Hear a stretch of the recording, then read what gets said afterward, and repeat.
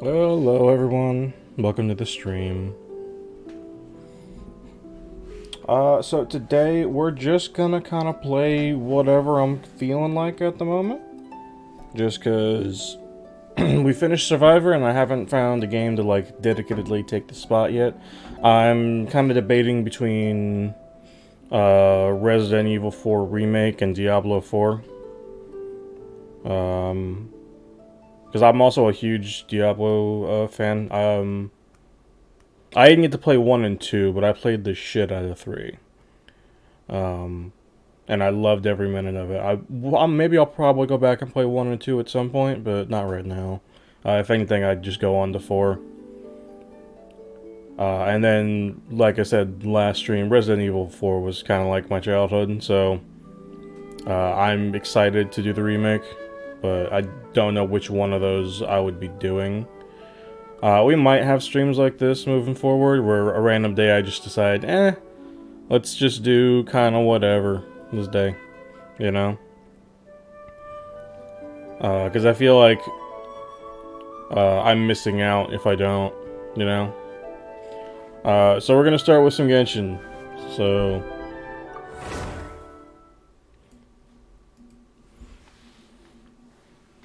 just a note, I already did the most recent event.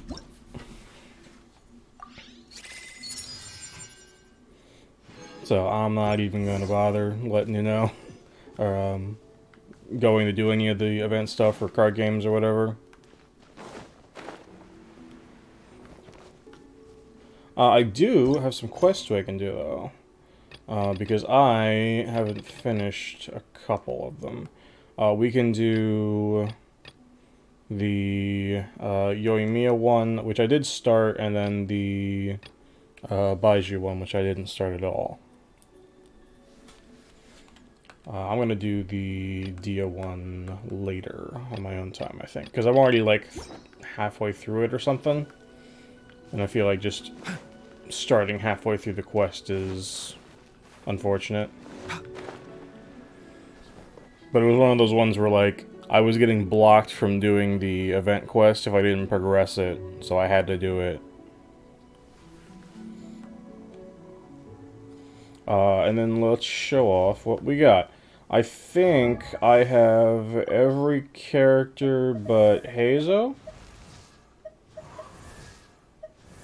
I think Hazo's the only one that I'm missing, honestly.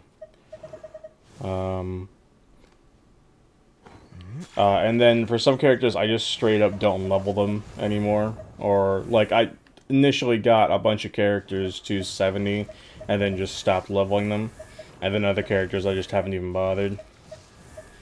I probably will build Farazan once I get max constellations on her too, because I do have Wanderer, but until I get max constellations, I see no reason to run her, because she's just not good enough.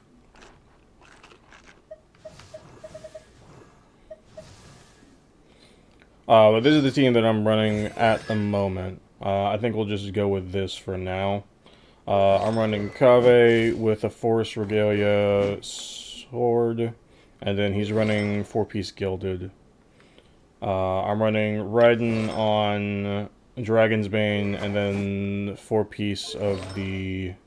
Which set is this? Flower Paradise Lost? Because I'm running her on full Elemental Mastery for Hyper Bloom. I have Xingqiu.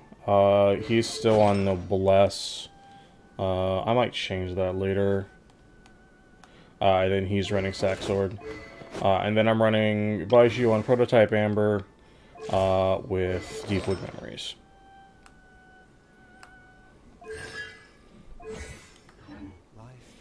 If anyone wants to see other characters, I can absolutely show them off. I have Eula, too. So, I mean, if anybody wants to know what that character looks like, I mean, I can show you.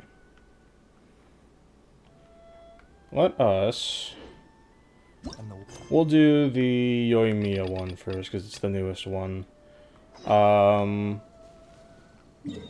Essentially, all I did with Yoimiya was... Like, you meet her here on Narukami, at her fireworks stop, and she says she wants to see a meteor shower. And so you say, hey, let's go to Sumeru. So you get in the boat and you go to Sumeru. And then when you get there, she's like, yo, let's explore the port. So we're gonna go explore the port with you and me.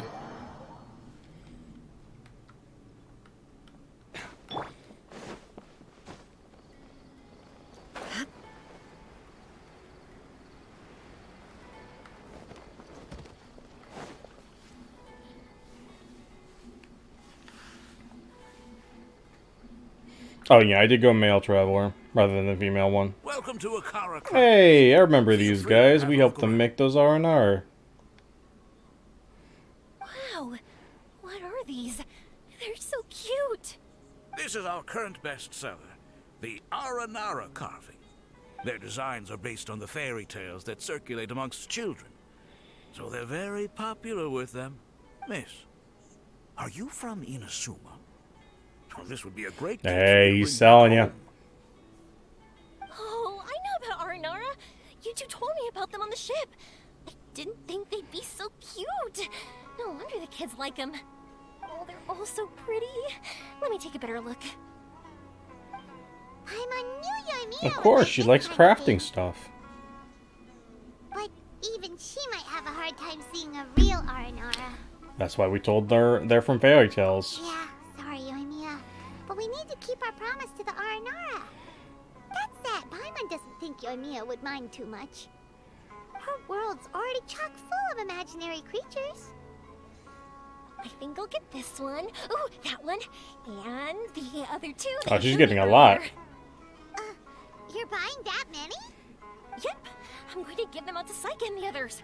They're going to love them. Oh, and these carvings can also be used as prizes and matches. Oh. They'd also look great lined up by the window. Think about it. You wake up, and the first thing you see are these adorable critters. Wouldn't they brighten up your entire day? Let me cover some of the cost. Okay, thanks. In that case, you take your pick too.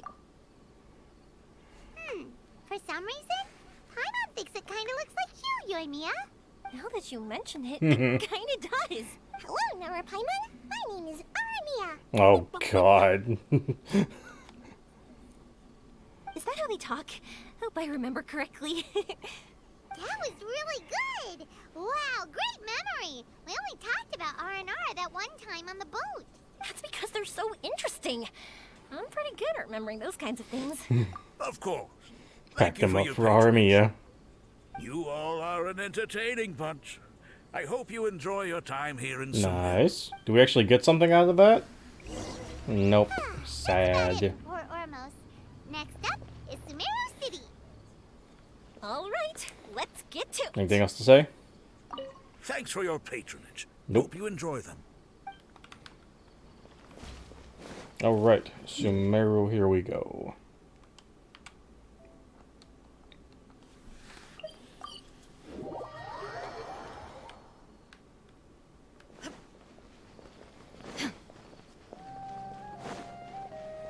Oh, also, I should mention, I am playing this on PS5.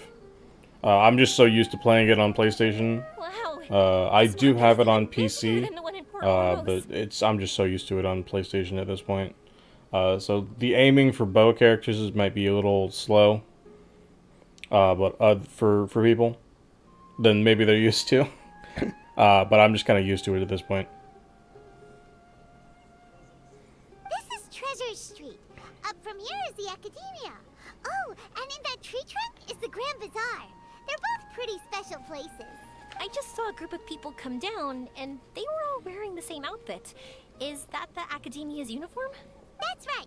They also wear hats with different designs, depending on which darshan they're in. For example, we'll be looking for someone from Watawahis.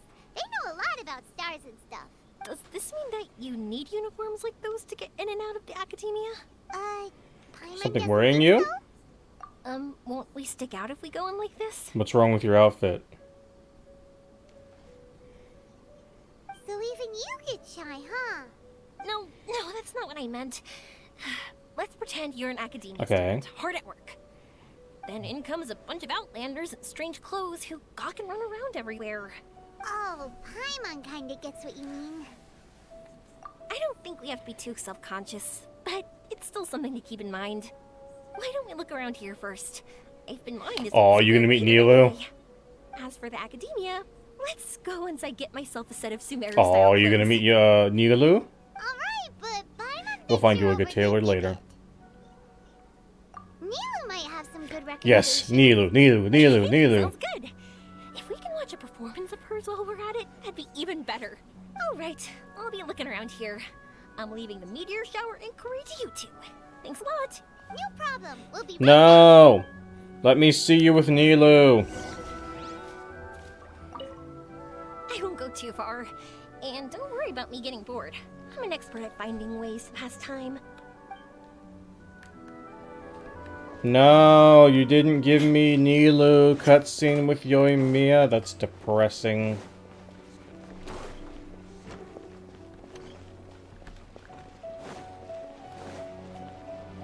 If I talk to you, anything? No, never mind. I thought maybe there might have been some kind of interaction where you're like, hey, Nilu's over blank. But nah, you're just making me go talk to the meteor shower people.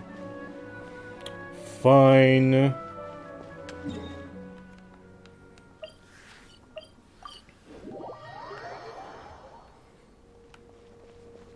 To the academia we go.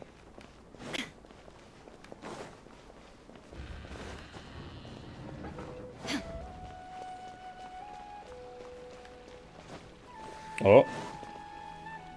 Who are we meeting? We said we were gonna find someone from Watallahis, but now that Paimon thinks about it, Layla no one really does. fits the bill. Oh. Paimon thinks Alhaitham might know something, but Paimon doesn't want to talk to him.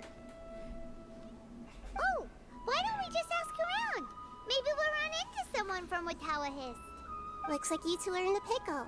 Why not consult someone who always Yeah, tells you everything Nahida. Nahida! Oh, Right on why are cue. you here? I'm here to meet with some researchers, but when I saw you two looking so troubled, I decided to follow. Looks like I showed Yeah. up just in time. Okay, we might as well tell you. We have a friend who's come to Sumeru. Explanation. Black, white text on black background. I see. Your face says that it's gonna be a long time before the next meteor shower. My answer is going to be even more of a Uh-oh. disappointment. You may have heard that the stars are related Okay. to people's fates. Yeah, lots of times. If the stars dictate destiny, then do you think that destiny is something that is unchanging and always follows predicted outcomes? Okay. You have a point. Rotowers would have achieved one of their ultimate goals. According to current Watallahist research, a meteor shower is a celestial phenomenon that occurs due to the interference between Okay. many intricate fates. Their appearance is highly random. Some have tried coming up with ways to predict their occurrence, but the results Okay. are less than reliable. This is a far cry from folktales that claim meteor showers come at certain times, and bless all who witness them. So, you mean we won't be able to see Sad. it? I'm sorry to disappoint you two. If we tell this to Yoimiya, she'll be so disappointed. She's been so excited this entire time. What now? There has to be something We can create do. our own meteor shower. We have Zhongli. He can literally drop meteors. We're fine. Yoimiya is always genuine with everyone, and she does her best to protect the dreams of children. Just like the time she hung out with the kids on the beach and talked with them about the great Majina yokai. Oh, flashback and... I don't know if that's unique art? Maybe? And now when she's the one who wants to see something, her fire has to be extinguished like this? Are you two okay? It seems the news hit harder than I expected. Paimon just thinks this Good isn't people fair to should be Yoimiya. repaid for their good deeds. I get it. From how you described her, I can see that she is a kind and caring soul. Come on, Nahihi, we can do this. We can figure this out. So, why don't we take a page out of her book and protect her dreams with a well-intentioned Okay. eye? Oh? How do we do that? It'll be a story about a meteor shower. You'll accompany her on a brief journey, do a bit of work here and there, and then receive the meteor shower. How are we gonna make a meteor shower? Oh, well, I can't summon a real meteor shower, but if it's in a dream... Oh, okay. You can make her dream about one. Oh, that Good would job, be Nahihi. great, Nahida. Compared to what you've done for me, this is nothing. Use the meteor shower as a pretext to take you and me out all around Sumeru. Then, when you're ready... I'm sorry, you want me to blow something? You want... I'm not Kazuha. I'm not good at that. I can't make music on a leaf. I'll tell the Aranara in advance. Once they hear the whole story, I'm sure they'll be willing to help. Huh. Then the dream will probably be like the one we had in the Avidia Forest. When we first met... You mean the one that I had? You weren't there. Shocker. It was hard to tell that we Wait, were wait. even You didn't have that dream. I had that dream. You weren't there. Paimon, is there something you're not telling me? Because you weren't there for that. I had that dream, woke up, and then you're like, hey, what the fuck are you doing? Once the meteor shower ends and you all awaken from the dream, she'll probably realize what had happened. If you tell her the truth at that point, she should be a lot less disappointed. Mm-hmm. Paimon thinks this is the best way to simulate the meteor shower. Thanks, Nahida. Good job, You're Nahihi. welcome. I'm glad I could help. Still, you two should get this story straight before you join up with your friend. If not, she's gonna see right through everything. True. Let's discuss it on the way. Paimon, you better not fuck this up. So what we need to do is to make Yoimiya believe that the meteor shower is really happening, and be super convincing. Complete some at how we challenges tell and it. then reap the rewards. If Paimon wanted to go see a meteor shower, the things Paimon would focus on the When it most starts in the would perfect be... vantage point. You're correct. Yes, exactly! We'll say we're trying to figure these two things out, but we'll actually be bringing Yoimiya around to see the sights and enjoy local food. Oh, well, easier said than done. We can't be too strict with our pretext, but we can't be sloppy with it either, or she'll see through it. It'd be best if we could take a unique approach to making it fantastical, just like a real fairy tale. Plane of Euthymia, you're bringing this back? Okay. Oh, that's right. Don't people also talk about wishing on a shooting star? If we used wishes as the center A of meteor our shower is story- something summoned by people's wishes? What? Whoa, that sounds great! Alright then, we need a specific wishing spot or else the sky would be full of meteor showers. And then, while we're supposedly finding or making this device, we'll go around and have fun and eat good food! This is shaping up to be the Just don't perfect let her hear you match. talking about any of this. After all, the device can be anything, and the location can be wherever. As long as we get Yoimiya to enter the dream at night, things will be Your fine. brain always works so well when food comes up. There's nothing wrong with that. You should know Paimon pretty well by now. Alright, let's go. Yoimiya's probably sick of waiting for us. Alright, let's see. Ooh, we have a new thing. Do we get to keep this? Ember Glow Leaf. A leaf that you got from Nahida can be used to contact the Aranara. If you use it like a whistle, an Aranara will answer the call. The Aranara will only come because they trust Nahida. In other words, you can't just blow on any leaf you find and expect an answer. Hang on, why are there... Oh, we're looking for her. Okay, I got it. Oh, am I still get... Am I possibly getting the new cutscene? Hang on.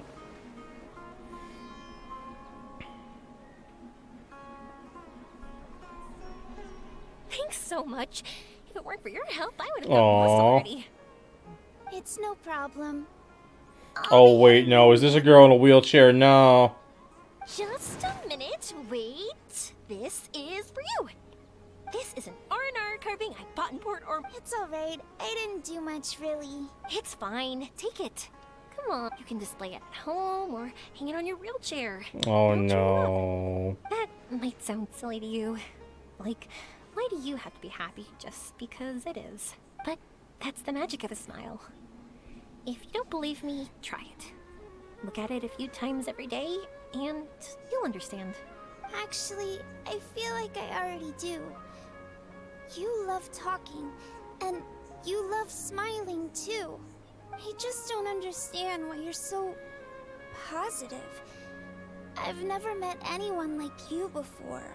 Sorry, I'm not very good. Why are with you gonna make words. this depressing Since you again? say so, Poyo, stop I'll it. accept your gift. Want me to take you home? It's okay. I can head back myself.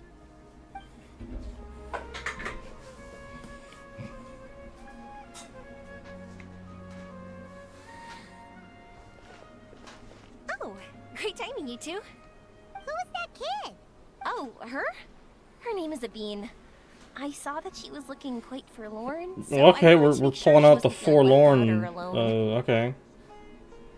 She was pretty shy at first, but I explained that I just arrived in Sumeru and had gotten lost, so I needed someone to help guide me. She agreed and we made our way back here. There were so many paths here, and they're all twisty, turny, and up and down. It's hard navigating through them all. No, she didn't want to talk about that, and I didn't ask. I get the feeling that'll bring up some unhappy memories. But if I had to guess, it's probably because she hasn't been able to explore the city for quite some time. All she said was that she's sick and doesn't know when she'll get better. Whenever we passed by busy crowds, she kept turning her head and taking in all the things around her. At first, I thought she was afraid that someone Okay. might bump into us. But when I caught a glimpse in her eyes, I only saw yearning and a deep sense of loss. It's hard not to be down when something like that Oh no, she's caught like 2.0. Oh no. At first, she didn't really want to say anything to me at all. She just gave me yes and no answers. But what I really saw was just another child. And asked all the same things everyone else did. About rugs, spices, cooking, and the differences between here and home. Eventually, I think I earned her trust. There were many things that she liked in the city, after all. I say that, but honestly, you two probably caught the She's already majority of what relaxed she her guard said. around you. Gotta start somewhere. Oh, by the way, did you guys learn anything about the meteor shower? You bet we did. Big time. You're in luck, Yoimiya. Really? Oh, skipped that accidentally. Great. If I had gone looking for it myself, Well, I'm not sure I would've necessarily. missed it. What do you mean? Huh? Meteor showers What do you appear in mean? response to people's wishes. They respond to wishes? Huh, I've never heard that one before. So it's not that you wish upon shooting stars, but that wishes summon them? In that case, I was born ready. Don't you worry. Are you talking about how you want to use the meteor shower as inspiration for fireworks? That's why I'm here, but I wouldn't call that my wish. I don't think that alone will call the stars down for us, right? Yeah, that makes sense. Wow, she's adding. Hey, let her believe whatever she wants. If that's the case, then we'll have to practice wishing What? a little. Can you two come with me? Let me put my thoughts together and tell me if you understand. As for what my wish is... How about a change of scenery? Yeah, and we'll take the opportunity to show you some views you've definitely never Cool. seen before. More places to see? Alright, Alright, where are we going? We going desert? Oh, we're going to the big Robo Mountain. Sure. Why is this still marked?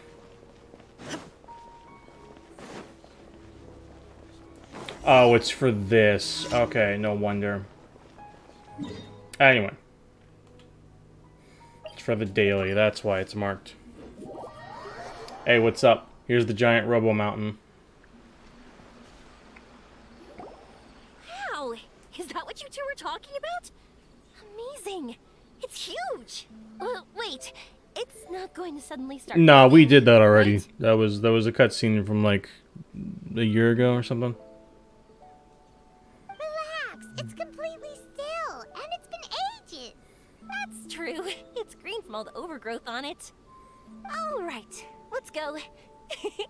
Now this. You want to see the inside of it? Because we can go inside of it.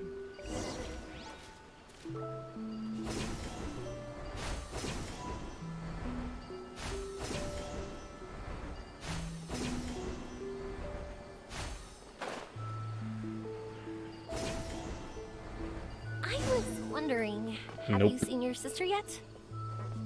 Yep, but Oh, she said that yeah. she met us at the end of our journey, and then she left. I see. It seems she has her own things to worry about. But it's all right. At least you were able to talk. How did she look? Was she doing well? Had she changed in any way? Well, according to him, nothing's really changed. He's hanging in there. That sure is reassuring. I believe that you two will come to an understanding once your journey is over. You are siblings, after all. Okay, I didn't want to miss any of that dialogue.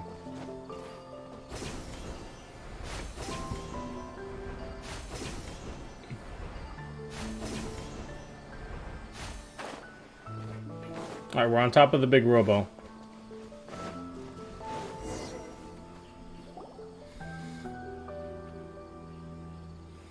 Oh, I didn't think we'd be able to climb all the way up here. What a great view! I just want to shout at the top of my lungs. Yeah, and even though we might not be viewing the meteor shower from here, it's a good place to practice. Oops, I was having too much fun and almost forgot about that. Before I left Inazuma, many people heard that I was looking for a meteor shower. So they told me that they Oh, wanted you're gonna make try to make wishes. everyone's wishes? No. I told them that they could write their wishes down on paper. So I ended up collecting several dozens of wishes. Whoa! You want to help convey all those wishes. That's part of it, but more importantly, I've been wondering why people link meteor showers and wishes in the first place. After a lot of thought, I Oh, think really? I figured it out. People use fireworks to remember their most precious memories, and these memories sparkle and shine each time the fireworks fly. In other words, Are you fireworks saying symbolize the past. wishes and meteor showers symbolize the future? And shooting stars make people think of wishes, because wishes carry people's brilliant hopes Okay, and yep. expectations for the future. One represents the past, and the other the future. They both bloom in the sky, but have completely And different then meanings Celestia's behind just them. ominously behind her while she says this. It's really beautiful, isn't it? It's clear to me that I'm not the only one holding this belief. I'm sure my ancestor you had mean? similar views. I think that's how he drew inspiration What? from the meteor shower. His method was a wish of sorts to begin with, to join the past and future together and combine their beauty. At first, I wasn't completely serious about using the opportunity to travel abroad to see a meteor shower, but it became something like a mission once everyone had handed their wishes over to me. You and Mia. Well said. And here, Paimon thought you needed practice. Huh? That was fine? You both understand what I'm trying to say? Honestly, I thought it was pretty messy. I mean, these are all abstract topics that evoke a sense of admiration that's hard Then to have put you ever into considered that words. if you can't find it, perhaps it doesn't exist? Traveler? I did consider that possibility, and I won't lie. It'd be a real bummer if that were the case. I know that's the most realistic conclusion, and it's not like luck has to be on my side. But there's a premise to every legend, and that's belief. If I didn't take this step, it's not like a meteor shower would just rain upon me either. I wouldn't be where I am now. I wouldn't have known that they respond to wishes, and I wouldn't have seen all these beautiful sights in Sumeru. So I'm looking forward to the rest of our journey. Every single step of it. You really are. Oh no, and we're amazing, still lying Moira. to her. Oh no. What? Oh, nothing. Paimon just thinks you're doing a good job with the wishes. Now we just, like we said earlier, we're gonna need to build a device. We'll need to look for the purest ore in Sumeru. What? Yep, and once we use it to create an observation device, we can find where the meteor shower will be. I see. We can go somewhere else to look for Pure it. Then why don't we we go back to Sumeru City and ask the blacksmith. I chatted with him a bit when Aveen was showing me around. He seems really knowledgeable. I bet he'll know something. But wouldn't we be bothering him? No one knows more about ore than a blacksmith. That's true. Let's go. I Why wish don't could we? fly over. What are we gonna do? If we really ask the blacksmith, he's gonna give We'll us just what have to he roll hopes with the for sure. punches. You're right.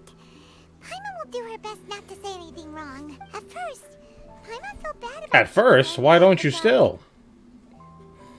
But now, it feels Really? like we made the right decision. I want her to have her cake. Yep, that's No, I don't want her to eat it. I just want her to have more cake. Yes. I know what I said.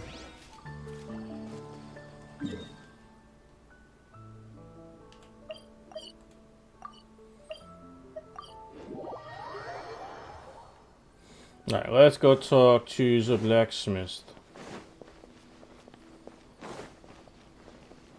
Unfortunate that we don't get more cameo appearances, but I understand.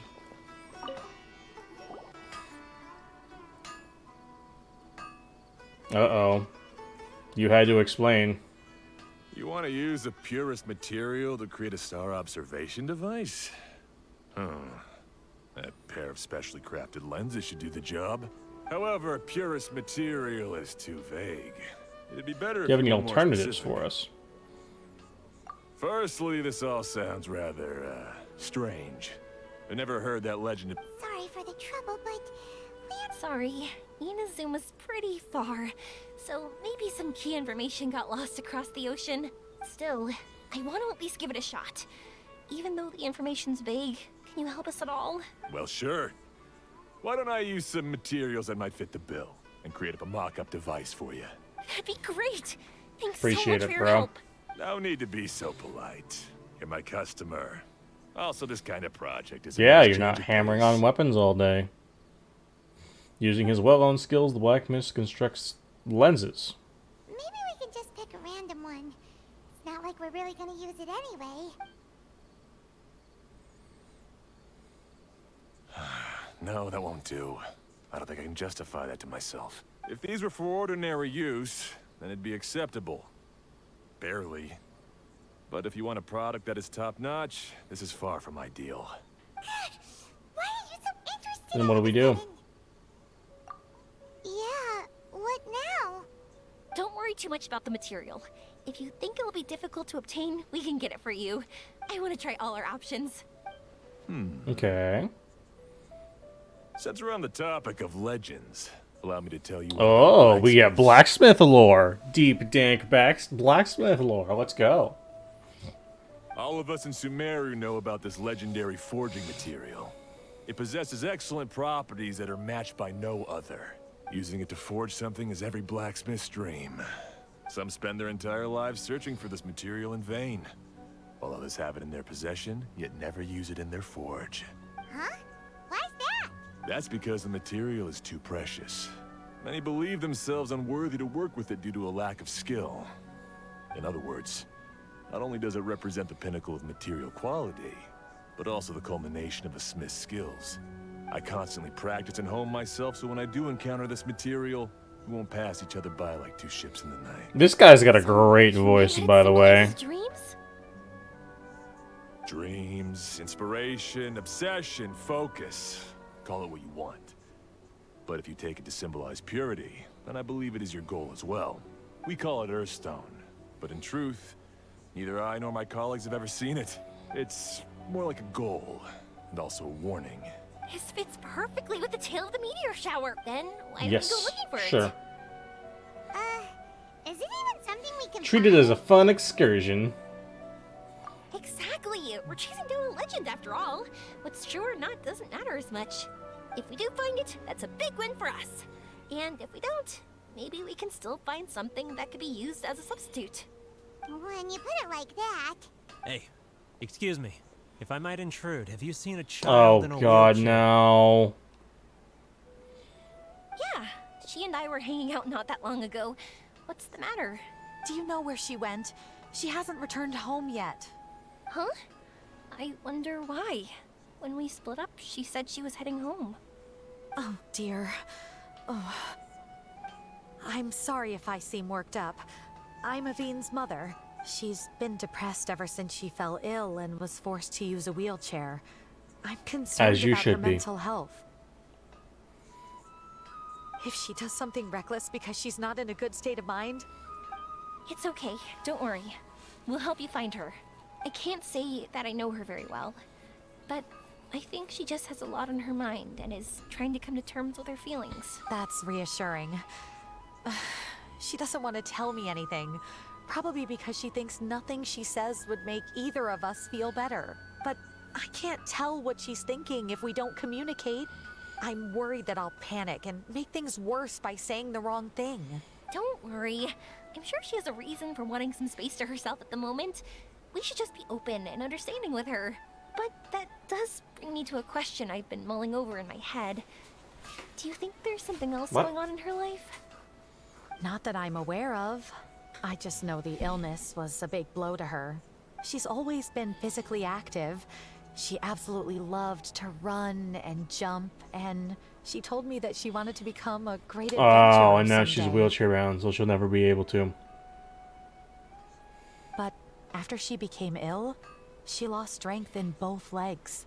She hasn't been able to stand since. We've consulted with countless doctors, but they're all stumped. They said all she can do is slowly recuperate. No one can say for sure if she'll ever stand or walk again.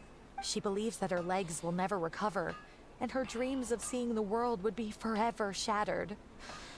Okay, so it's not Elazar related This was either. all too sudden, too unfair. Just some random Okay, illness. I understand. I'll find a way to bring her around. Sorry, but it looks like we'll have to put our meteor Sure. shower search on hold. We're coming with you. Mr. Blacksmith, do you remember seeing a child in a wheelchair? Sorry, afraid not. I've been keeping my eyes on my anvil. But you're looking for someone, I suggest dropping in on Sadeg. He's my supplier. If anyone's aware of the comings and goings in Treasure Street, it'd be him.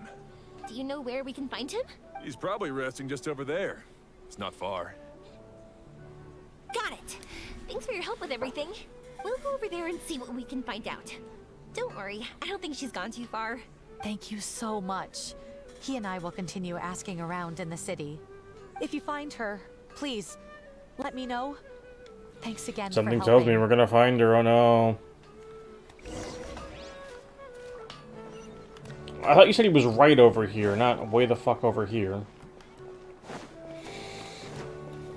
Yeah, he's like gone.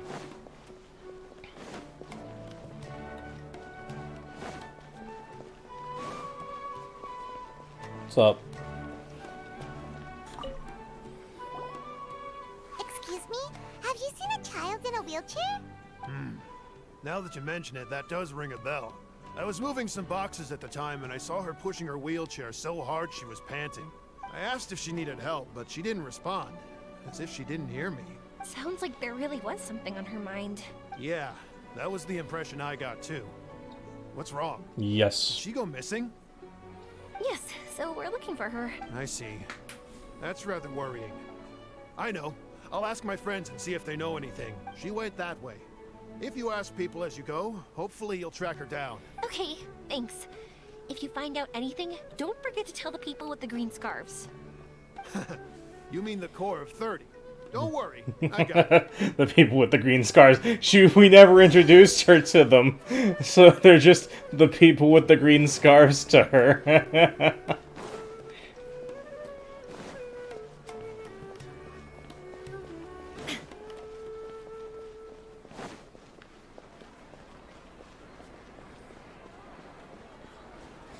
Let's talk to this guy. Excuse me, we're looking for a child in a wheelchair? Oh, I remember her. She went that way not too long ago. I asked her what she was doing. It's my job, after all. She just said she had something important to do and didn't want to be disturbed. That seems a little weird. Whatever the case, she left the city. If you follow that road, That's you should be not able good. to find her. Gotcha. Thanks. That ain't good.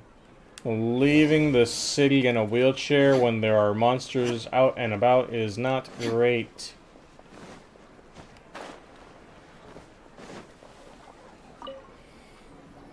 Hello there. Did a child in a wheelchair pass this way? A wheelchair? Oh, so that's what it was. I didn't get a good look, but something going pretty fast went sliding down that slope over there.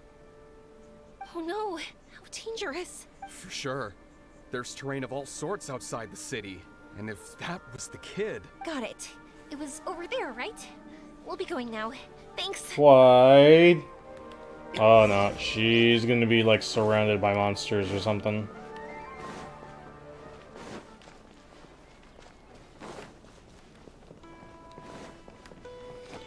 Oh, on the ground.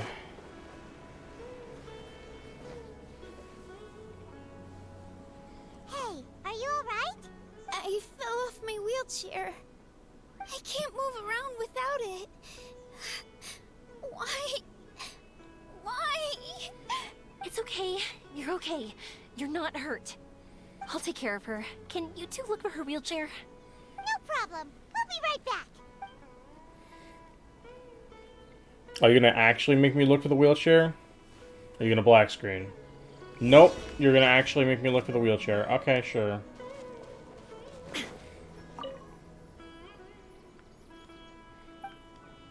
It shouldn't have gone this way. I don't know why this is here, but we'll check it anyway. Those aren't wheelchair tracks. Yep. Yeah, no. It should have just gone straight if she fell off it.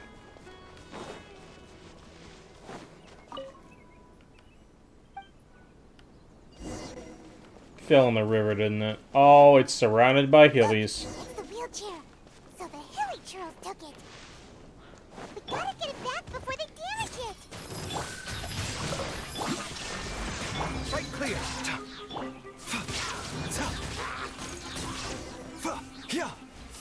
Grab a wheelchair.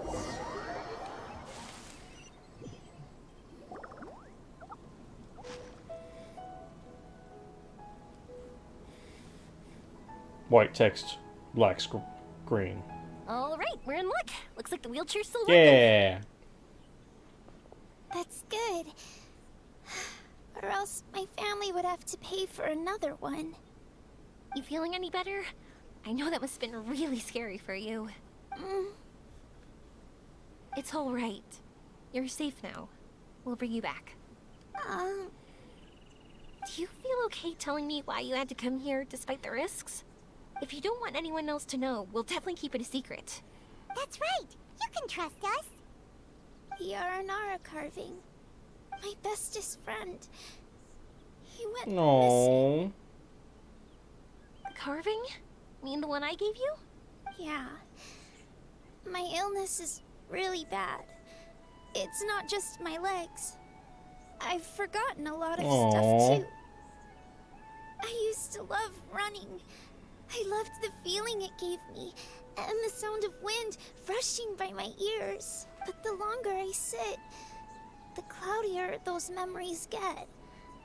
I'm starting to forget how it feels to love something. But when I saw that wood carving, I remembered that I once had a best friend. He'd always run with me. Wait, was he an Aranara? Paimon meant that it couldn't have been an Aranara, right? They're just fairy tale characters. But they aren't. They're real. They couldn't be more real. Hey, I understand. Okay, let's calm down. Tell us what Oh, happened she so had we a know. little Aranara buddy. Sorry. I got carried away. And I don't have any evidence to show you. Everyone says you can't see Aranara anymore once you become an adult. You have to say goodbye to your Aranara friends forever. I can't remember his name, or how he looked like. And soon, I'll even forget that he used to run with me. I don't want to become an adult. Not like this. I understand now. When you saw that carving, you were reminded So of your what friends. you're telling me is that it's all your fault, Yoimiya. You came out here to look for him and remember that friendship. no matter how difficult things got. Isn't that right? Yes. I want to see him.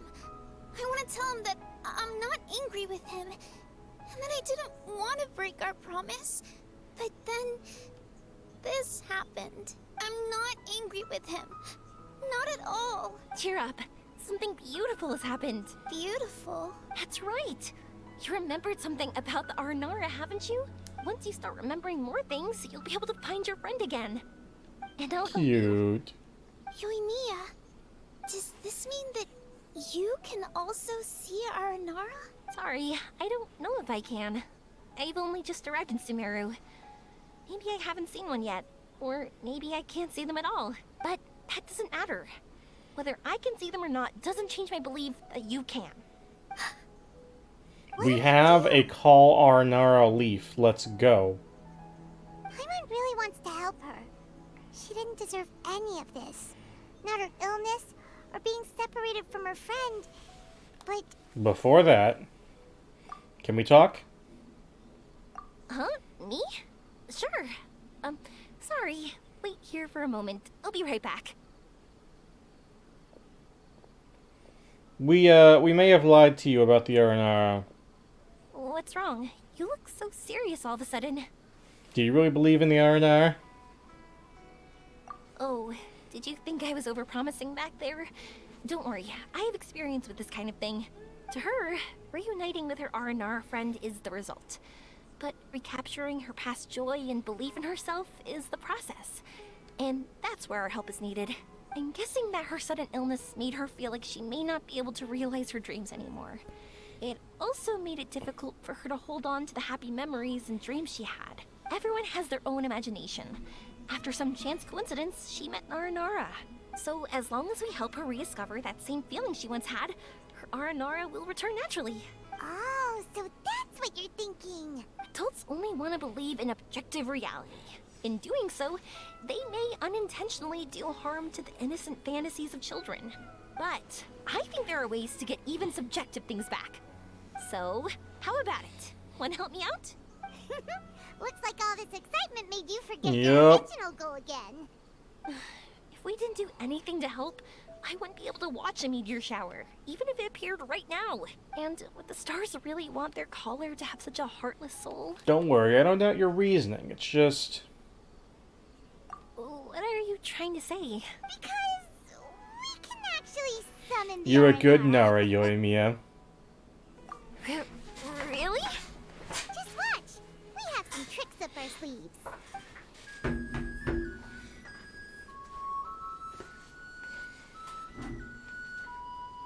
Yeah. Oh, so... Wait, you can this is see them. Nara. Very... This one doesn't have a voice? Very unexpected. The Lord of Dendra did not say that there would be a strange Nara. Aranara trust Golden Nara. If that were not so, I would not have appeared. Wait a minute, why didn't you voice this? Why didn't you voice this? Is this a glitch? Aww.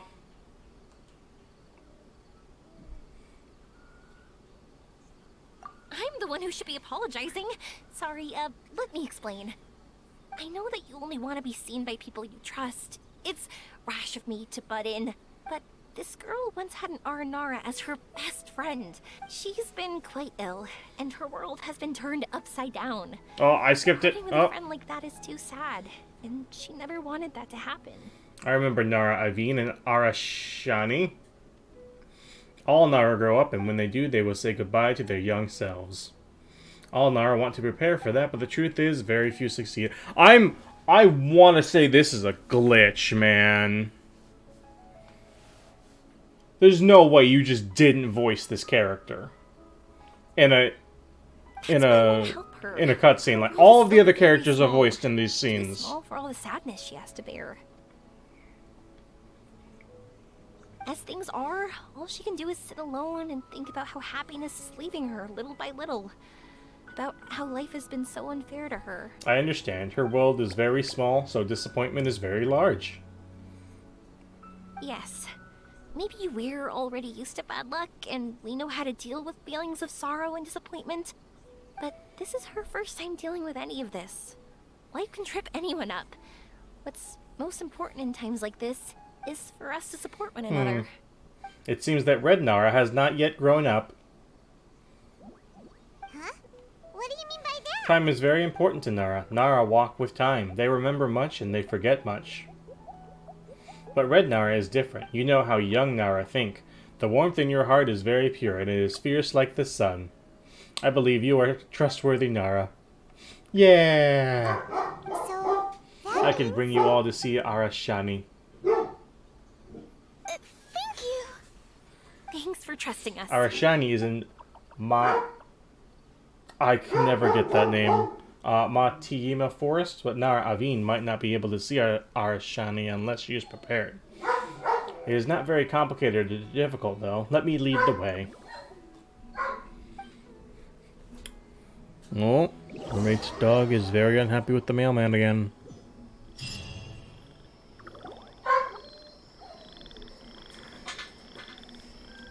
Paimon's been meaning to ask what you meant by... Oh, did he not remember her anymore? Nara Aveen has not completely remembered. Memories and dreams are both necessary. Dreams? But I'll never be able to stand again.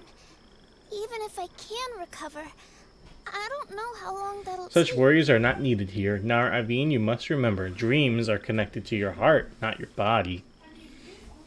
Again, why is this character not voiced? You could have got something to voice this character. I led you this far, but now Nara Aveen must find her precious things by herself. Huh? He's gone just like that? It looks like the sky here has changed somewhat. My heart. She's standing.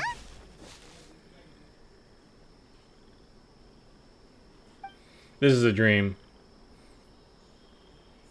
I stood up. It wasn't hard at all, and it didn't feel weird. It was like how things were before I got Because sick. this is a dream. Wait, so that means we're... not our first time in one. No wonder Araporva said not to worry. Aveen can move freely in this dream. Wow, that's amazing. Is this the power of my heart? How amazing! Now we can all look for Arashani together. Come on, let's race. Let me see how good you really are. I might not have recovered yet. Whatever, let's go. I won't lose, not even to an adult. And off she goes. Well, this was easy. Paimon I guess thought that's she'd what be they more call kind. aptitude. That's true. Let's catch up with them.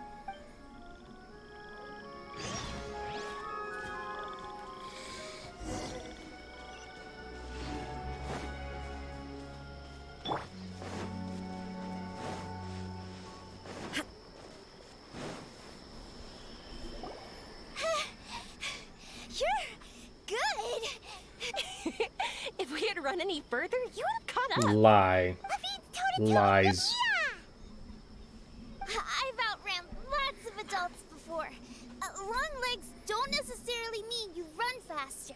Training's No, important too. no, long legs mean you run farther. It's just a matter of how long is the race supposed to be. Because adults are going to tire more easily than a child. I won't even be able to compete with you in a few years. Let's see. Where should we go What the fuck is next? that? Look! Something's floating up ahead! It looks like a star. Does it want us to follow it? Maybe. Let's follow it. Oh, try a Yoimiya.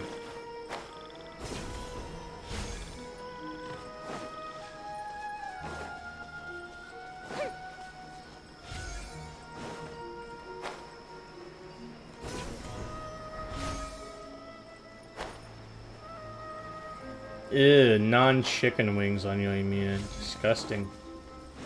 Want to keep chasing after it? You're not feeling worn out yet? Getting tired is part of running, and I love everything about running.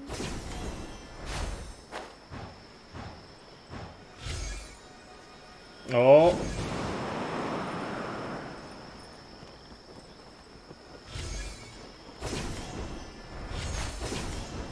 Mushrooms?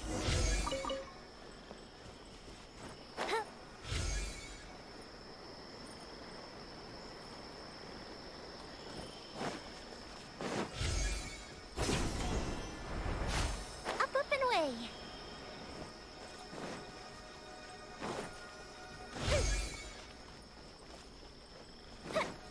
What the fuck?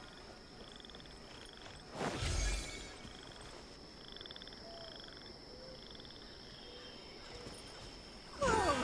There are so many huge mushrooms here. They're big enough to lie on. That's not what they're for. Let me show you.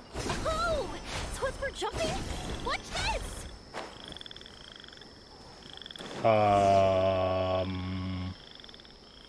Hello? So, this is our destination? But Paimon doesn't see an Aranara, just this big stone. I'm so happy. I almost forgot how it feels to be this happy. You know, at first, it felt like my world had shrunk down to a tiny space. But as long as I continue moving forward, new sights will always appear in front of me. And my world will keep expanding before my eyes. Even though I don't know how I did it. I know I have you all to thank. Oh, that's not important. What's important is that you remember the joy of going through the world. Our memories don't just symbolize our past, they can also shine a light in our future. Once you find the hope in your heart again, that happiness will come back to you. Yes. Thank you, Yoimiya. You know, your mother's probably still looking for you in the city. We might want to get you back to that. Let's keep looking for Arashani. It doesn't look like he's here. Yeah. Then why would the star The lead stone us? really stands out. I don't know how to explain this. I don't know what it is, but it feels very Did he turn into the familiar. stone? Almost like it's a part of me. I know. Could the stone be Oh, your what? Earthstone? You really brought that shit back? The fuck is... Earthstone? Oh, God. I'd almost forgotten about that. It's a very rare ore that symbolizes a person's aspirations and dreams. Since you can see it, that means you've found what you've lost. Sounds like you're Is that lying. how it works? It's just like in fairy tales. I thought I'd stopped believing in those. But I'm glad that I found that belief again. Oh, you go through it.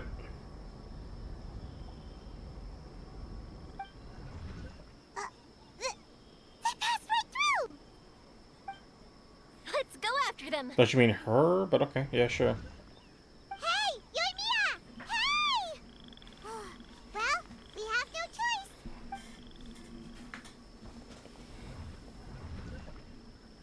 Okay. Where are we now? We passed through, but nothing seems to have changed. It is... Oh my god, they're still not voiced. Why? Why is this the choice you have decided to make? Come on, you could voice a couple Aranara. Come on. Voice. Arashani. It has been a while, Nara Aveen. It really has been a while, yes? Arashani? Why do you look sad? Oh, Arashani knows. You are happy.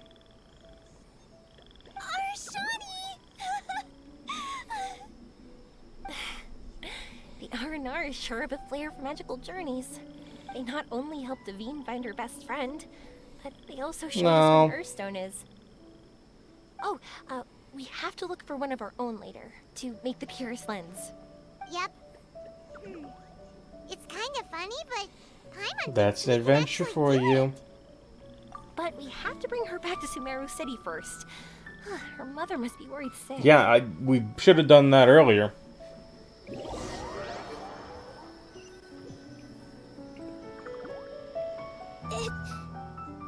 but the dream ended. We dreamed a most lovely dream. Don't look so lonely. He's right next to you. Arashani, you're still here. Arashani wants to say sorry. It is not that Arashani did not want to find Nara. Arashani could not remember the time. Arashani does not dare enter the city. Arashani did not see Nara Aveen, so Arashani thought you had made new friends. That is normal and unavoidable. It is not something to be grieved. It's okay. I understand. This happened because I lost sight of myself. But I think I understand now. Yoimiya's right. Everyone gets bad luck, but we have to support each other through unlucky times. Thanks for helping me rediscover my memories and dreams. I won't let your work go to waste. You've also helped us a lot, so don't be so humble. To be honest, we didn't know where to start with Earthstone. But now that we're on this track, I think we'll find it easy. Yoimiya. Yoimiya, you need this Earthstone because you want to see a meteor shower? Yep. Oh, once we find it, you should come with us. If that's how things are, I'm happy to lend you my Earthstone. What the fuck is happening? What? What is happening? What just happened?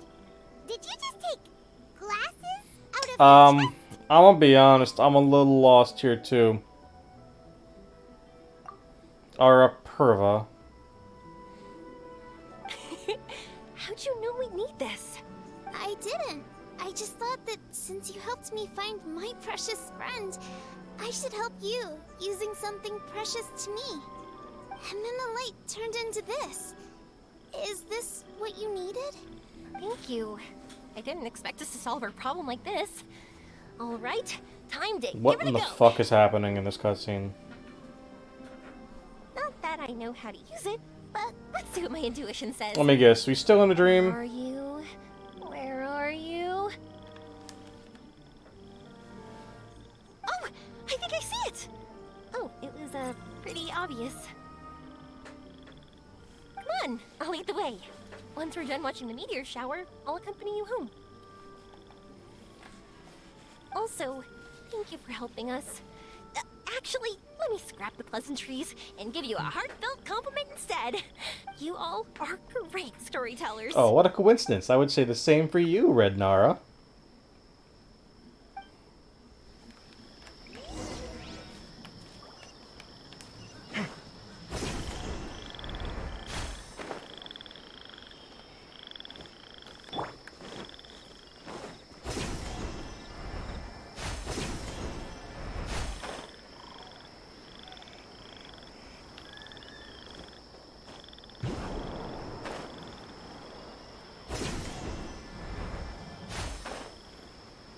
Oh. Here's the cutscene.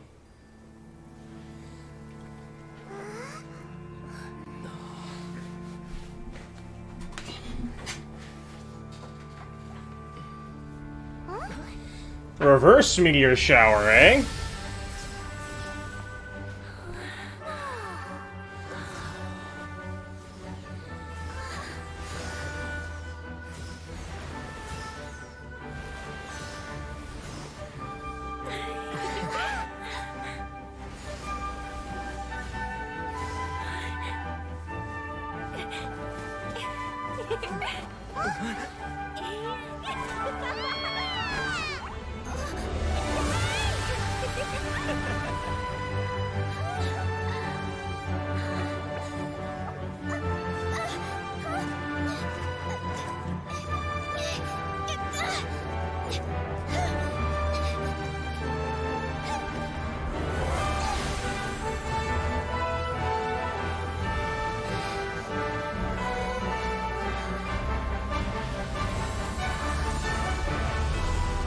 This is still the dream, obviously.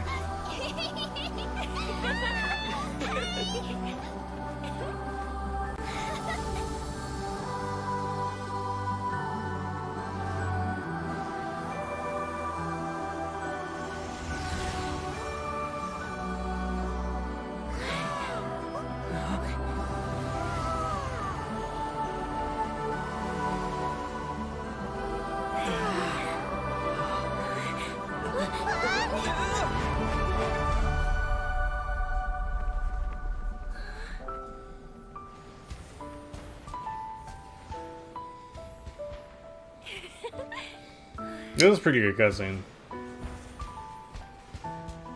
But, you're gonna die.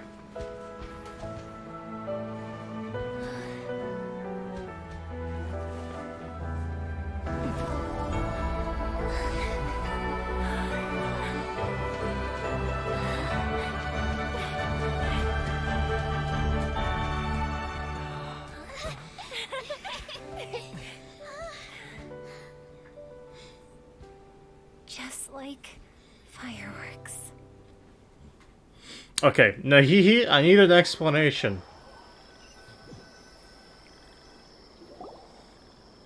And you wake up again because it's a fake out. It's the second dream. We're waking up already?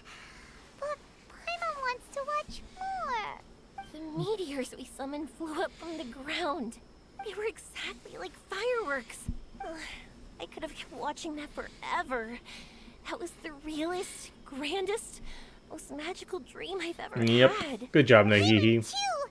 Paimon didn't expect you to just pull us onto that shooting star, though. Honestly, I didn't think about it at all. I just thought it'd be a shame if You already we knew it was a tried something dream. Crazy. You know me. It really doesn't matter to me if our experience was real or a dream. I really should thank you two, though. You set all this up as a backup plan because you knew that meteor showers are hard to catch, right? Don't worry. I loved it so much. I think this ranks as the absolute best gift I've ever been given. Oh, whew. That's good. Paimon was afraid you might be angry after hearing the truth. Why would I be? I dreamed about helpful, friendly, cute Aranara. I dreamed that we ran and jumped atop large mushrooms and we discovered Earthstone in a very unexpected way. And when I thought we had woken up, the next part was even more amazing. From her heart, Avine brought forth Earthstone glasses. We found meteors that flew up from the Earth. And we even became one with the shooting Who's to stars say we've themselves. woken up? That's right. Dreams themselves may be imaginary, but they're also experiences that can never be relived or replicated. If we were sticklers about truth and fiction, we would have missed out on so much beauty and emotion. You sure know your way with words. Paimon's gonna bump you up a few places on the Paimon. There's a Best leaderboard. Friend Hang on. Wait a minute. Where am I on this leaderboard? By the way, the Aranara, they don't usually like, Oh yeah, they're so cute. We really have to thank those lovely carvings. the wood carvings? Yeah, if we hadn't seen those wood carvings, then we wouldn't have dreamed of such cute Aranara. Huh. Don't worry, I know. I think they're very cute, and I'm happy to protect them. Well, it's almost time. Let's send her home. Oh, you don't, there's no cutscene, you send her home. That's it. Amerta receives word of Avine's condition and implements a comprehensive treatment. Oh, now you care. Now you care. Avine is now equally cooperating with her care team, and she's feeling more cheerful than ever.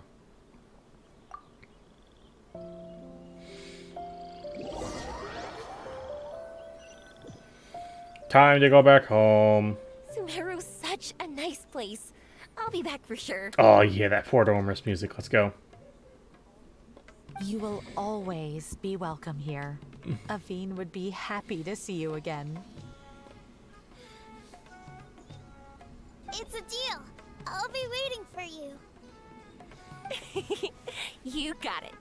Yoimiya, before you go back, I want to tell you about my new dream. Ooh. I want to travel to Inazuma on my own and watch a fireworks show there. Wow, that's impressive. I didn't expect to be introduced to new customers. New while on customers. vacation. Oh god. Don't worry. I'll make you some fireworks that you'll never forget. You do as well. No matter how busy your adventures get, remember to come back to Inazuma. We'll always welcome you, no matter when you drop by. You gotta come and watch the fireworks this meteor shower inspired as they soar high in the sky. Sounds like a plan. Take care. I will, I will. You're as earnest as ever. Oh yeah, by the way, What is this? have a look at this. An R&R carving. That's right, this is the one you helped me pick. And you said it looked kind of like me. I went to buy another one. This one's for you. Look at it whenever you're feeling down. Who knows, maybe it'll raise your spirits. If nothing else, you'll know that I'm supporting you all the way. Of course, meeting in person. Oh, so better. treasure. Okay, I'll be heading back now. I'm sure we'll meet again soon. I really loved the trip you prepared for me. In fact, I'm totally impressed. No matter where you two go, I know that our friendship and its warmth will support you. So, go forward to the end of your journey and to the ends of this world. Bye-bye. Cool. We finished the Oimiya quest. Did we get something? Yeah! More teapot. Let's go. Let's grab that. 'Cause it's bugging. Alright, Oimiya quest done. Let us do Baiju's next. For that, we need to go back to Boo Boo Pharmacy.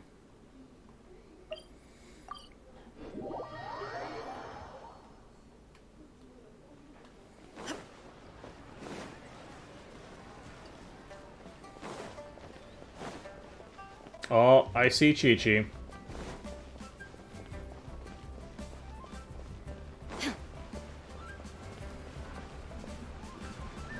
What's your name, buddy? Are you here to buy some medicine? Where are your mom and dad? Are you lost?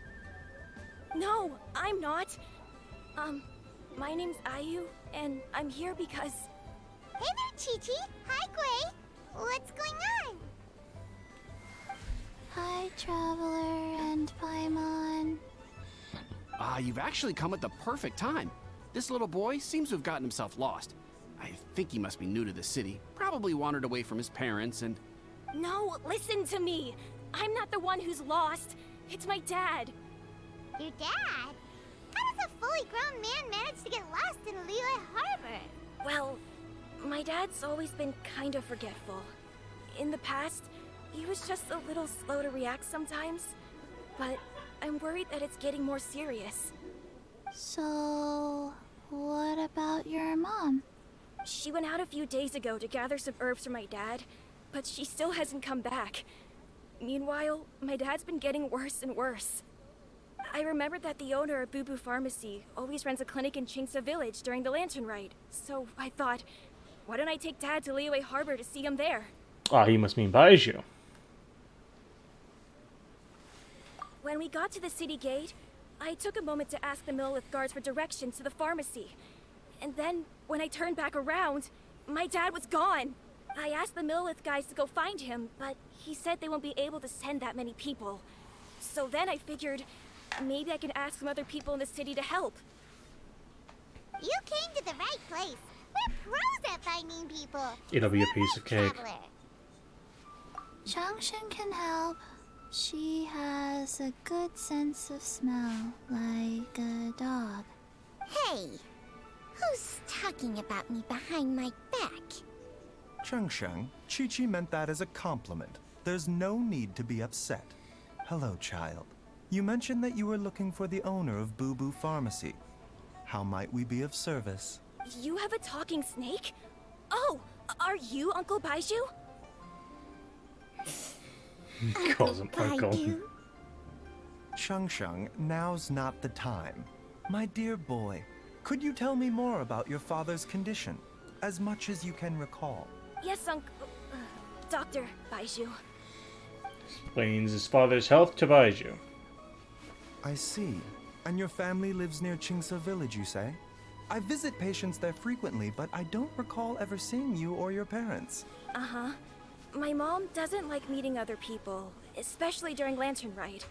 She always tells me to just stay at home and keep my dad company. Is that so? Ayu? By any chance, is your mother's name Jiangli? Whoa, yeah, it is. Do you know my mom, Dr. Baiju? I certainly do. Gui, Chi-Chi, are there any pressing matters in the pharmacy at the moment? Ayu's parents are old acquaintances of mine, so I would very much like to assist with the search. Would the two of you have time to join me? Don't forget us two. We already told Ayu that we'd help. Oh, really? Well, that's wonderful. We are most You can grateful count for on your us. support. Chi-Chi and I need to clear up the shop front first, but once that's taken care of, we'll be right out to help you with the search. Family is very Yeah. important. Thank you. Then I'll leave you to handle the pharmacy. Traveler, Paimon, why don't you come with me and Ayu? Let's start by talking to the Millilith guards at the city gates, see if they have an update. Cool.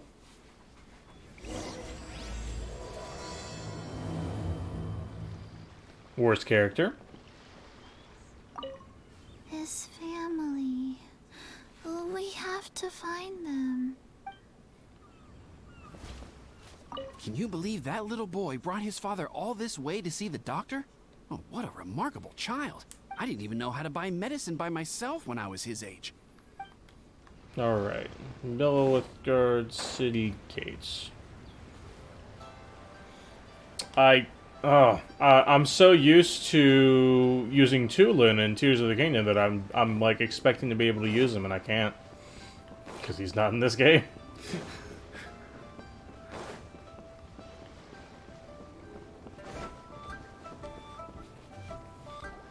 They searched to the north, but couldn't find anyone who matched the description. Well, that complicates things. The city folks say there's no sign of him either. We need to start looking further afield. But where are we gonna get the people? Excuse me, sirs. Have you found out anything about my dad yet? Ah, hey there, buddy. Dr. Baju. What brings you out this way? The boy asked for our help, so we're here to join the search. Any new developments to update us on? Oh, thank goodness. We were just discussing how we're running out of manpower. That voice is familiar. As for updates, I'm sorry to say that we've searched the surrounding area thoroughly, but didn't find anything. Is this not Sino's voice actor just doing additional voices? The guards at the crossing up ahead said they hadn't seen anyone either, so we don't believe he was heading towards the Gwali Plains. But it is possible that he was bound for Lu Hua Pool. Lu Hua Pool? The terrain there can be tricky to navigate. Let's hope he hasn't We'll run take into that any area. trouble. You will? Oh, great. We can't thank you enough. Sorry we weren't able to find your dad, buddy. That's okay. Thank you for trying. What a polite little boy. We'll update our superiors on the situation and see if they can assign anyone else to help. And then the other guy. I'm afraid we have to stay at our posts, so we won't be able to join you in the search. That's absolutely Sino's voice actor. Absolutely him. We're gonna go here and then down to it.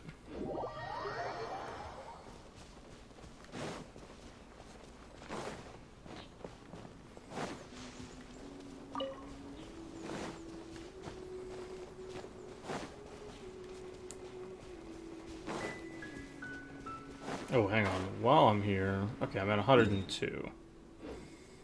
Because I am still trying to build Kirara, because I want to do some Kaching stuff. Again. Dad! Dad! Isn't that him right there? There's somebody over there! Oh no! It's... Hey, you! Stop! Don't go any further!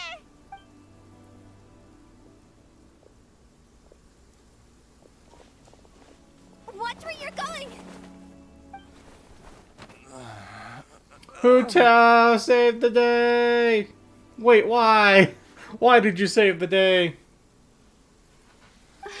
Dear customer, Wangsheng Funeral Parlor does appreciate your patronage, but you needn't hasten the inevitable. Hey, she's like, hey, look, we appreciate people dying because that's business for us, but you don't need to, like, off yourself.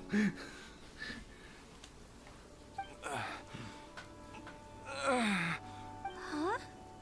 Dad! My, who do we have here? It's the Traveler in Paimon, and, my worst nightmare. I see she still hasn't warmed to you. Thank you, Director Who, for saving this man. Dad, are you okay? Do you recognize me? It's me, Ayu. You're... Ayu? Who am I? Your name is Jia Liang, and you live just west of Chingsa village. You were supposed to come to Liyue Harbor to see the doctor. Remember? Does that jog your memory? Oh, my name is Jia Liang. Liyue Harbor. See the doctor? Yes, I'm Jia Liang, and I need to see the doctor. Wait, why do I need to see the doctor? Uh-oh. He seems in really bad shape. We need to get him back to Boo Boo Pharmacy right away. Sorry, Hu-Tao. Gotta dash. Dinner's on us next time. Hold on a second. You're not seriously thinking of taking him to Boo Boo Pharmacy in this state, are you? Huh? Why not? What's the problem? Come on, Baizhu. Don't tell me you haven't noticed it. Didn't your master teach you how to spot the signs? Why do I get the sense that you spotted them right away, but you're planning to use it for your own ends? Use what? What are you talking about? Paimon's lost. There are traces of god remains in Jia Liang's system. Oh, yes, but more importantly, they're on the verge of an outburst. If that happens, the consequences will be unthinkable. I'm sorry, God remains in him? God remains? There's no need to worry, Director Who. I have methods of keeping them at bay. It is the sworn duty of all who practice medicine to cure illnesses and save lives. What reason would I have to neglect a patient in need who is right there in front of me? Besides, it was my late master's dying wish to be able to save this patient in particular. Perhaps out of respect for him, you could give me a day's grace so that I have time to treat him? Now you're bringing my great-uncle into this? Baizhu, just what are you planning this time? Something's going on. Merely to cure this man, nothing more. But of course, if you have any doubt as to my intentions, you are more than welcome to accompany me to Boo Boo Pharmacy and monitor my activities. Oh, really? I thought I was persona non grata at Boo Boo Pharmacy. You're being unusually generous today. Okay, deal. We're not gonna solve anything by keeping Jia Liang here. I'm happy to do it your way, but only for my great-uncle's sake and the travelers, of course. You must be pleased you brought the Traveler along. Otherwise, this would have been a much more vexing ordeal. Well, time is of the essence. Let's get ourselves back to Boo Boo Pharmacy at once. We're going to the back room. We got some deep dank Hu-Tao lore. Blockages within the cardiovascular system. Reduced blood flow and energy circulation. I see. I suppose this must have caused the cognitive abnormalities. Dr. Baizhu, how bad is it? Can you cure him? Don't you worry. Baizhu's a really great doctor. He's sure to find a way. Nope. Isn't that right, Baizhu? Ayu, do you know when your father first started displaying these symptoms? I'm not sure. He's been like this for as long as I can remember. But it wasn't as bad as this when I was still little. So it's been Is a it a long grim time prognosis? indeed. No. I have a treatment plan in mind. We can start tonight. Come and see me again tomorrow morning. I promise that by then, Ayu will find his father healthy and lucid again. Thank you, Dr. Baizhu. Thank you so much. If you still have any misgivings, Director Who, please feel free to hang around for as long as you wish. Hu-Tao's like, I'm gonna damn well do that. However, it would be best if you step outside this room. A doctor must be able to focus when treating a patient. Any distractions heighten the risk of complications. Yes, of course, absolutely. I'll just go and look at the flowers or something.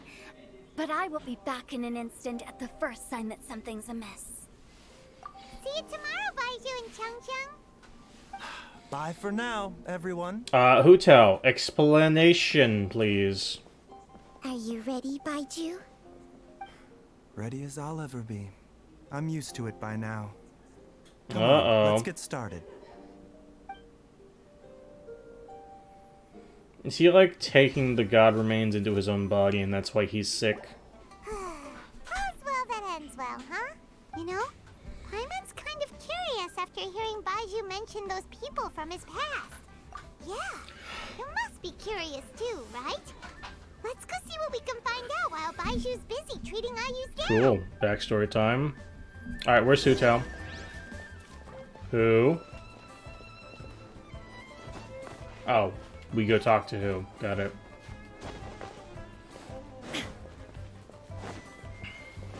Anyone else around? Nope. Hotel.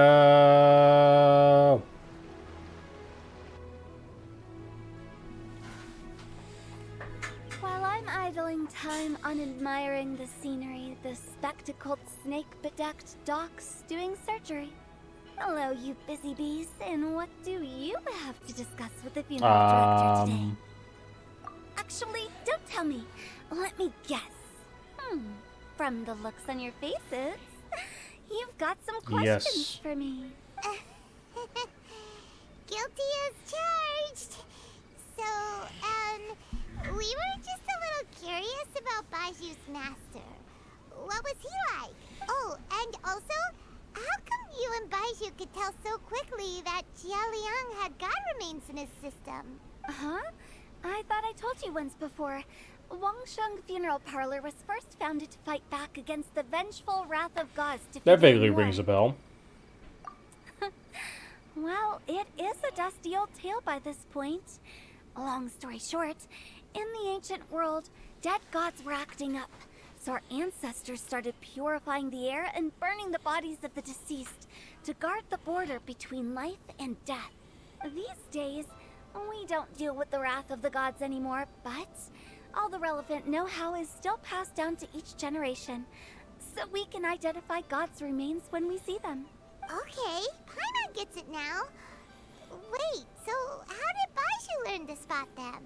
Almost certainly from his master, who was also my great-uncle. Baiju's master was my grandpa's younger brother, a former deputy director of Wangsheng Funeral Parlor. Wow, fancy that! Huh. So, if he was from Wangsheng Funeral Parlor, how did he end up as Baiju's master? According to my grandpa, he and my great-uncle once went traveling together when they were young. They ended up at Chenyu Vale, where they met a pharmacist.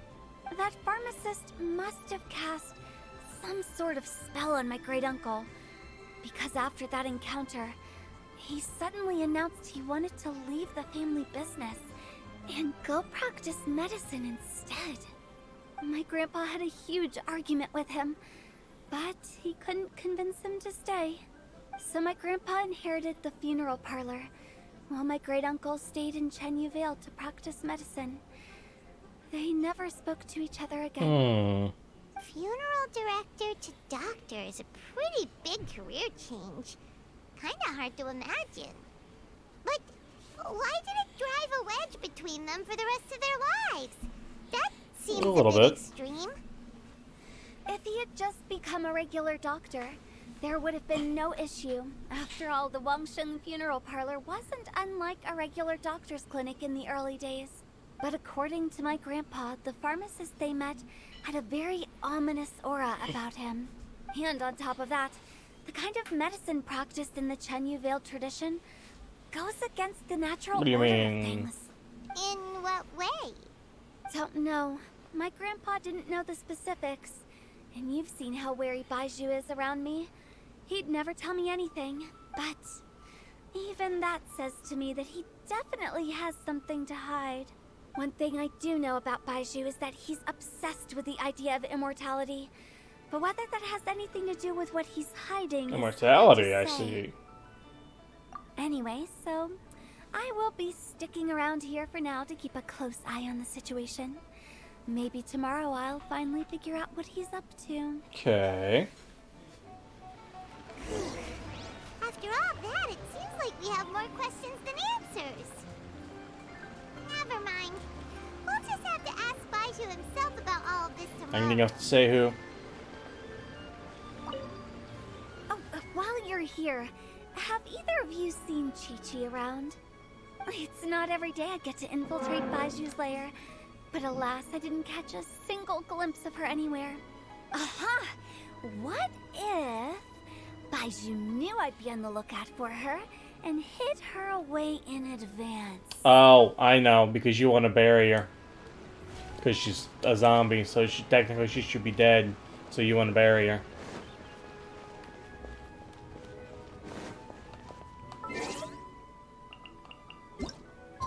Now we wait till 8.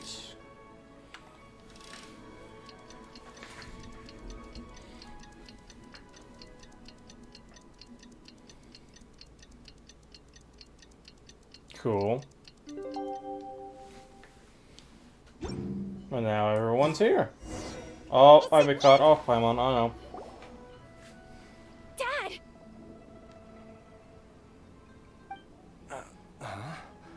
Oh, are you? Dad, you remember me! Yes, I remember now. Oh, are you? I'm so sorry. You must have been worried sick. Has your mom shown up yet? She's been gone for a while, hasn't she? Don't worry, Dad. I got the Adventurers Guild to help us look for her. And Dr. Baiju's gonna help too. Right now, all you need to do is concentrate Oh on god, getting this better. kid's family is just constantly going missing. Great. That's wonderful. I can't thank you enough, Dr. Baiju. My pleasure, really. It's the least I can do to honor my late master's dying wish. If anything, I should be apologizing to you for not making the time to visit in all these years. Not at all, Dr. Baiju. It's only because Jiang Li... What was her reason again? You're still in the early stages of recovery, so you'll need to take it easy for a while. Take it slowly and try not to overexert yourself. I suggest you stay at Boo Boo Pharmacy and rest for at least the next few days. Director Hu, do you have any further reservations about Jia Liang's condition? It seems like the evil presence is gone after all. You really did manage to suppress it, huh? But how did you accomplish this in a single night? That would be a trade secret, I'm afraid. If that gives you any cause for concern, you may continue to monitor Jia Liang for as long as you wish.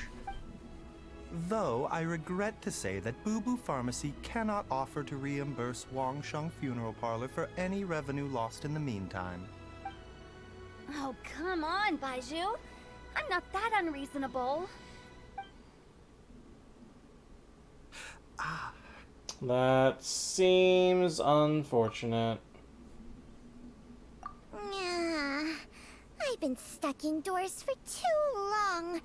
Baiju, take me outside for some air, or I'm going to suffocate. Yes, of course.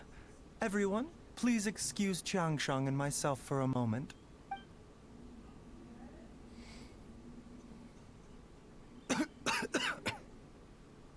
Suffering now, are we? Did you seriously expect to cover it up just by putting on a brave face and ignoring it? If it weren't for my quick thinking, they'd have all seen the sorry state you're in by now. But in any case, why must you keep this a secret from everybody? You should at least share your secret with one person you trust. Who's there? It's me. Why did you follow us here? You looked not well. Oh, it's nothing. I just needed to get some air. What did I just say about putting on a brave face? Traveler, Paimon, The truth is, Baiju did not cure Jialiang's illness.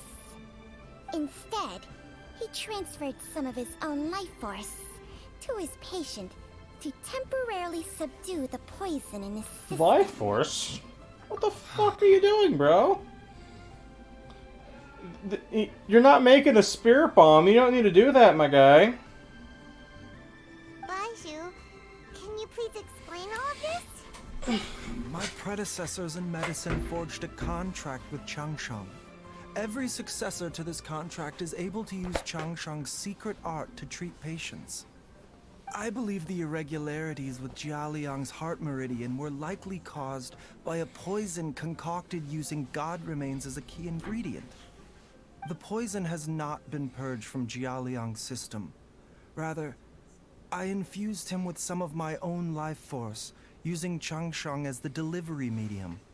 This will suppress the poison's effects for a limited time. Changsheng? You can do that? Huh. Paimon always thought you were just Baiju's strange choice of a necklace. Hey, I'll have you know that I commanded the respect of even the Adepti back in Chenyu Vale. If anything, he is my mannequin. I was treating patients with Baiju's master's master long before he ever set eyes on his first medical text. Whoa. Guess you shouldn't judge a Who the snake by fuck its says skin. that? Please, that's enough. You're getting worse, buddy. Wait a sec. Huto was saying that the branch of medicine you studied uses some pretty dubious methods. So, when you transfer your life force, does that mean you're actually damaging your own body? Hardly. Changsheng helps to keep my chi in balance, so there is no great harm done. Still, Baiju's life force is not unlimited. He must find a way to neutralize the poison in Jialiang's body. And soon. Traveler, Paimon, would you lend this dummy a hand? He needs someone checking up on him, or he'll exhaust himself trying to accomplish everything on his own. Go on, let us help you. Baiju, don't you think you should seize this opportunity? You cannot expect to hide this from everyone for your entire life. Time will see that all secrets surface eventually. Entire life. Thank you, Traveler and Paimon. Huh. Paimon doesn't think we've seen this side of you. But there's no need to thank us. You've helped us out before. The poison in Jialiang's system must have accumulated over a prolonged period. I think I should pay a visit to their family home and look for clues as to how he might have been exposed. You know where his house is? Yes. I asked Ayu this morning before you arrived. He told me that his family lives in a secluded spot to the west of Qingsa village. Let's head there together once I've asked Gui and Chi-Chi to look after the pharmacy. As well as investigating Jialiang's exposure to the poison, we should also keep an eye out for Ayu's missing mother, my fellow disciple, Jiang Li. This is kind of looking like Zhang Li's been poisoning her husband the whole time. Maybe she's after his insurance money. Chi-Chi? She's finally gone. She's gone for good now, right? Right? No, she's like, no more Hu Tao. Please, I beg you, no more Hu Tao. Where is Hu Tao around? Come on, Hu Tao's gotta be around.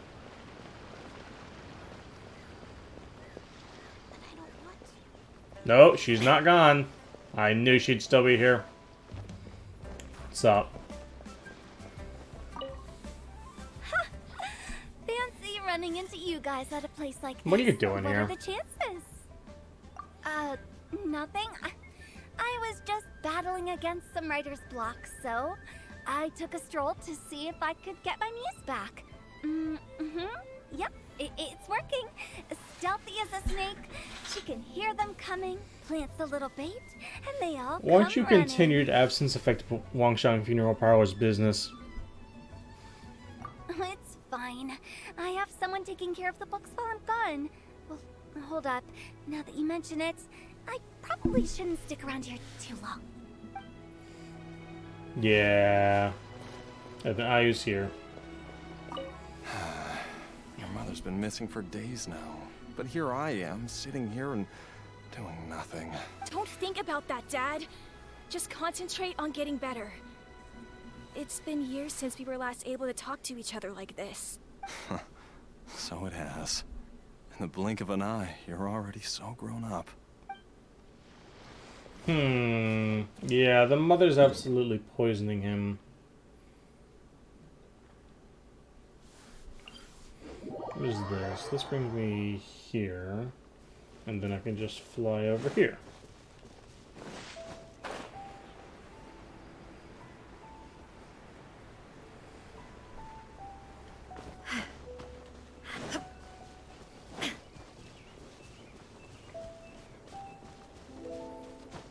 This house was not here before. This house was absolutely did not exist before. This is new. This is a new house. This was never here in the previous game updates.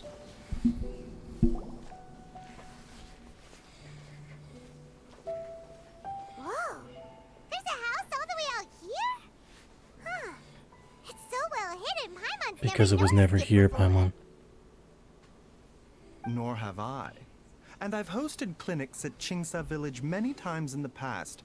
If you ask me, Jiangli was trying to remain unnoticed. Oh, that reminds Paimon. We meant to ask earlier, but it slipped our minds in the rush to get here. Could you tell us more about Jiang Li? You said she was your fellow disciple, right? She was indeed. We studied medicine together under the same master near Chenyu Vale. She is several years older than I and also began her travels far earlier than me. As a result, the time I spent studying alongside her was rather short. Supposedly, she met an herb gatherer sometime during her travels and decided to settle down with him. That must have been Jialiang. Wait, Changxiang, are you saying neither of you had actually met Jialiang or Ayu before all of this? Jiang Li did occasionally come back to Chenyu Vale to see our master, but for whatever reason, she hardly ever talked about her family. The last time she visited us, she and Master had some sort of quarrel. We never heard from her after that. It almost seemed as if she'd gone into hiding. Quarrel? What happened? I don't know. I did not witness the argument myself. Nor did Master ever explain it to me. All he would say is that should I ever encounter Jiang Li or her family in the future, I should do everything in my power to help them. Oh, so that's why you went to such extreme lengths to help Jialiang. No. Even if my master had never said anything, it would still be my duty as a doctor to help him. My decision would have remained the same. Paimon never knew you were so selfless, Baiju. Paimon always had you down as the sneaky, scheming type. Sorry. So a few words from me is enough to dispel all your suspicions? You ought not be quite so quick to relax your guard, Paimon. Sometimes even the good guys have their own private agenda. What the? Okay, that was the most suspicious sounding thing you've ever said. Let's leave the idle chatter there for now. Jiang Li has lived in this house for many years. There must be something here that can shed a little light on It's this whole almost like she's situation. poisoning her husband. Let's split up. But if anyone finds anything, we'll examine it together. She's poisoning her husband for the insurance money. Several faint marks can be seen on the pillar. Maybe it was used to record Ayu's height as he grew up. There's some faded writing near the bottom mark. The more quickly Ayu grows up, the sooner can leave.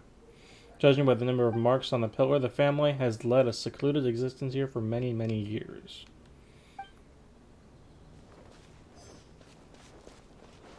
Stacks of wood. The firewood is neatly stacked and logs were cut with great power and precision. Whoever chopped the firewood must have been physically fit. Some logs at the bottom of the pile have begun to rot. It must have been a while since any new wood was added to the pile. That doesn't make any goddamn sense. Oh, we found a book. Some roof tiles broke. Mom and I tried to get up and take a look, but we didn't manage. Luckily, Dad was able to fix them in no time. The dinner table was a bit wobbly today when we sat down to eat. Dad tried to fix it, but ended up breaking one of the legs by accident. Dad's forgetting things again. I'll have to write it all down for now and read it back to him when he's feeling a bit better. Traveler, Paimon, come quick! What did you find? It's the poison. Chung Shung and I found a hidden compartment. This is what was hidden God remains. inside. You sense it too? You're right. This is a poison concocted using god remains. Is it? Breathing? Paimon's not seeing things, is she? No, your eyes do not deceive you. I do believe the poison in this bottle is Oh, alive. it's okay, so is it like cellular alive or like sentient alive? Some toxins act a lot like living organisms. I read about this once in the Origins and Symptoms of Diseases. This ancient class of poisons consists of mother and minor loads, capable of sustaining a connection over vast distances. If it's a concoction of this kind we're dealing with, then both the poison in Jialiang's system and this one here are likely minor loads. Offshoots, essentially. Offshoots? So, the main body is somewhere else? Correct. Whoever is administering the poison can manipulate the source to indirectly control the poisoned individual's behavior and even cognition. Similarly, the poisoned individual will hear, to a varying extent, the call of the source. The call of the... Wait. So, back when Jialiang ran off, maybe that He was going back towards explains where he Jinx. was heading. Only one thing could have been drawing him there. The source of the god remains used as the poison's key ingredient, the mother load. This is getting crazier and crazier. What kind of person would do all this just to poison Jialiang?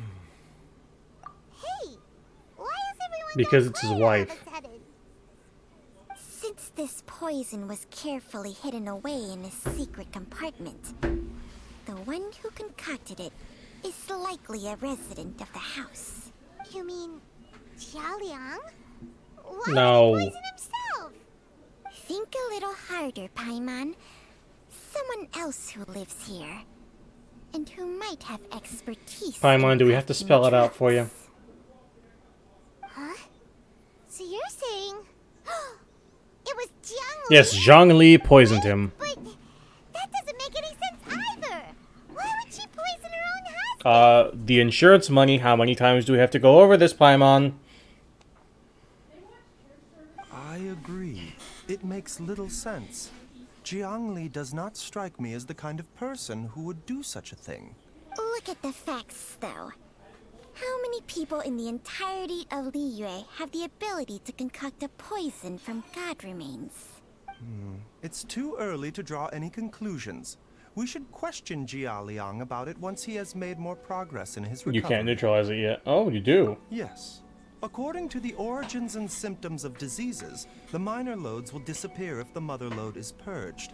So if we can find and destroy the source of these god remains, the poison will leave Jialiang's system without the need for any further treatment. Do you know anything about god remains in Qingce I only Village? heard the rumors.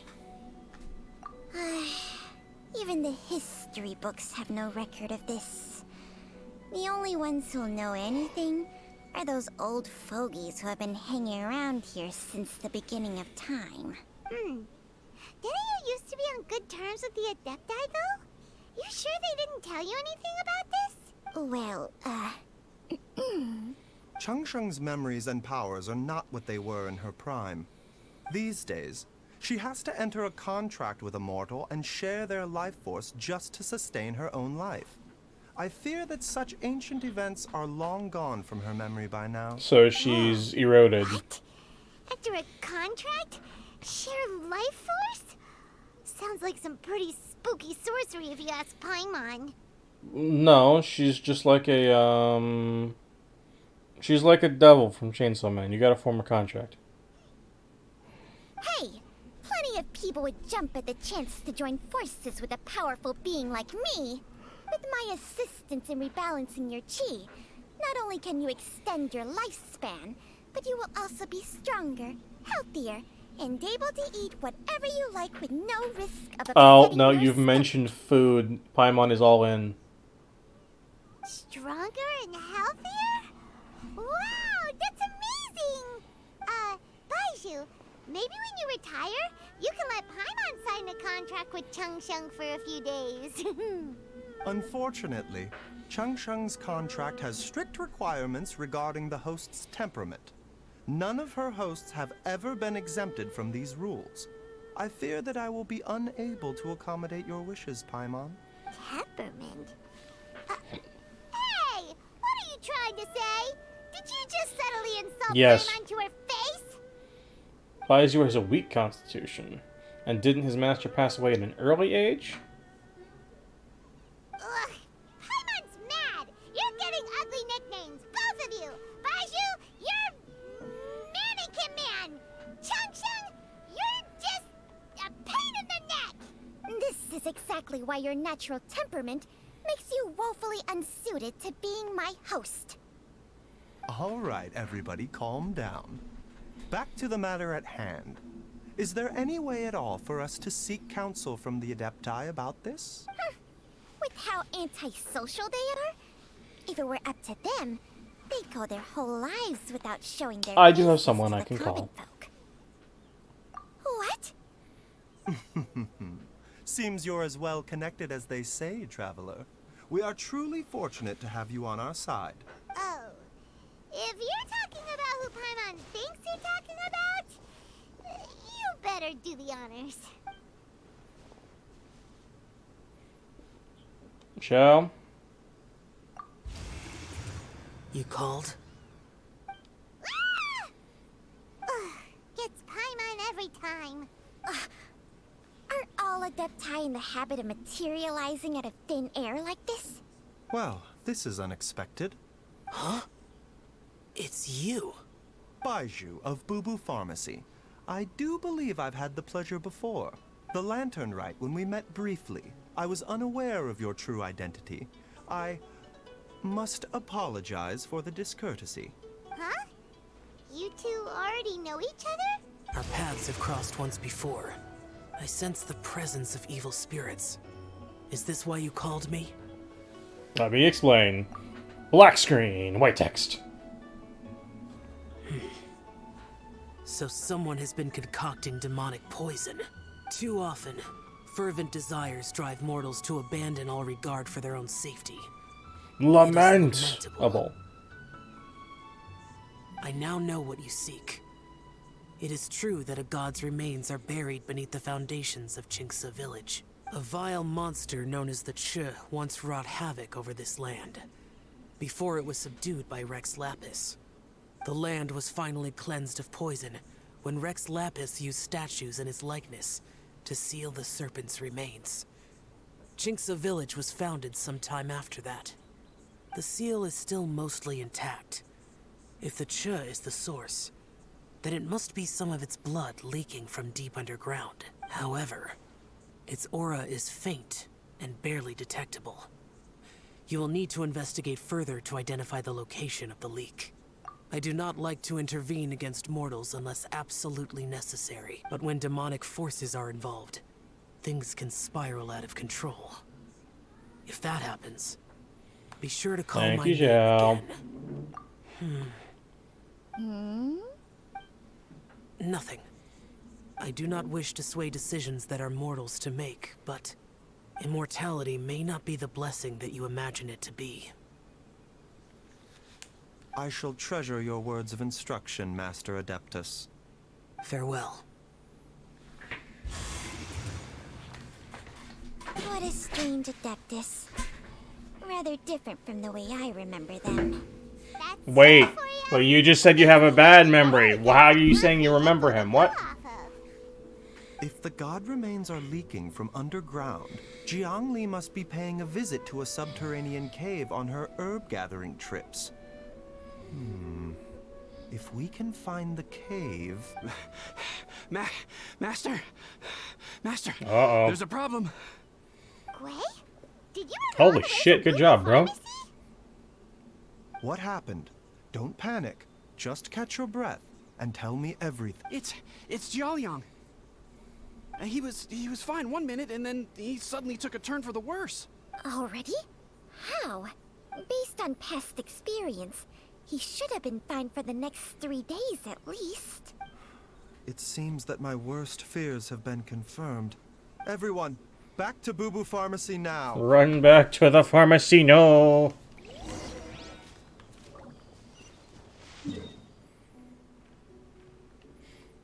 Gotta hand it to Gwei. He ran all the way out here on the same day.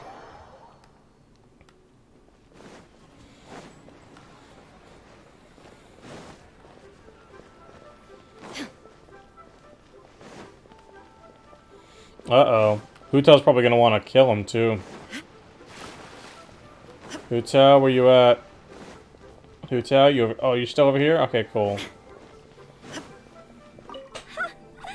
Fancy running into you guys at a place like that. Nothing. I was... You'd better not snitch on me, okay? We wouldn't dream. Dad, what's wrong? Dad? Don't be scared. Dr. Baishu will be back soon. How is he doing? Dr. Baishu, you're back! My dad was doing fine earlier, but then he suddenly started coughing up blood. Now he can't even get a full word out anymore. When Gwei left, he was still conscious. But now... Gwei, please take Jiaoliang to the back room and prepare for treatment. Yes, of course. Don't worry, Ayu. I will cure your father. Baishu's not gonna use Changsheng's secret art again, is he? Is there really no other way to save Jiaoliang? Oh, please don't worry. Dr. Baishu will find a way. But...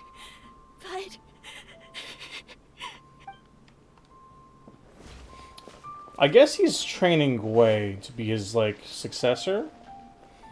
But then, what's he doing with Chi-Chi? I have no clue. Dr. Baiju is still treating the patient. Please, do not disturb What? him for now. No.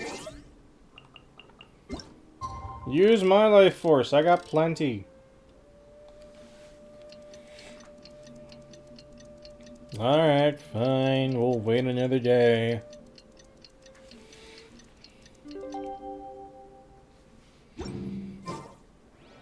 Uh-oh.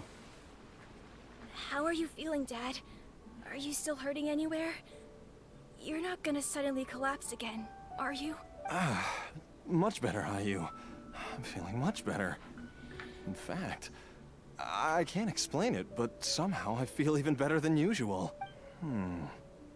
Wait, where's Dr. Baiju? I still haven't had a chance to thank him. Seems he moved me here before I came to. Master said he needed to take a quick rest and asked me to bring you out of the treatment room. He hasn't emerged yet, so he must still be resting. Oh, really? Well, he must be tired from treating me for 2 nights in a row. I don't know how I can begin to repay him for saving my life. I'll have to discuss it properly with Jiangli once we find her. Speaking of which, has there been any word of her whereabouts yet? No, the Adventurers Guild hasn't gotten back to me yet. I'll go check with them again in a bit. I'll come with... Don't forget what Master said. You're still not out of the woods yet, Jiaoliang. I strongly suggest that you stay and rest at Boo Boo Pharmacy for now. I can accompany Ayu to the Adventurers Guild. I suppose you're right.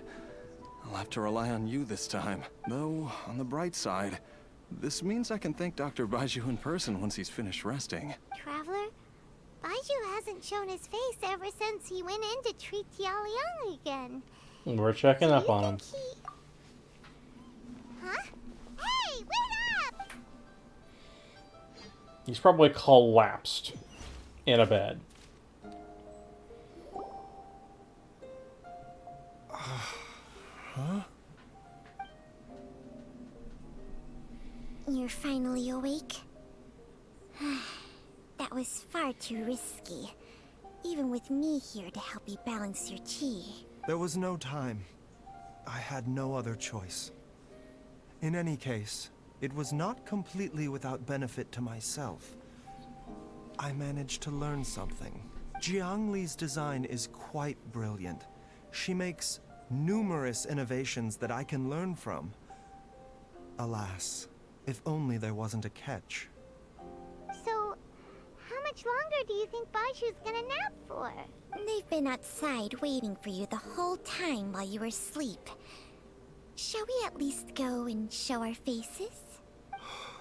All right. So he's also still trying to become immortal.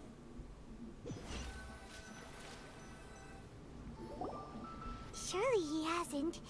There's no way he could have just... Who's talking behind our backs again? Ah!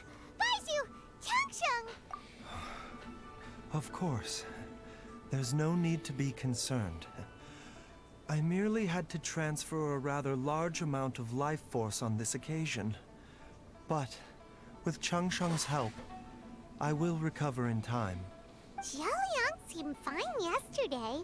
Why did he need more life-saving treatment again so soon? I made an error in my initial diagnosis.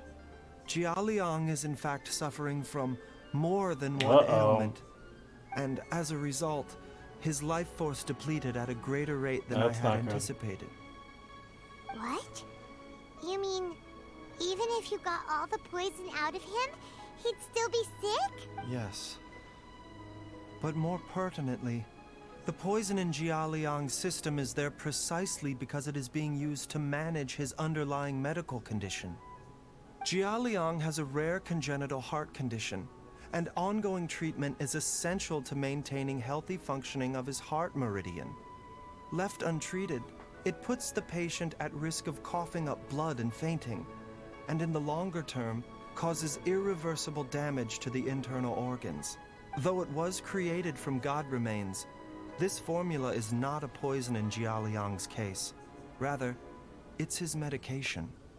Had he not taken it all these years, he likely would have died. So that's why she's actually not trying to kill him. Still, using poison to treat a disease is hardly a viable long-term solution. As time passed, and the poison accumulated in his system, it began to impact his cognition. Moreover, the longer he relied upon this medicine, the more resistant his body became to it. Jiang Li had to concoct ever greater quantities to ensure its continued efficacy, or he could have still perished at any moment. That explains why Ayu said his dad has been getting worse, and why his mom went off to gather herbs. God remains are extremely dangerous to be around, because humans have no natural defense against them. I shudder to think how many times Jiang Li has exposed herself to them. I fear that the situation is just as that Adeptus described. In an effort to save Jialiang's life, Jiang Li has abandoned all regard for her own safety. I never suspected that even Jiang Li would turn to the same path as so many others over the years. Perhaps this is the inevitable course of fate, to sacrifice one's own life to save others. To go beyond human means in order to do the impossible, whatever the cost may be. Well, I think that it's too early to say with any certainty what fate has in mind. In any case, I have stabilized Jialiang's condition for now, so our immediate priority should be to get ourselves back to Qingce village and find out where Jiang Li is. Her regular exposure to god remains over such a long period will have been catastrophic for her health, and given that she's already been missing for several days, I am fearing the worst. Oh, he's here. He heard everything. It's me, Traveler, Dr. Baiju. It's Jill Young! Don't tell Paimon you overheard everything already. Dr. Baiju, please let me come with you. You've already done so much for my family. I can no longer just sit here and watch while you put yourself at risk for Jiangli's sake. After all, if it wasn't for me, she wouldn't have had to put herself in harm's way in the first place. I know I won't be of much help in battle, but at the very least, I can show you the way. I'm sure I'll be able to remember. I know there's a spot where she says goodbye to me every time she goes to gather her herbs. I'm sure I'll remember. I have to remember. Be careful. If you get too agitated, your blood pressure and stress levels will rise, putting further pressure on your heart. For your own safety. No! We're out of time! We have to go now. Right now. Before I forget everything again. This trip will be extremely dangerous, and there is a very real possibility that you will not return from it. Are you sure you're prepared for that? I never expected to live this long in the first place. My death is already long overdue. So why should I fear it? There's only one thing I fear now. And that's that I'll forget her again before we manage to find her. And Hutel's listening again. Then follow me.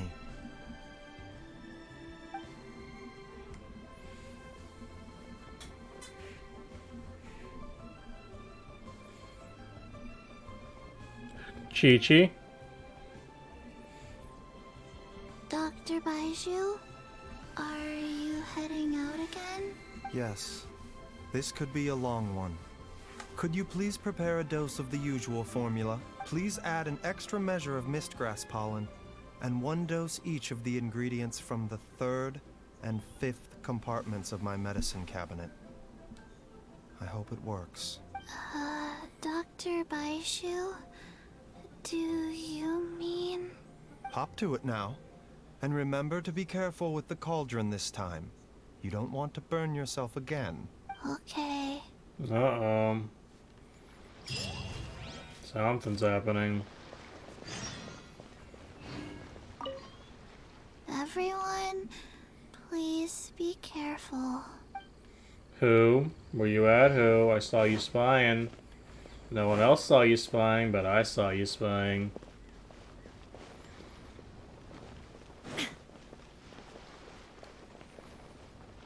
Who? Who?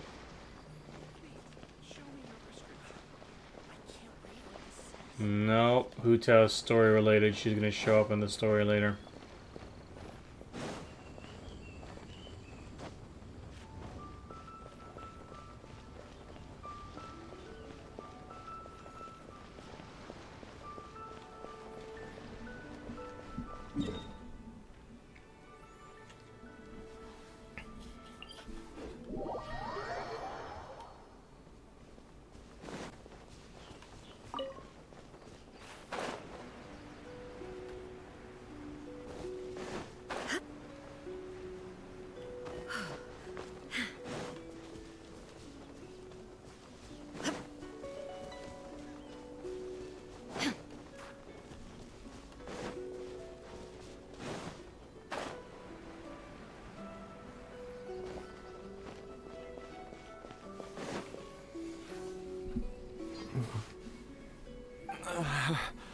That strange feeling is back. It's just like the day I went missing.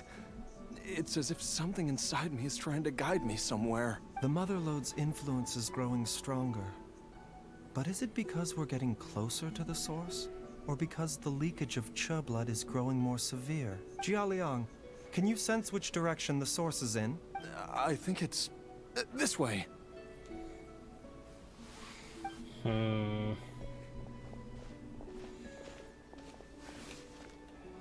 Yes, I'm sure of it.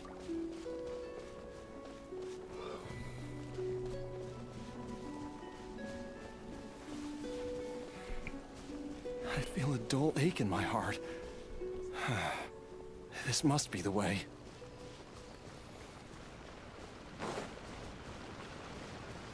Oh, right here. This place feels familiar.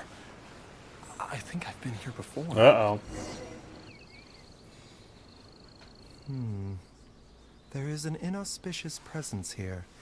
Even I can sense it. I think I remember this place. Jialiang, are you okay? Oh. No. I have to keep going. Jiangli is still waiting for me. Then let's hurry. Alright, in we go. No, we're not using Geo. I refuse.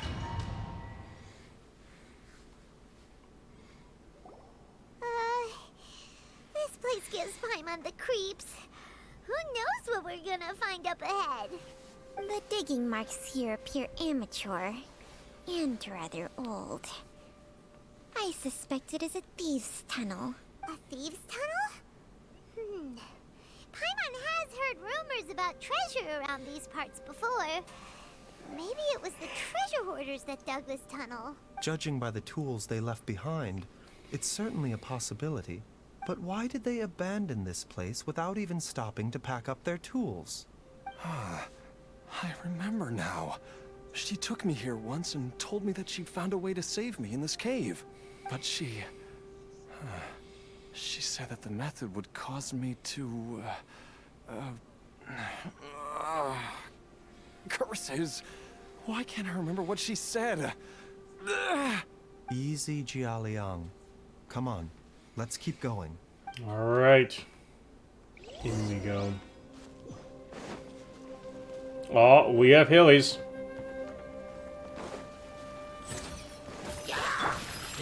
Ray, help mine. Illusion shattered. Come at me.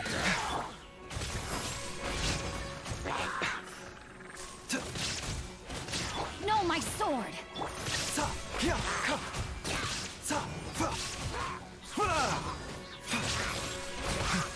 Oh, it gave me trial. It gave me trial version of you.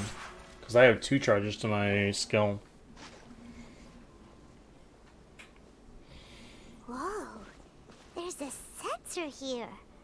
Those treasure hoarders sure made themselves at home. Not left here by the treasure hoarders. Not happening. I believe this sensor was used to burn a monster-repelling incense. A monster repelling incense? Are you sure? Because we did run into that group of monsters just now. The incense was burned several days ago. If I had to guess, the monsters we fought just now were enticed here by some entity deeper inside the cave. No doubt an encounter with the very same entity was what prompted the treasure hoarders to flee and abandon their designs on this cave. After them, Jiangli was the next person to discover this place and what lies inside. But to her, it presented an opportunity to save Jialiang's life, albeit as a last resort. That's right. This sensor, it belongs to Jiangli. Yes, this was the place. This is where I told Jiangli to give me the poison. Jialiang! I'm fine. Let's keep going. I can feel it. She is right below us, waiting for me. That doesn't sound good, my guy.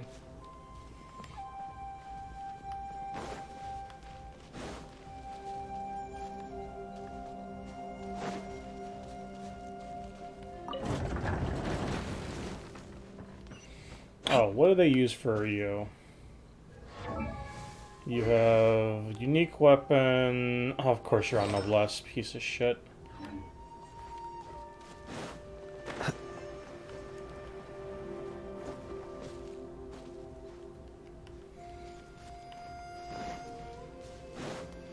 I can feel it. We're getting close. We're almost there. It's right up ahead. The place where we made a pact together to... Aha! We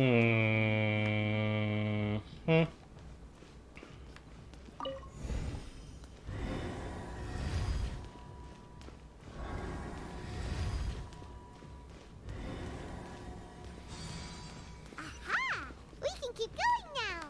From the looks of it, The energy released by this mechanism can not only clear barriers, but also be conducted by corresponding mechanisms. Perhaps it's something we can make use of.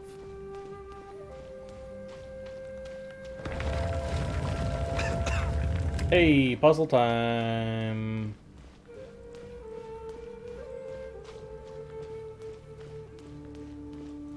This don't look good.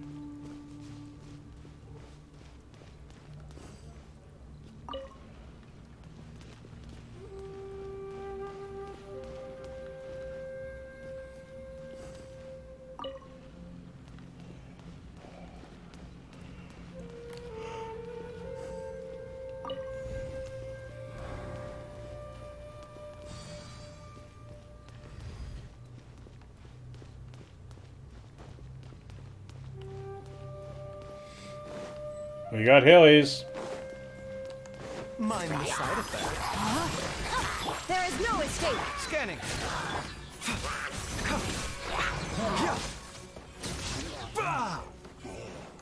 The doctor was... No, my sword. Illusion shattered. Sight clear.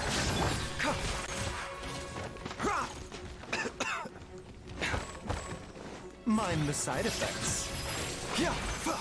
A bitter pill to swallow.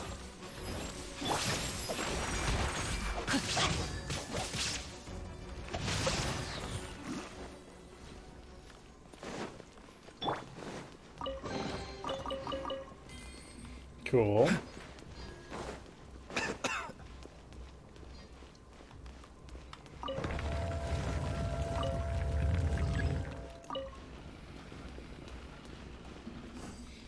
Okay, so we found the correct method first time.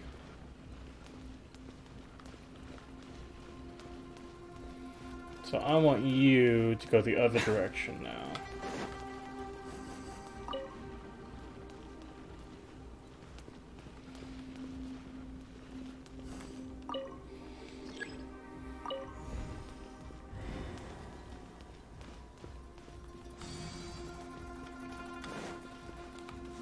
Yeah, chest. Cool.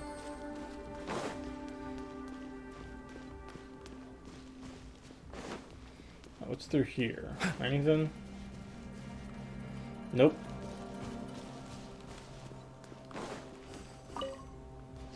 Aha! We have to do this.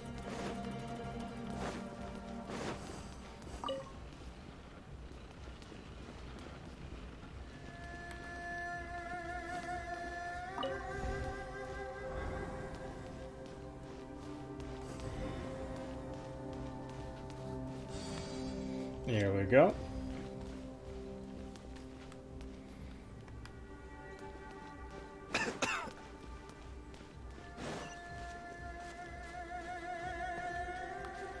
Yeah, ominous purple spikes is generally not good.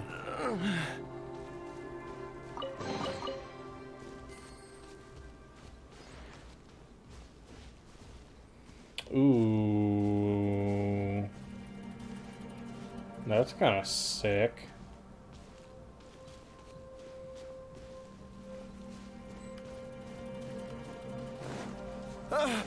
Zhongli!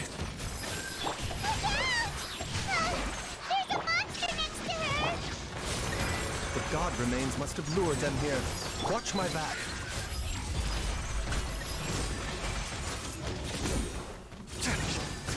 Ha! Ha!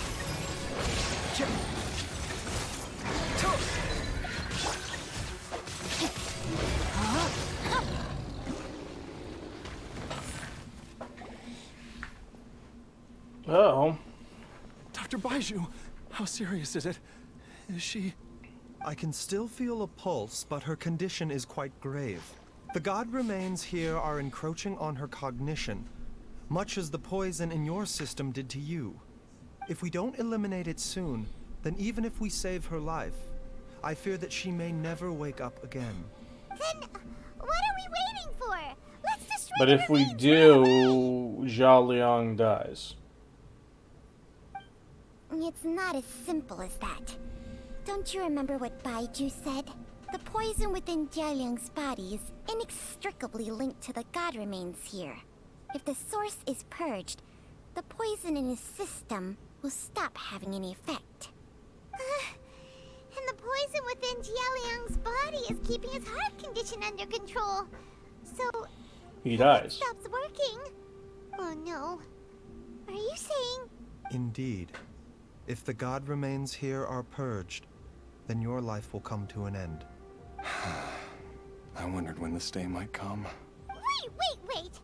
But we've all been working our butts off to save Jialiang's life! After all that, we can't just give up on him! Baiju, you're a great doctor! Surely you gotta know of some other way we Nah, can save Paimon, that's him, how the right? world works.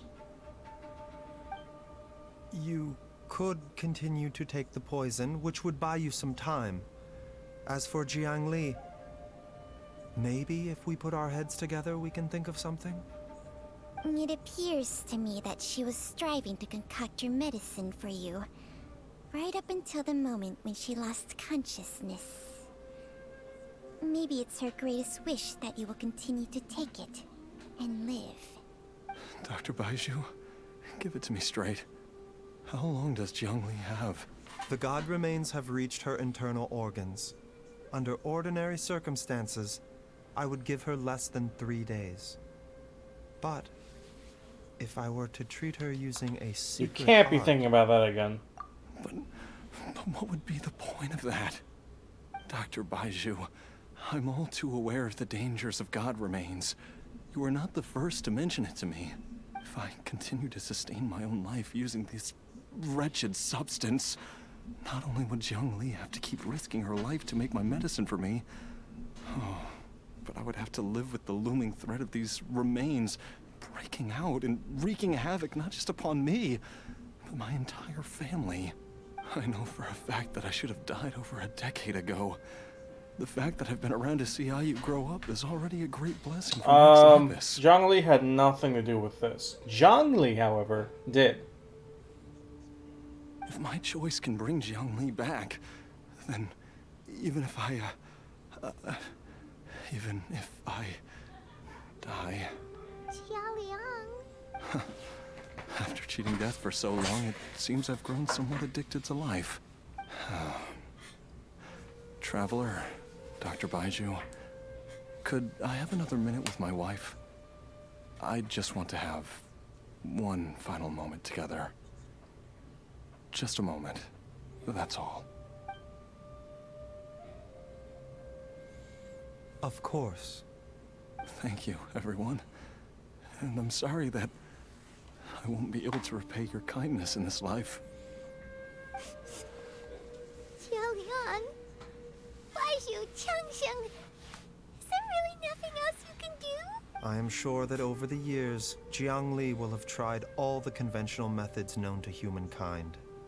As for less conventional methods, I have little expertise besides Changsheng's secret art.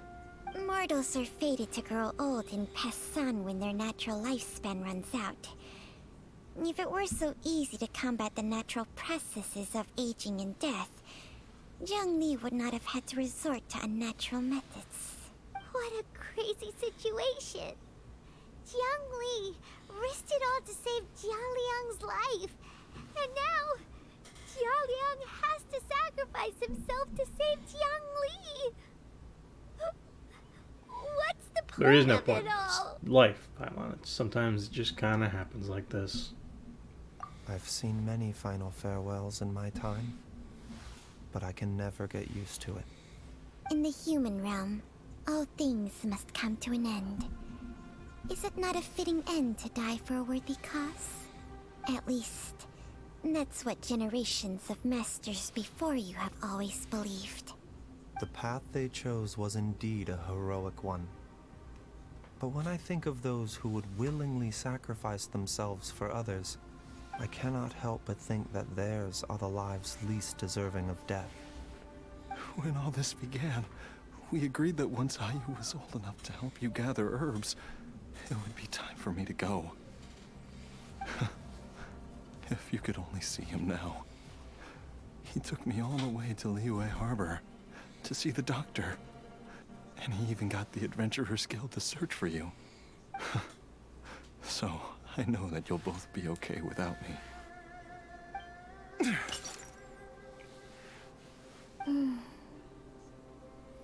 I've said my goodbyes. My time has come. Do what you must. As you wish. And now we destroy some god remains.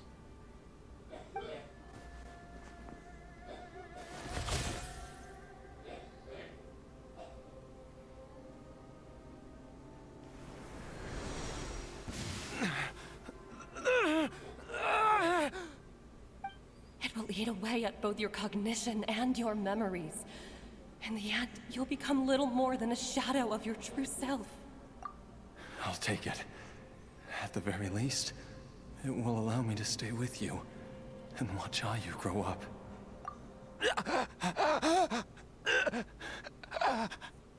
Mom, something's really wrong with Dad. Don't fret, Ayu. I will gather some medicinal herbs right away. I promise you, nothing will happen to our family. He's watching his life flash before his eyes. Why would these memories come to mind now? The longer we live, the tighter we cling to what we have.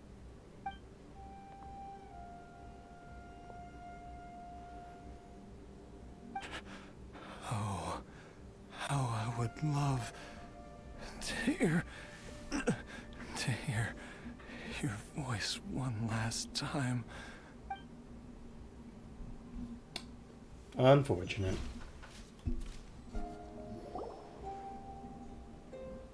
Jialiang! Jialiang! Jialiang! Jialiang! Wait, what? Dad, are you awake? Jiangli, are you? Didn't I... Huh? What are these? How does it feel to come back to What? life? Do you feel strange or different in any way? If so, could you describe it to me? Did you make him a zombie like Chi-Chi? Is that what you did? You made him a zombie like Chi-Chi? Dr. Baiju, I thought that I was going to... Die? You did indeed. As things stand now, you're more akin to a zombie than a human. I'm a zombie? That's right. Before we set off, I asked Chi-Chi to prepare an elixir of immortality. With its help, you have been suspended in the space between life and death. Of course, this is but a crude imitation of an Adeptus art. I don't expect it to extend your life indefinitely. Whether it will keep you alive for a few days, a few months, or a few years, I'm as interested as you to find out. But, however long you have left, I believe it should be more than sufficient time for you to say your final goodbyes before departing the world in peace. I hope that Director Hu finds this arrangement to be a satisfactory one. An elixir of immortality? How'd you cook that up? Ugh. Leave it to you to work on something like that behind my back. It's a work in progress that hardly lives up to its name, and it would have had no effect were it not for Jialiang's iron will. In the end, I am merely a doctor. I understand very little of the great principles governing life and death, and the perpetual cycle of yin and yang. All I know is that if I'm presented with a life that deserves to be saved, I will do everything in my power to save them.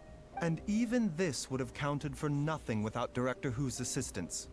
After all, did you not tell Jia Liang to show us the way before we set off for Qingce village? Oops. And I'm busted. Without Director Hu nudging things in the right direction, we may not have found Jiang Li. Uh-huh. No wonder he didn't mention the elixir back then. I thought he was being frank and transparent with me for once, but apparently not. Director Hu told me to keep her suggestion a secret, but it seems nothing escapes Dr. Baiju's attention. Never underestimate a serpent's sense of smell. All I wanted was to help Jialiang find his missing wife as soon as possible, so that he could be on his way to the afterlife without any unfulfilled wishes making the journey more difficult than it needs to be. Leave it to Boo Boo Pharmacy to snatch the perfect opportunity right out of my hands at the last hurdle. Never mind. I'll just have to put it down in the books as a deferred consideration. One Chi-Chi was enough of a conundrum. The last thing I need's another one. If I'd known this was coming, I'd have whisked him off to the Wangsheng funeral parlor the moment I found him. You stay away from my dad! When I grow up, I'm gonna become an even better doctor than Mom and Baiju. You and cure won't. Dad for good! Oh, is that right?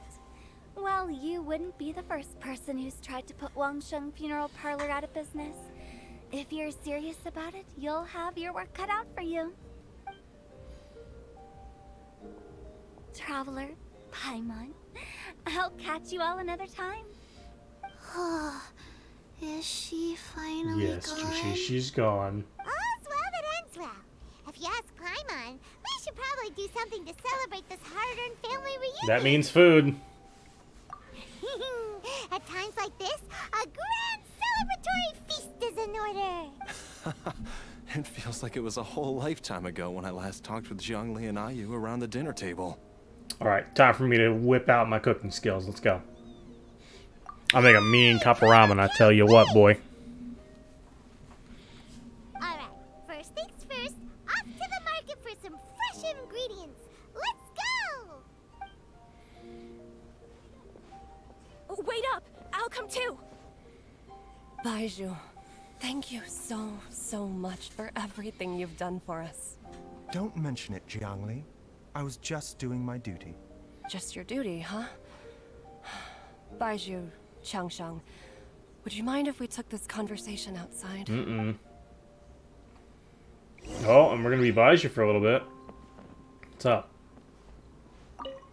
Now that you are part zombie, there are some rules that you need to know. Yes, ma'am. I'm listening. First, don't forget to stretch your body regularly. Second, don't forget to... Yes? I forgot. Oh, Chi-Chi, no.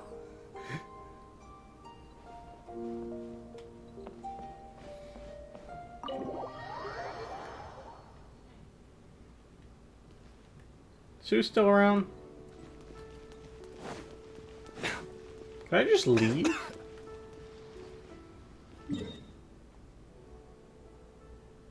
Oh my can. I can, but you have to go back. Okay, I got you.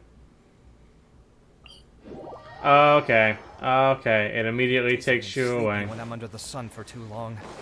It's a similar feeling to pulling an all-nighter on a work. I see. It will just take your trial Baiju away from you and say, hey, sure, you can, but you're gone. Oh, do I have to re-listen to that cutscene? That's gonna be unfortunate if I do. Please let me go back in and just be Baiju again. Nope, nope. I have to redo this whole cutscene. That's unfortunate. Okay. Dad! We're gonna skip all this because we've seen all this. How does it feel to come back to life? Do you feel stressed? Dr. Baiju. You're a zombie. Of course, whether it will keep you, but however long you have left, I believe it should be more than sufficient time for you to say your final goodbyes. An elixir of immortality? How'd you cook that up? Ugh. It's a work in progress that hardly lives up to its name. And it would have had no... In the end, all I know is that if I'm... And even... Oops. Without Director Who nudging things in the right... No wonder he didn't... Okay, come on. This is a long combo. All I wanted was leave it to Boo Boo. One Chi-Chi was enough of a... You stay away from my dad! Oh, is that right? Well, you wouldn't... Alright, now. Traveler, Paimon, I'll catch you all another time. All's well that ends well. At times... Okay, we're almost back there. It feels like it was a whole life. Yay, Paimon! Alright, first thing...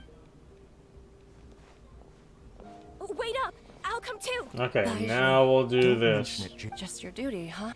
Okay, now we'll finish it. The normal way.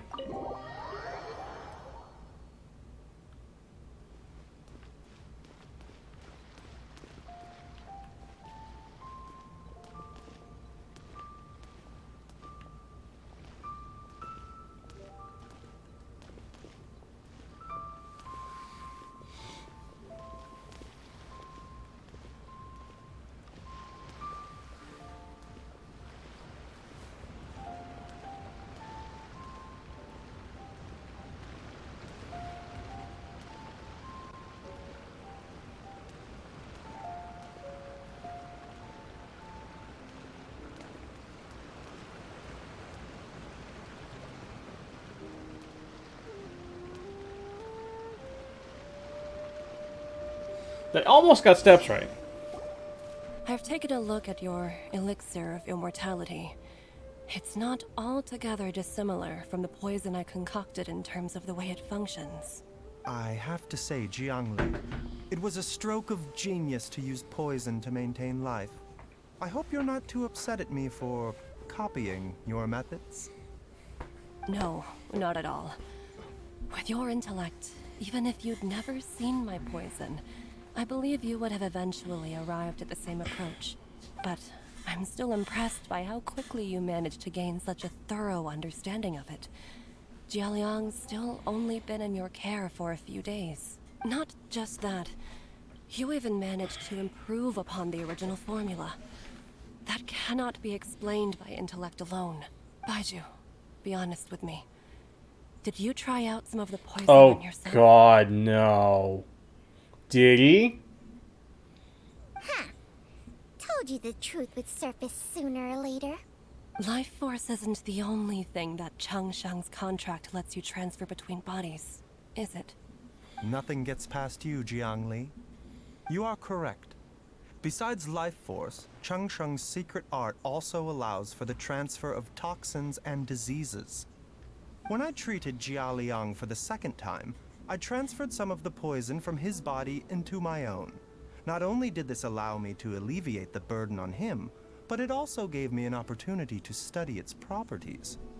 There is no need to worry about any long-term consequences to my health, however. Now that the source has been destroyed, any remaining poison in me will have already dissipated. But you took such a huge risk. If we hadn't destroyed the god's remains back there, then even you might have... What am I saying? I'm in no position to criticize you for this. The reason I left our master and went into hiding all those years ago was that he was getting old. And I didn't want him using up any more of his own life force to treat my husband. But in the end, how were my methods any different? I risked one life to save another. And then you tried the poison on yourself too.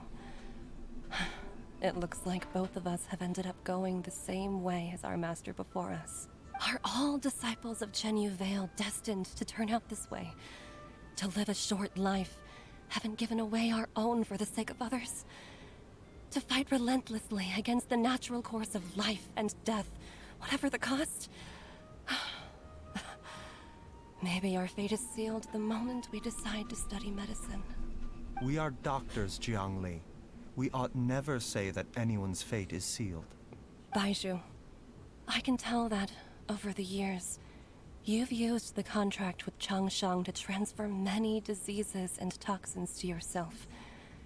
There are so many that some of them I don't So even you're just recognize. constantly fucked up, buddy. Can you still stop before it's too late? I think you know the answer, Jiangli. Every one of us from Chenyu Vale believes in the same thing. Hey, food's ready!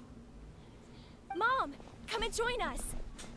The Traveler taught me a load of new recipes and said even Dad'll be able to taste them. Come and try them out. Yes, darling. Mom will be there in just a second. Hey, slow down. Baiju, I know I won't be able to convince you, but please don't forget that if one day you're not around anymore, Chi-Chi, Gui, and all the friends who have grown fond of you, They will all miss you dearly. There's no need to worry, Jiangli. I know what I'm doing. I can only hope so. So he's constantly sick. Banju, what did Jiang Li mean by not around anymore? What did you mean exactly? Every single mortal I've ever contracted with, including Baiju and Zhang Li's master, has passed away at a young age. Wait, that doesn't make any sense. You said that the contract with you helps people live longer. It is a very long story. Technically, they're right. Long ago, when Ooh, we get a plagues cutscene. ravaged the land, one doctor made a pledge to rid the world of pain and suffering. But even the most ingenious mortal medicine could not stay the tide of disease. Oh. And after working tirelessly for many years, even his dearest loved ones fell sick and bade their final farewell. Legends told of an herb lord in Chenyu Vale who could cure any illness known to mankind. The doctor sought the herb lord, but found only a white snake, its breathing weak and its power all but spent. Sign this contract and let our lives be joined. Then I will impart to you the secret art of healing. But be warned, this art will harm your own health. With means beyond human ken, the doctor could now reverse the process of death. And yet, the time still came to say goodbye. Only now, the one departing was the doctor, his life force spent. His final act in life was to pass on the contract to his final patient, his favorite disciple. The disciple chose to dedicate their life to saving the lives of others. And generation upon generation followed in these footsteps.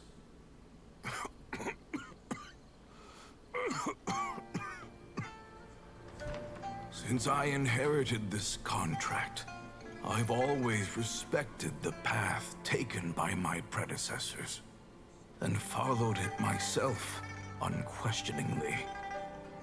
That is, until I tried to use the art to save my own disciple's beloved. She begged me not to use up my own life force. She said that this art is a poisoned chalice, an evil and unnatural practice. She did not wish to sacrifice one life for the sake of another, when both were lives she treasured. Only then did it occur to me.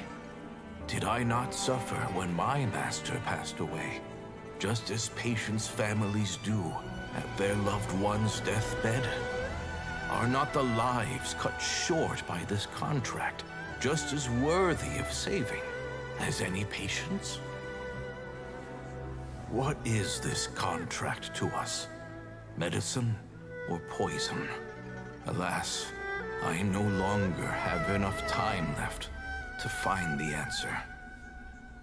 I entrust to your care both Changsheng and this final question. May you find a remedy for this conundrum, which has ailed us so.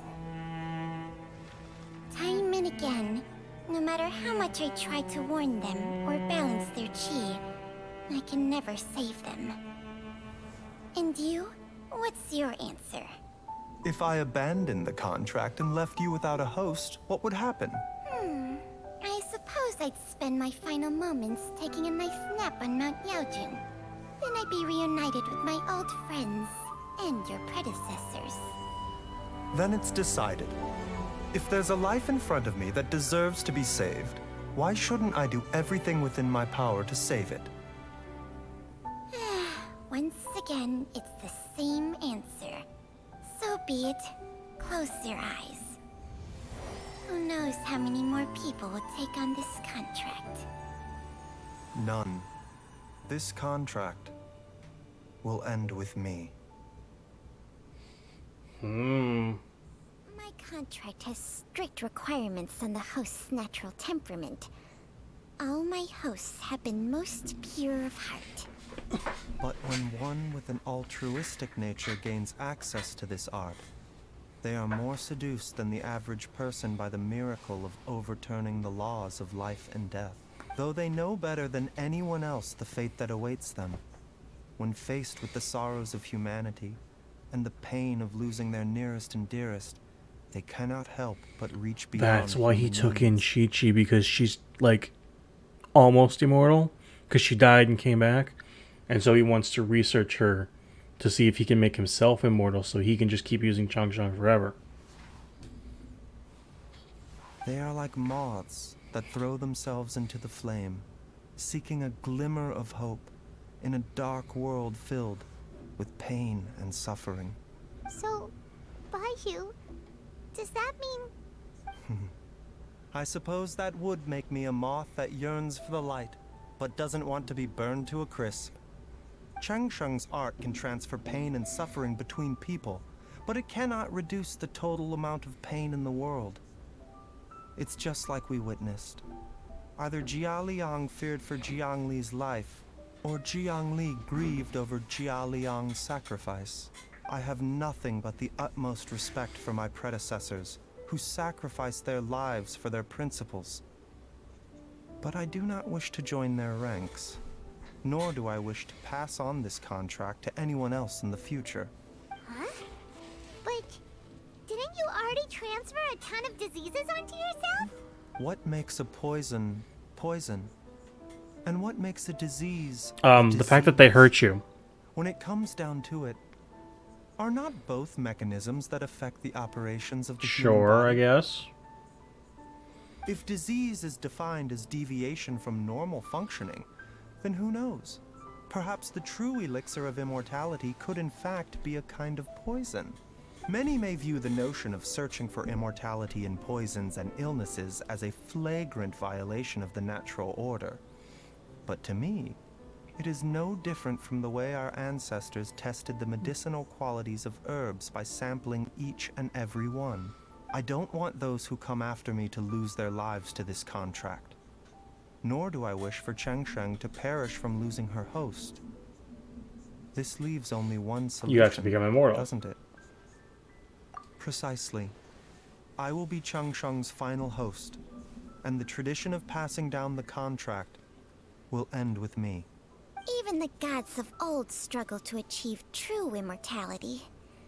First you want to save others, then you want to save yourself.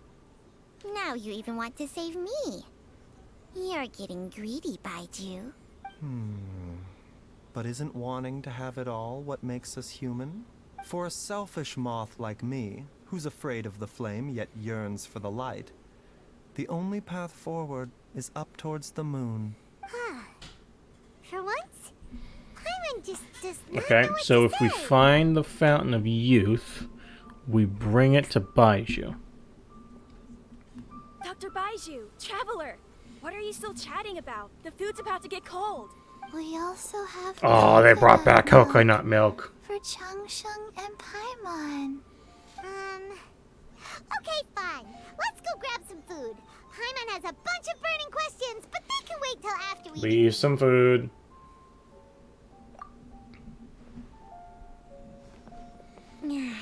I do envy Paimon sometimes. Eating her fill is enough to satisfy her body and mind. True. And yet, although we call them simple pleasures, are such things as these not precisely why we mortals cling desperately to the life we have? Yeah, got that quest done. Excuse me.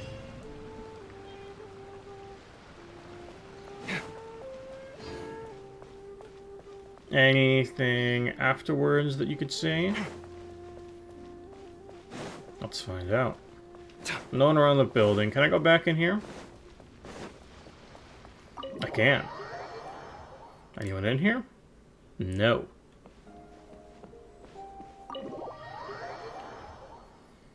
Can I find Hu Tao after the quest?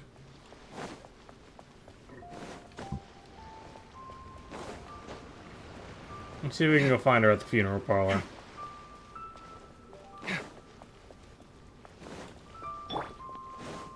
That's a pretty good quest.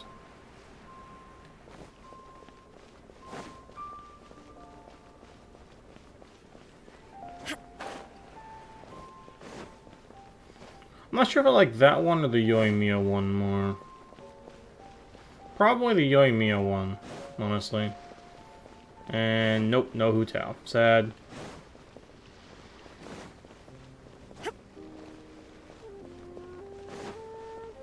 Okay, what else can we do here? I'll do dailies probably off stream. I don't really think that's that important to show. Ooh, we do have this. We might do that later. Like another day. We did all of this off stream. Ooh, at some point I'll have to do all of the hangouts. We might save that for another stream. Or we just do all of the hangouts that I haven't done and just catch up on all of them. Because I don't think I've done pretty much any of them. I think I did maybe like a couple and that was it. Yeah, so like I started Heizo, I did Ningguang, Yunjin, Beidou, Noelle, Barbara, Diona, and Bennett. But I have to still do Chongyun, which was like one of the original ones. Tomasayu, Goro, Kuki, Farazan, Layla, and Kave. So we'll have to go through all of these at some point in the future.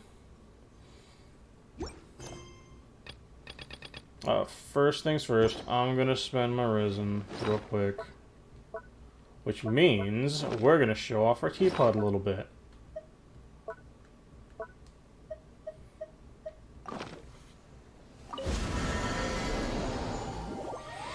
Now, these designs for the outdoor areas, I did sort of take these from replica IDs. I have modified some of them. I don't have the replica IDs on me anymore. I've gotten rid of them. We'll show those off in a second. Let's get those spent. Ta-da. And then we'll start with the interior, and then we'll do the exterior. You have more for me. This realm is... Gimme and gimme.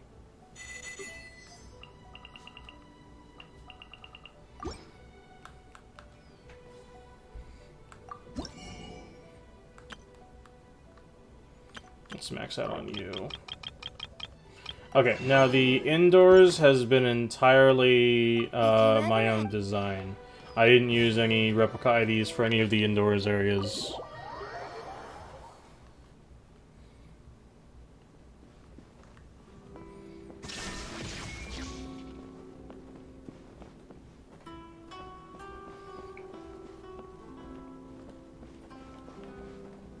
So this is the like living room. I've got a bar set up here, and then tables for everybody. A kitchen area. And then since the kitchen is connected right here, you can just make food here and either sit here or come out and eat here. Here's my aquarium. I also put a little desk here for working. Also, under here is a little hidey hole for reading. For people who want to get away from people. This is the Shogun's room.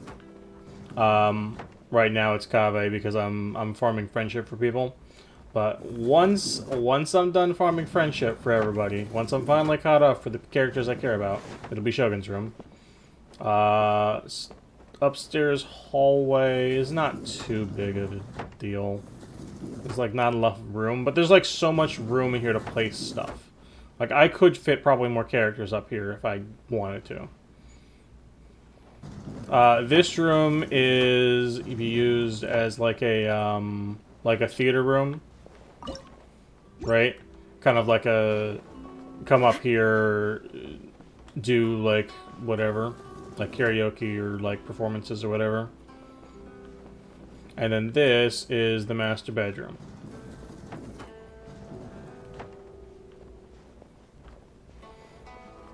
So we try to put all of the unique things we get down. So we've got original wisdom orb. This was an event thing from, I'm not sure where. The mask from the Kitsune girl from Inazuma. Another plant from Sumeru. The painting from the guy in Sumeru as well. These more flowers from Inazuma. The gift Ayaka gives you. And then I think the other unique things are spread out throughout the house. So the pot here with the fire is another thing from an event. What else? What else? What else? Oh, this painting over here is from an event. That fan is from Zhangli from after you do the Chasm quest.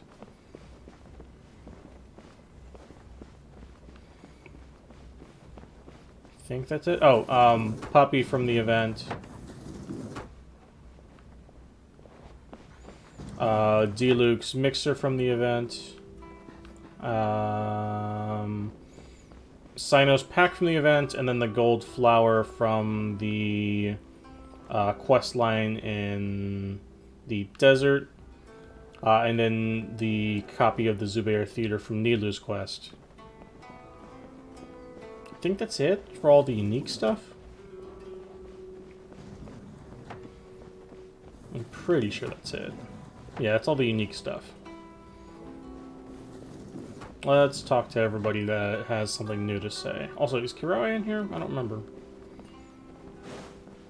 I need to get farming Kiroa too. She's not. I need to get her in here and start farming Friendship XP.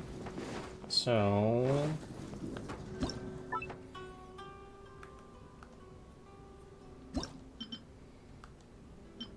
we're going to have to take you out, Eula.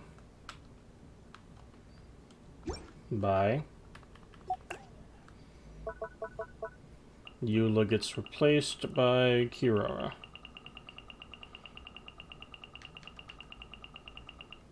Until we can max people's friendship.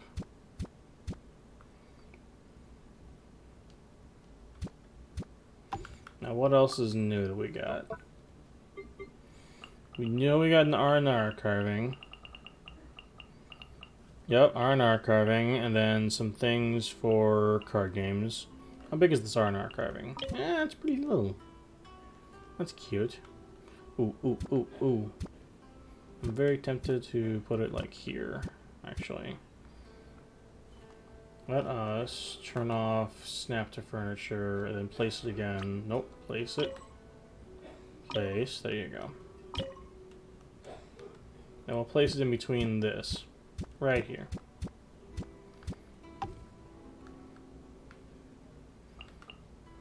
Then, what else did we get that's new? I think this is all just from the new desert area. No, and from the new desert area. This is all the card game stuff, and then we have new mats. New bookcase, new table, I think. Yeah, new table. Ooh, this. This is a bed? This is considered a bed. Interesting. That is a neat bed. I'll give it that. I'll probably use that at some point, but not now.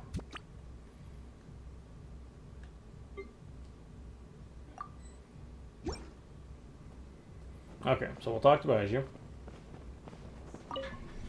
They say that a person's residence is an accurate reflection of their character, and I find it to be quite sensible. Now that I've seen your realm within for myself. Yes, you indeed possess a most intriguing character. Well, thank you. What topics might you be interested in? I don't want to bore you with abstruse pharmacology, and you probably don't need to listen to my suggestions on healthy living. Weren't you rambling about your bottles and jars? I think they're good Sorry, conversation what? material. That's right. Apart from herbal decoctions, I sometimes also prescribe topical medications for my patients. Topical medication often comes in the form of ointments and tinctures. The ingredients are complex and require a precise mixing ratio, so making them is a rather complicated process. Of course, I wouldn't expect my patients to be experts in medicine, so I usually make everything myself. The pre-processed ingredients essential for making the medicine are all soaked inside the jars. Yes. There's lots of excellent stuff in Okay, there. like... Mostly just herbs. Some contain potent toxins that must be processed before they can be used. While we're on the subject, I have to remind you that to some degree, all medicines have detrimental side effects on the body. The issue is not limited to a few specific ingredients. Even the mildest medicines have the potential to do more harm than good if they're not And that's used how with people get caution. addicted to painkillers. You should refrain from taking medicine unless it's absolutely necessary. Mild discomfort often You resolves hear that? itself Power with through your time. cold. Don't take medicine. So, if you ever feel unwell, you should check in with me before taking anything. It always pays to be cautious. I had to tell you this even at the risk of sounding insufferable. Cool. We've heard They this say line that a before. person, now that I've seen your Now realm let's with do the last one. anything I want to do? The human lifespan is limited to no more than a century, and we often find ourselves with endless desires. I and just want to be insufficient immortal. time. If you could help me with that, I would really appreciate it. But we don't have to start being all deep and existential in a casual conversation. There's actually something I'm Besides planning be to immortal? do. Liyue Harbor is a large place. Sometimes people get severely injured and become incapacitated, while others may land themselves in situations where it's difficult for them to ask for help. In either case, it is often well past the golden hour for treatment when the doctor finally arrives at the scene. People often wish for doctors to become more efficient, but I'm not able to teleport between places, and as a result, the best window for treatment is often missed. In situations like this, the patient should first try to help themselves. There are many ways to render self-aid before help arrives, but not everyone is Okay. aware of them. As a doctor, that's something within my power to change.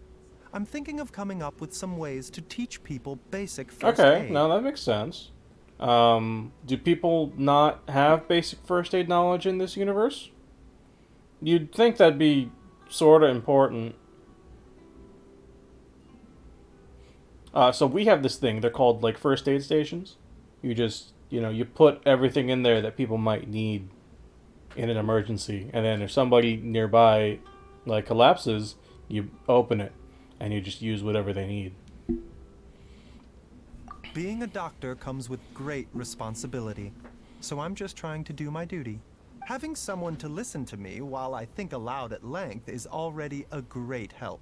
I'll make sure to go over the details with you once I've put together a better plan. I might need your help again when the time comes. Okay. Copy. Hello. This place sure is interesting. Anything you want to do? I want to go to the most distant point from here. With such a fantastical realm, I want to know where its boundaries roughly lie. It's not every day you come across technology like this. If it could be replicated one day for architectural projects. Sumeru's buildings can be divided into several primary categories. Buildings in the rainforest are mostly wooden, while those in Sumeru City and Port Ormos are generally made of stone. You've been to Port Ormos, right? Its lighthouse is a paradigm of Sumeru's architecture. I was responsible for its last round of Hey, we worked renovations. on lighthouses. Cool. Although we managed to renovate the building's weathered exterior, restoring the lighthouse's heavily eroded foundation was a massive struggle. There was only so much we could do. If only we had a place with a stable foundation and an unobstructed view. We could then experiment with builds to improve It the sounds like you lighthouse's need this structure. teapot much more than I do. In some ways, yes. But I'd never try to buy this place from you, even if I had the Mora to do so. This little magical teapot must have a It's special place in essentially your heart. house. Home, huh? I've designed many houses for others, but a house isn't really the same thing as a home. A house can simply be a pile of wood on a plot of land, but a home cannot exist without inhabitants. The presence of people is what turns a house into a home. I heard that you embarked on your journey to reunite with your sibling. While I cannot completely relate to your situation, the yearning for loved ones is a universal feeling. I pray that your dream soon comes true, that you find your sister and have her in your life again. Wait, you want to commission him when the time comes? What, you trying to build a house? Of course! When that day does come, I won't charge you any commission fees. I'm sure your happiness alone How you will gonna be pay your more bills than enough then? for me. I mean, it's nice, but how you paying your bills? Kirara? The weather's great today.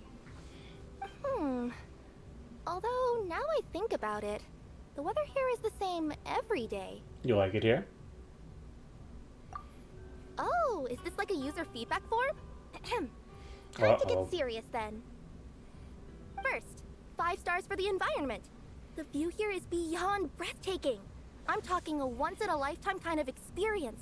And on top of that, there's definitely some kind of yokai power here that I can't put my finger on just yet.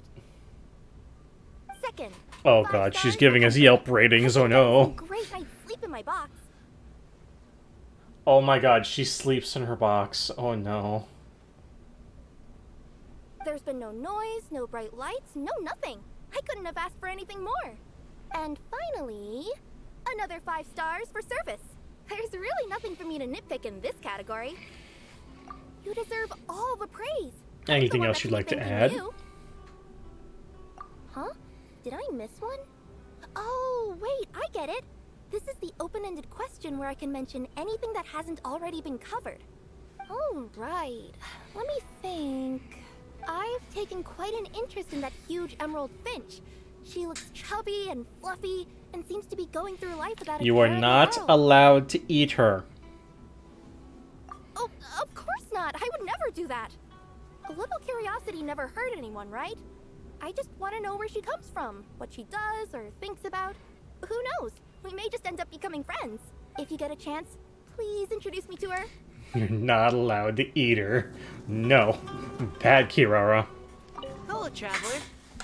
You know, I feel livelier after hearing your voice. You want to have a chat? Oh, of course. It's rare to have time alone with you. I have so many things I want to ask you about. Oh, for instance, your mastery of the sword allows you to defeat strong opponents that are even beyond the reach of What? arrows. That doesn't track, my guy. Arrows should have longer reach than swords. What? Distance and firing range are never a problem to you. How do you manage it? I mean, it's called I run up to them and I whack them. Of course, distance and firing range are never a problem. I have a melee weapon, my guy. I run up to them and I whack them. Okay, sure. Since we'll be traveling together, watching you fight will definitely be the best way for me to learn. Anyway, let's move on to a lighter topic. What kind of story do anything you want to hear? share? Let me think. Oh, here's an interesting one about the reconnaissance Oh, does this company. involve Eula? You better be. When I first started, we'd pluck the petals off a sweet flower to decide who was on cooking duty after work. Some of us weren't that good at cooking, but no one ever complained. We'd just polish off everything and then give constructive criticism. Hey. With everyone's feedback and a period of trial and error, everyone's culinary skills significantly Sounds like improved. Eula knows what she's doing. Let's go. Obviously, our cooking can't compare to what you'd find at restaurants in the city, but they're pretty delicious as field rations Why don't we go. try that? Good idea. It introduces an element of surprise, too. I'm already looking forward to our next meal. Oh, I'll go and collect some sweet flowers. Sucrose would cry. Farzan? Oh, it's you.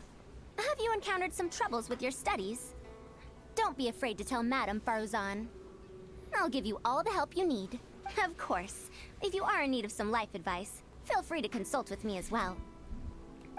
Oh, no? It's Toma, then. Oh. That means you worked hard today. Anything you didn't complete can be finished up tomorrow. Get some good So rest. Toma's the one that has something new. Sure. Oh, hey, you're back. So, how goes the journey? Give me all the details. Anything you want to do? Actually, I was hoping to find a nice open area and invite you to do some sky gazing together. Something about the sky here seems clearer than anywhere else. It makes me feel peaceful inside. Don't get me wrong, sunset in Inazuma is impressive too, but somehow it feels a little more somber. We are inside of a teapot, my guy. Huh, you're right. Which is already pretty astonishing. To think that the two of us, along with the whole expanse of sky, can be packed inside a tiny little teapot. Even if this crystal blue sky is just a teapot's illusion, a moment of pure tranquility is a great thing all the same. I guess I always try to see the positive side of things. On a more serious note, though you may not want to show it, I can see the tiring toll of your journey in your eyes sometimes. Since we're already here, why not try to leave your worries behind and put your mind at ease for a while? And if you ever feel lonely, don't worry. You've always got me here to keep you company. Cool. We're caught up on all of our conversations. And now, to show off the big areas.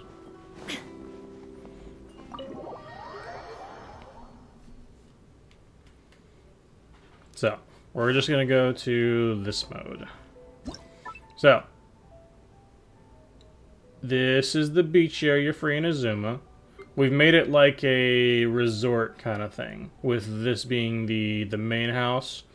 But then, like, visitors get to go and live in, like, other houses that are prepared. We use the war houses because they're the closest things I can get to, like, beachside, like, housing. You know what I mean? And then there is a hot spring here. And then there was, in the original build, there were 2 hot springs side by side. But I figured I don't care, it's just one. And I needed the room for the plants and for other things. So, that's the first area. We go to the second area. Now, this doesn't look like much. But what it actually is it's another hidden it's another hot spring. It's just hidden in the rock. Oh, come on.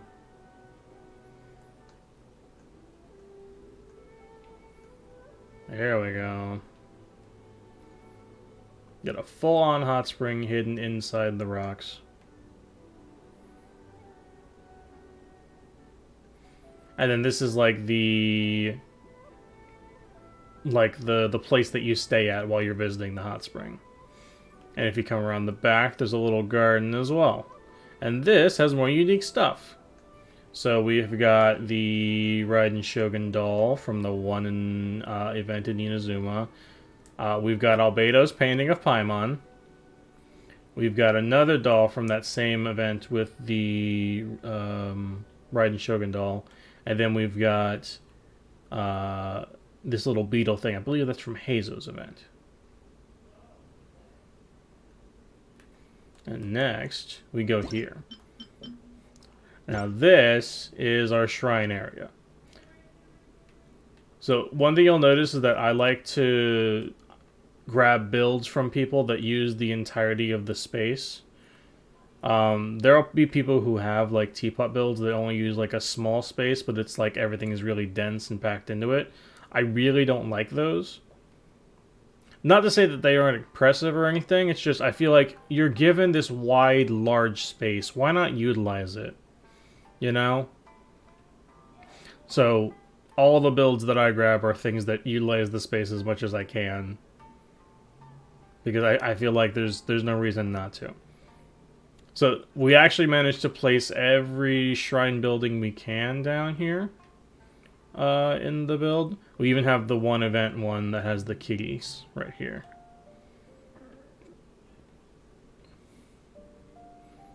And luckily, they introduced more versions of stairs. I don't think I can actually replace these stairs, though, because I think the other stairs take up too much space, so I wouldn't be able to use them. This came out before the other stairs were introduced in the game. And finally, we have the last one. Now, this is an important one because of what you're going to see. So first, we're going to look at this side, which is large. The large building is kind of like clumped together to make it look like it's a large mansion, right? And then a small area off to the side for like military stuff. But the main feature of this build is this. It's the hand. So some guy made this out of like a bunch of different rocks that are all like put together to make it look like this hand. It's great. Like as soon as I saw this build, I was like, yo, we're grabbing this. This shit is dope as fuck. We've got the balloon game from one of the Inazuma events. We've got the ship from one of the summer events. We've got the Goba statue. That's pretty much it for like unique stuff. Everything else is still just placed with the intent of making it fit in with everything else that's here. That or it just already came with the build. Some of the stuff I added, some of the stuff is what came with the build. The large buildings all came with the build. You can see they designed it in a way so that way you have these lights that go through the middle, even though they're technically on the ground, but because you're able to clip stuff through things now, it functions as if they're part of these posts that are in the buildings as is, which makes it great.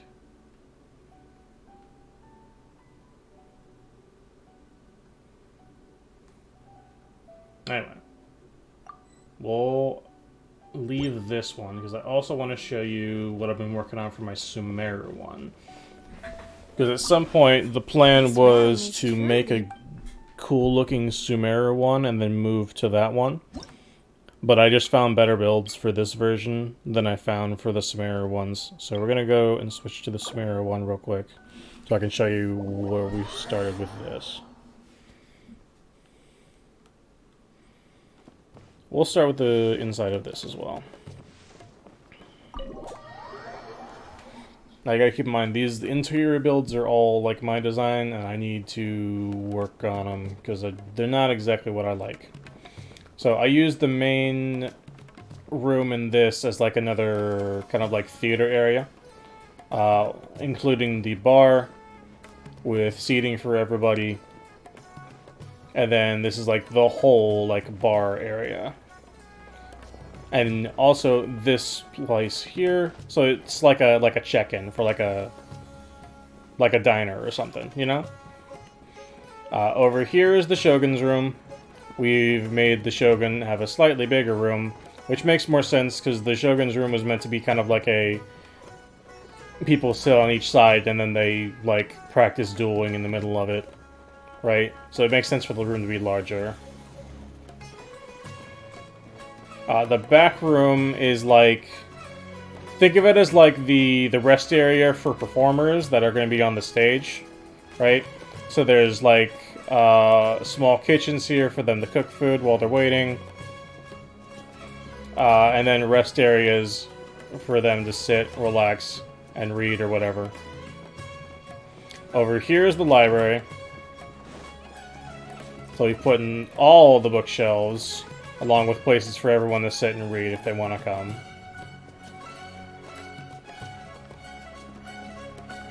And then we go upstairs. The upstairs courtyard is mostly used for wall stuff, but it's also mostly used for companions. Most of my companions are up here, right? Generally, I'll place them in ways like this so that they're like, it looks like they're talking to people. And then I have other pictures from Hangouts on the walls. This room is not done yet. I haven't decided what to put in here yet, but there's going to have at least one companion in here at some point. And then this room is the main bedroom. We've managed to fit 2 beds in here. A place for them to sit and drink and eat. A desk with more stuff around it.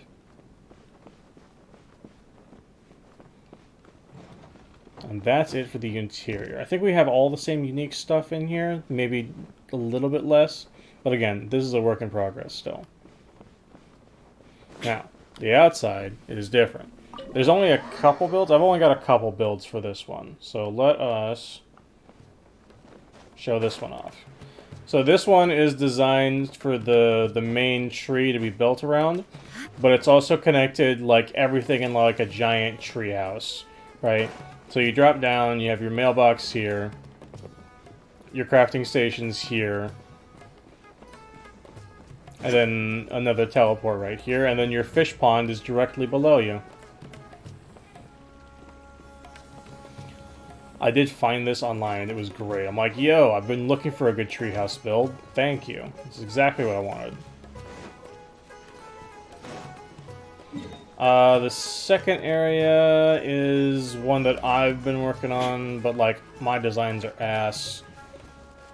So like you can see it from here. It's not great. Like I wanted to make it like an actual like cityscape, but there's just not enough space in here. But this one is unique again. So someone designed this. We found this off Replica IDs. They used all of the desert rocks to make like a big old like plateau, and then put the copy of Zubair Theater on top of it. But the best part I think about this build is actually down here. So you see these paths to get from each section to the next. Well, to get from here, that section up there, to the next one, you go through here. And they've made it really pretty with all of the different like plants or whatever through here. And at night, they actually have these lights that light up while you walk through it. It's really great. And this area immediately opens up towards the next road you have to go to get to the next area. So whoever designed this was definitely thinking about the area they were in. And again, I love builds that take advantage of as much of the space as they possibly can, right? So while it is condensed kind of around here, it is trying to take up as much of the space as it can while still remaining aesthetically pleasing. And that's the most I can honestly ask for. Same with this one, right? Like, it could be a little bit bigger, sure, but at the same time, it's taking up as much space as it really could conceivably while still maintaining what it is trying to do, which is be the big old treehouse home, right? And that's great. Alright, what new stuff do we have here? I don't think we had pretty much anything.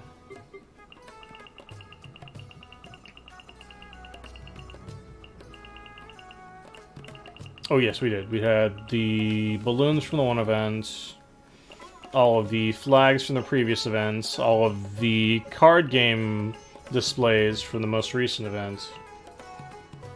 Don't think we'll ever actually use most of those. Maybe the banners? But outside of that, no.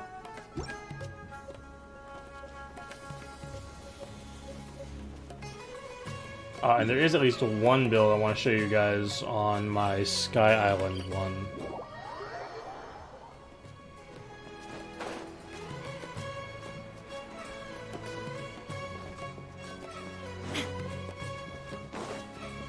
Oh, and then Tubby gets his own little like house here because they managed to design it like this. I don't know how people get things up on top of this, but it's cool nonetheless. So, oh, and they had the music change right inside the plant here.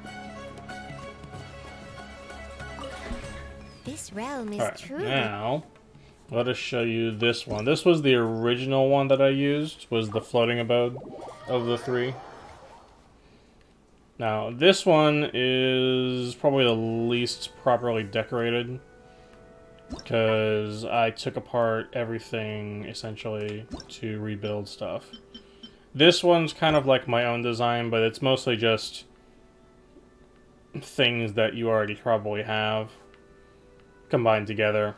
So, like, there's the default shrine, one of them, combined with a default street, combined with this default establishment. Again, all of those are like the pre-builds that they give you, so nothing like original. This, however, is something that someone else made.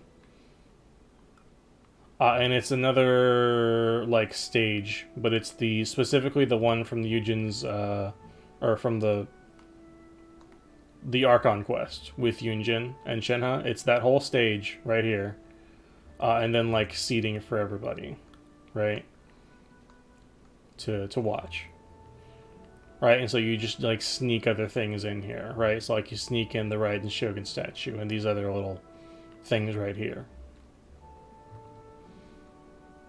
And make it one large building to make it look like it's one large building, but really it's a bunch of smaller buildings put together. And again, it's using as much of the space as it could for what it's trying to go for, which is fine. And now, this one's also one of mine, but it's just like basic things put together. Like basic outdoor sets, just like put all together.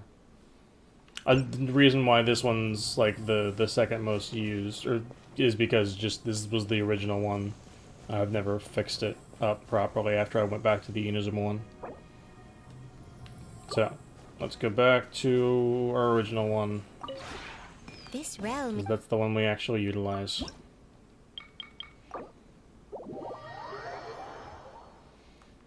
I'll find good builds for the Sumeru one and finish updating that eventually. Now, I don't want to do any more, like, hangouts, and I don't need to do the last quest today. So I think we're going to stop playing Genshin for a little bit and play something else.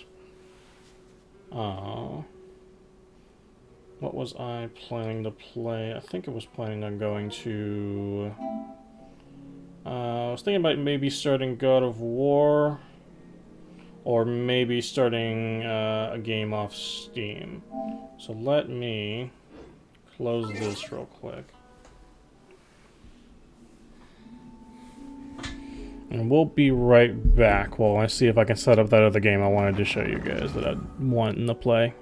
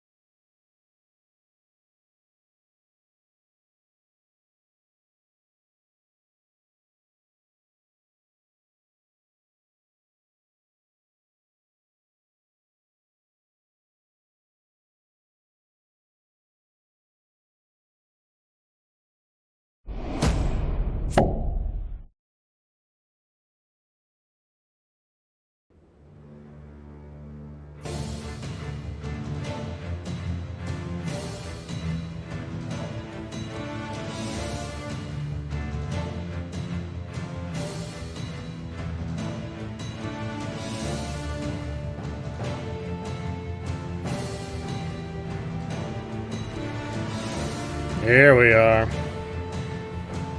This is the one I've been wanting to play. Ooh, give me 1 second. I just want to mess with my audio settings real quick.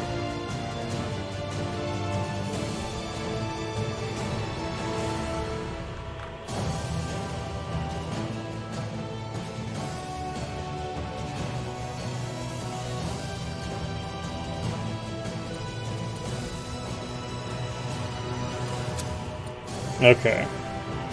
I'm gonna put this down. It's a little loud for me. I'll put everything down to that.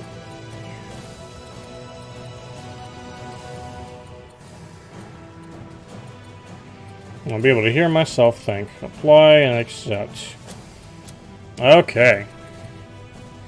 Gameplay settings. We'll put it on hard. Game speed will be normal. Yes, I want subtitles. Yes, we want gold dragon skin. Apply all that.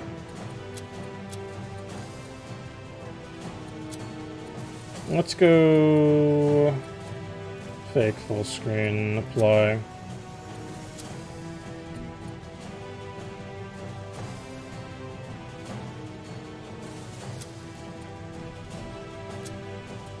Nah, that's not working. Let me go window then. Apply.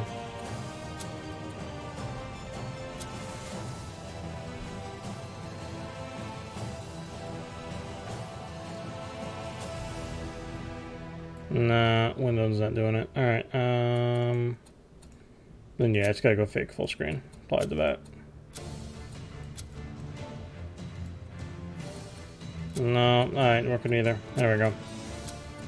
Just has to be full screen. Oh well. What we're gonna do is we're gonna do a new game. We're gonna go through the entire story campaign of this game.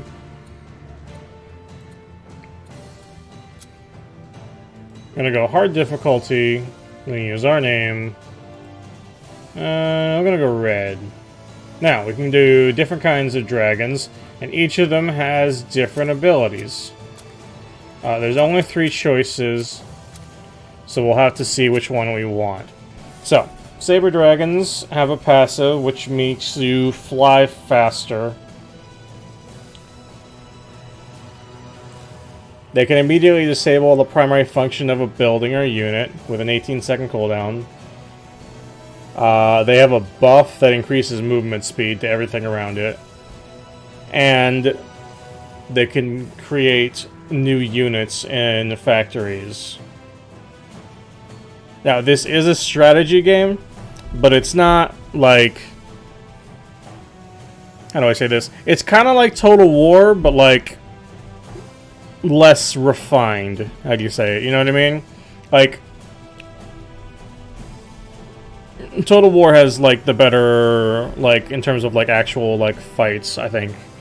But I still find this game charming in its own right.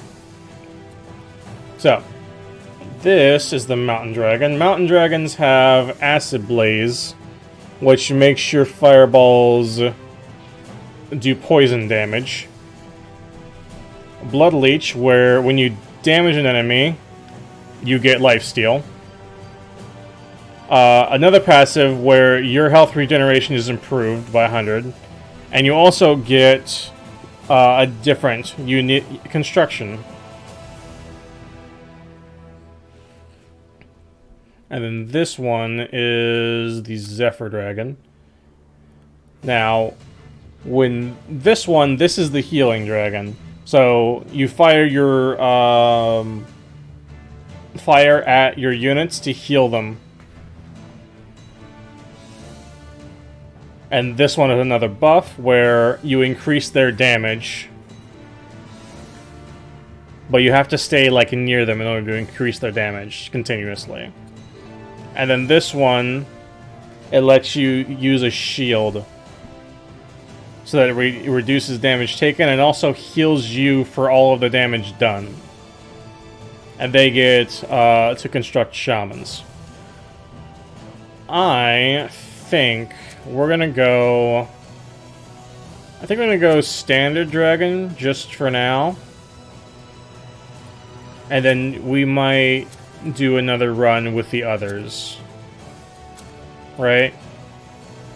Because this one's still very dependent on your units doing stuff. It's not very good at fighting the other dragons. But luckily in the story mode, that's not really too much of a problem. I just don't know exactly how hard. I don't think I've played this on hard mode before.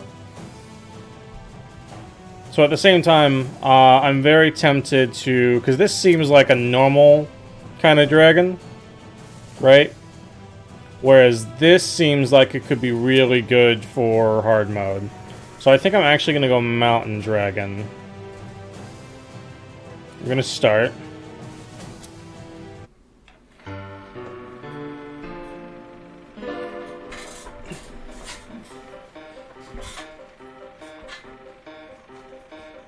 Thousands of years ago, Sigurd I built incredible engines of war, and with them forged an empire. The emperor married and sired many children. He even had a love child with mysterious Aurora, an ancient dragon in a woman's guise. Once united, peace was declared in Rivellon, and bloodshed soon forgotten. But Sigurd's realm of peace was shattered when his own sons and daughters rose against him. War returned with a vengeance, and annihilation reached new heights. Desperate to safeguard Sigurd's legacy, the wizard Maxos sought the help of the one child that never betrayed his father, Sigurd and Aurora's son, the half-dragon prince. He would be the one to save the empire from ruin, and to aid him in his quest, Maxos delivered unto him the imperial command ship known as the Raven. This is the story of Maxos. And we are the dragon. This is the story of the Dragon Commander. Yeah. And here is our base. We just kind of get this. And this is where we are. Okay. Another thing is that you'll always get stuff like this that comes out with regularity. And basically this tells you all of the stuff that's going on in the world. So it's telling us that the Emperor was murdered. The siblings are vying for the throne. Oh, and there are the same kind of factions that there are in the Divinity games. So you can see we have dwarves, elves, lizards, imps, and the undead. And the more like you do for each of these factions, the more they'll like you. So we're just gonna hit check. Welcome, noble dragon, to the Raven. This wonder of engineering, this miracle wrought in magic that has a living demon. It's got a demon for a heart. Between the knowledge I shall pry from this infernal creature's cryptic mind and the avalanche of tomes, manuscripts, and blueprints aboard awaiting study, we will catch up with our enemies in no time and claim back the lands they have taken by force. Our task is monumental, but we will not have to face it alone. 2 famed generals are here already, loyal to the legacy we are trying to save, and therefore loyal to you, given time. I have furthermore enlisted the service of Grumio, an imp of devilish cunning that can fashion anything my research will uproot. Already he has created you a wonder he calls a Yes, so our dragon, he's cool and all, right? But he's still just a dragon. But the imp has created a jetpack to make him go even faster. Talk to these men, get your bearings, and begin your conquest. If you have any more questions, you can find me in the royal chamber, which I shall use as a study. Good luck, dragon. May the divines be with you. Alright. You're going to find Maxos in the royal chamber and Grumio in the engineering bay. So, you're going to get commanders. This is our first commander. Let me tell your right of the back bastard that I hold you in very little regard. Your father may have been a great king once, but this last decade, a crowned pig would have played the part. You can see this guy doesn't really like us. He became a vainglorious fool, a sloth, and a coward. No wonder then that his own children could amass armies unperceived and strike at the heart of a kingdom in a matter of days. He tried to run, but he failed, and they slew him where he stood. Now the realm has been shattered, and vultures are picking what they can from its corpse by means of new and terrifying. So, you gonna help me with that, or? I'd say all is lost, but Maxos insists you are to be the one, the hero, who will take back the land we've lost. Excuse me if I laugh in derision. Still, you are a dragon, I'll give you that, and of ancient blood. Prove to me you have the rocks to do undaunted battle, and perhaps my respect may still. So he said all that, and he didn't even tell us what his name was. Henry of the House of Lansford. Tell me about your colleague, the other general. Edmund, he's called. A lizard of the House of Carcarus. In truth, I'd rather sleep with Syphilis incarnate than have him aboard. But there's no denying his talent. He's as arrogant as he is astute, and as ingenious as he is insufferable. Why don't you offer him a word of welcome? We're gonna find him. Won't. I believe he's in the bar. Probably searching for sherry. Just about the only drink that snooty. I have a name, you know, it's not Bastard. Aye, and you have titles as well, but none of them king, as yet. I'll address you with the right regard the day you... Alright, I'm gonna go then. I've already forgotten his name. Oh well.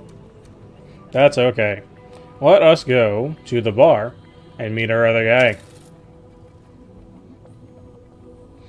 And here is our other general, right here. And there we have it, I suppose. The dragon son of a monarch deposed. Rightful heir to the throne, even if he was born out of... Now, some of you might recognize this voice, because I think this is the exact same voice as the guy who does Red Prince in Divinity Original Sin 2. I'm pretty sure it's identical. No doubt that boar of a Henry has already introduced me. Henry, that's the other guy. Way. So here I am, Lord Edmund Augustus III, Duke of Hawknest Hall. I'd add at your service, but I don't think we're quite there yet. Sure. To be perfectly honest, I'd normally entertain the idea of lending my expertise to your cause as curtly as I'd consider attending a dwarven opera. But not unlike my fellow general, it is Maxos's backing of this enterprise that has me intrigued. You have doubts benefit, Dragon. Let's see how There's a far lot it of takes. distrust, Edmund. When one dwells among the highest echelons of power, where ambition runs thicker than blood, distrust is your best friend, as is its brother, caution. In your case, though, the waters of misgiving run somewhat deeper. You are, after all, but a half-dragon. They call your kind dragon knights to lend an air of nobility to a lowly mixed breed. Not many make the distinction even, but the crucial difference is in purity. Human ancestry taints your being, for humanity and weakness are two sides of the same tuppence I drop in beggars. So not only is he snooty, he's also racist. This is the start to the game, by the way. A bastard twice are you, my lord. Bastard born and bastard bred. Man, what wonderful allies we have to start this game. I mean, honestly, so good. What is your take on the war? Only that it was bound to happen. For when an emperor weakens, his empire weakens with him. Now a litter of dogs is fighting for the throne. So maybe their dragon half-brother can... I'll leave. And now, let us go talk to the imp. Here he is. Greetings, sire, sprung from kings. I am Grumio, son of Gromio, an imp of good and honest standing. Your technician, shall I be, if it pleases you? Your engineer and Sure. architect. Hey, a polite person. Let's go. What's up, Grumio? I hope you'll like my jetpack. It is my gift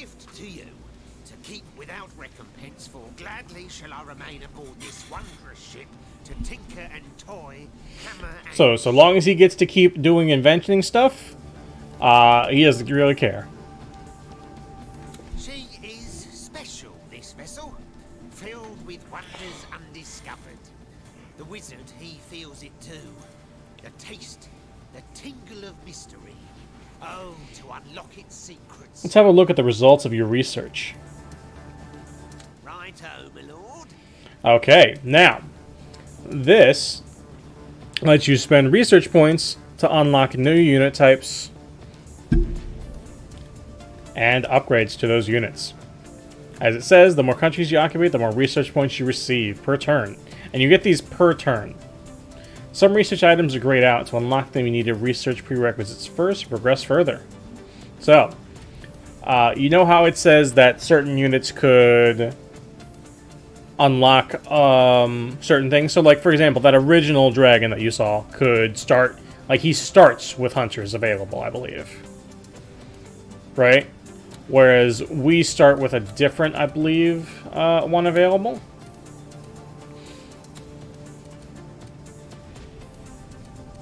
I believe we start with... Yeah, we start with warlocks already available to us. Right? But I think it only affects the beginning, like, basic level thing. So it's not giving you too much of advantage. Right? So, like, the other dragons start with hunters and I think shamans available to them. Whereas I can still get them on any path. It's just I have to pay research points to get them. Whereas I have warlocks already unlocked here. So what we're going to do is I think we're going to grab shamans and buy that now.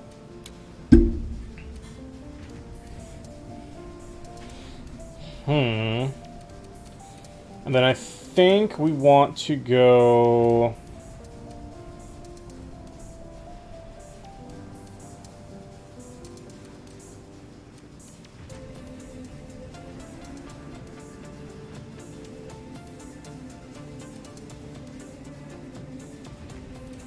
I think we'll grab Hunter as well. We'll buy... Actually, no, hang on. Can I buy the advanced ones yet? I can. Then I think we're going to grab Zeppelins first.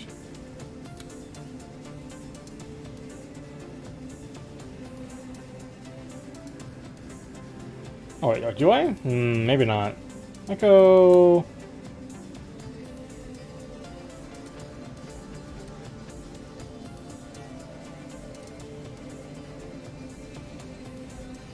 It's hard. I know these are very good, but you need quite a bit to get to them. So I think I'll grab Hunter for now. And then I'll give my Grenadiers more range. And then I'll let my Troopers capture enemy buildings. And that'll be it for this for now. And so anytime you want to upgrade, you can come here, click on this, and you can upgrade again. And that's everything for those three. And you can see we get 1 research point per turn and 4 gold per turn. And this tells you turn counter. And these are cards. So, there's many different types. You can play them on countries to earn advantages or increase your odds of battle through auto-resolve or real-time combat. So, this is another system where you can use these cards to give you an advantage. So say, for example, this one. If I play this card before a fight, then I get 2 of these hunter units immediately on my side to start. But I believe it's a one-time use for all of them. Right? So, for example, I use this, and then while I'm in dragon form, I can use Aura of Annihilation for 1 fight. And the same thing here. Aura of Restoration, Dragon Power, Dragon Power. And now this increases my gold revenue by everything for a turn.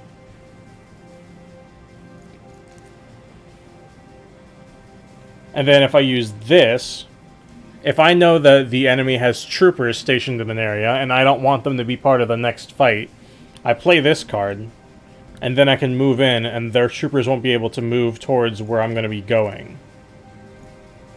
Now, let's go to the Royal Chamber. We're going to talk to Maxos. Actually, is that the same paper? That is. So you can look at the paper again right here. Let's talk. Never hesitate to seek my counsel, Dragon Knight. Tirelessly I study and question, in the knowledge that my discoveries will make you the mightiest dragon ever to have soared the skies. We too shall unite dragons' daring with wizards' wisdom. Nothing shall stand in your way. Let's do that one last. Tell me about War and Peace. How did we get here? That is quite a tale, my friend. So bear with me. Since the dawn of time, beautiful Rivellon has been a stage of bitter rivalry, strife, and war.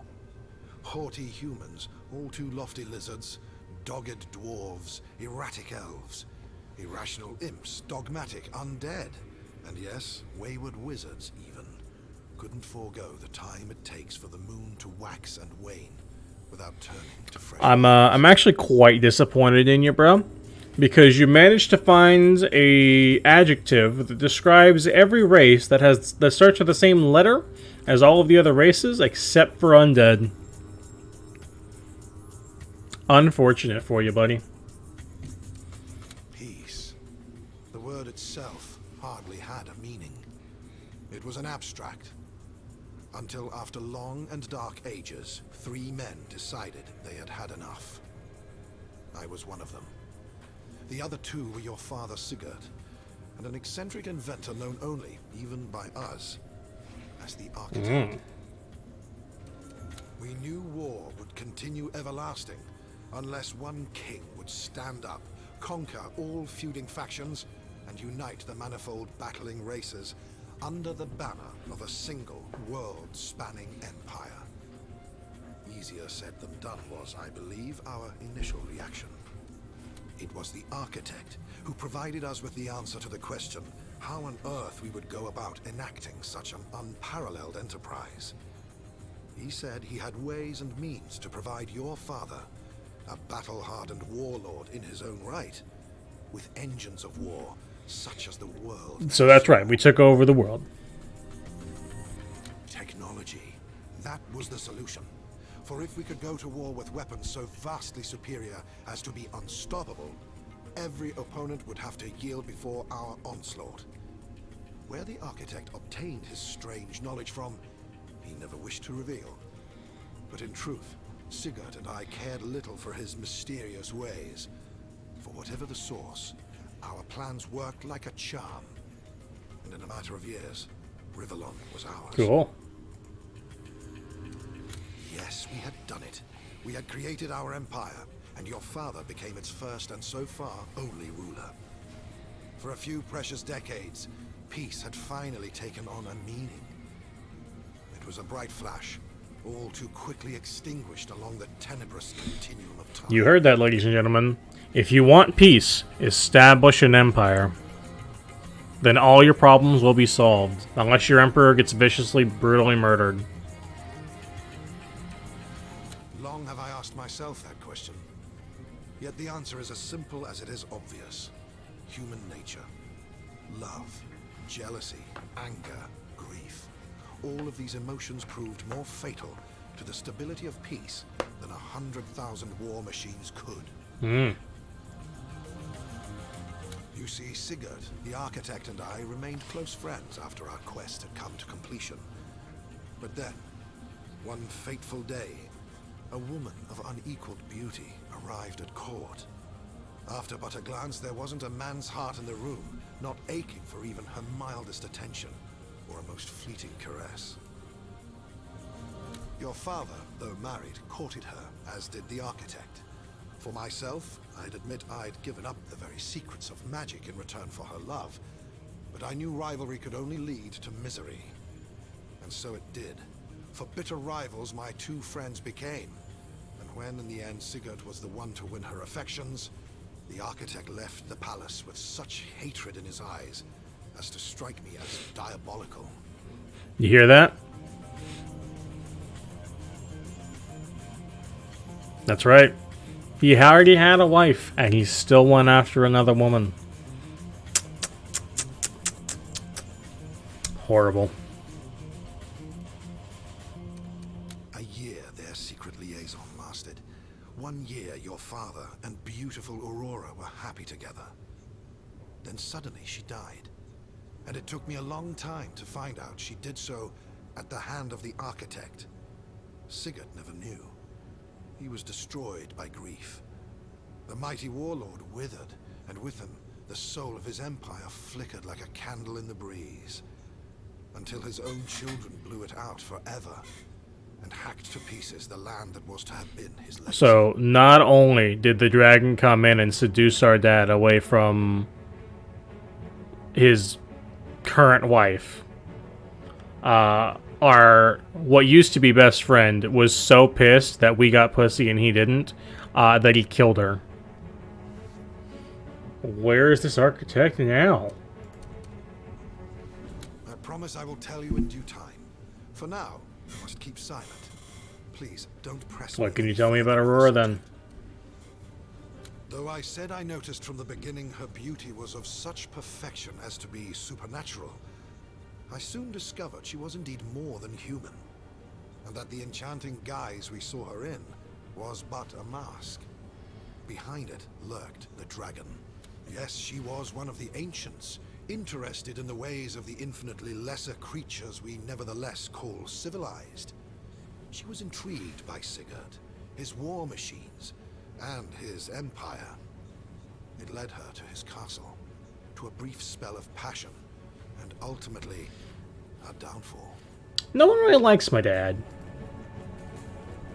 No one in Rivellon, save for you, Sigurd, the architect, and I, know of Aurora, and how her death affected your father.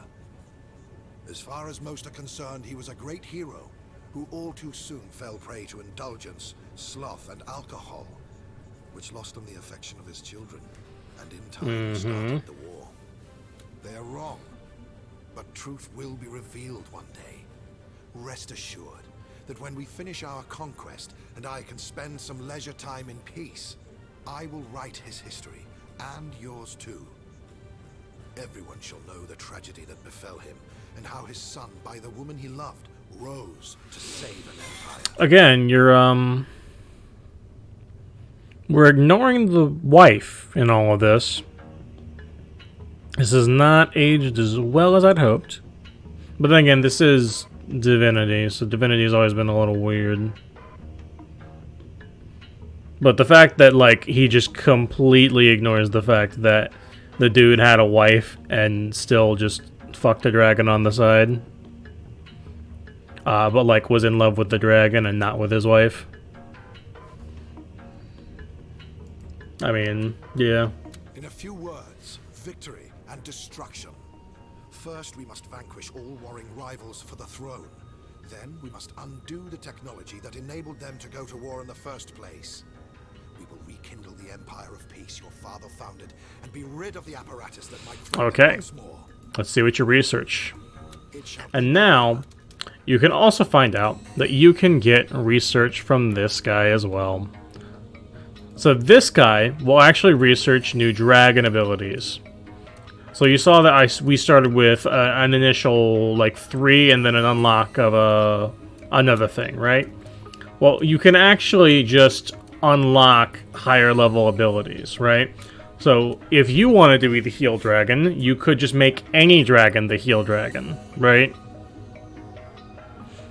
So the only real difference is what abilities you start with, right? So we started mountain dragons because we wanted to do as much self-sustain as we possibly could, but we could make any dragon self-sustain. It just takes some time, right? Because you need research points to do it, and you're only getting, at the start of the game, 1 per turn. So we spent all ours on units, and that's fine, because quite honestly, units are way more important sometimes, seeing as how the AI never has dragons, from my understanding. So the only thing that's different is... so you'd rather have units rather than dragon. I think that's it. And then if you needed more research, you come back here and click on the book. Let's go to the bridge, because we haven't been here before. Oh, we have. This is the bridge. Okay. Let's go here. This should be the world map. Okay. During the strategy phase, you build units and buildings, you play cards, and you go to countries. If you overthrow the capital, you win. And then you hit end turn at the bottom once you're all done.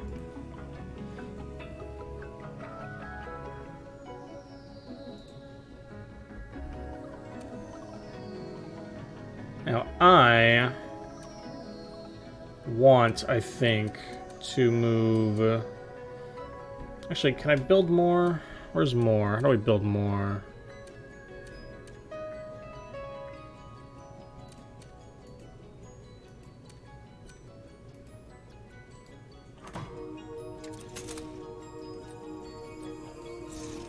Now buy some units. So even though we've researched units, we still have to buy them, which means we still need to have enough gold to get units. And then if you capture countries, you can get more units. So first, I'm going to buy at least 1 Grenadier, 1 Shaman, 1 Warlock. And then I don't have enough to grab a Hunter, but that's okay. We're going to hit accept on these. And then you can undo your last move. Now, I want to put you... These can't move, which is fine.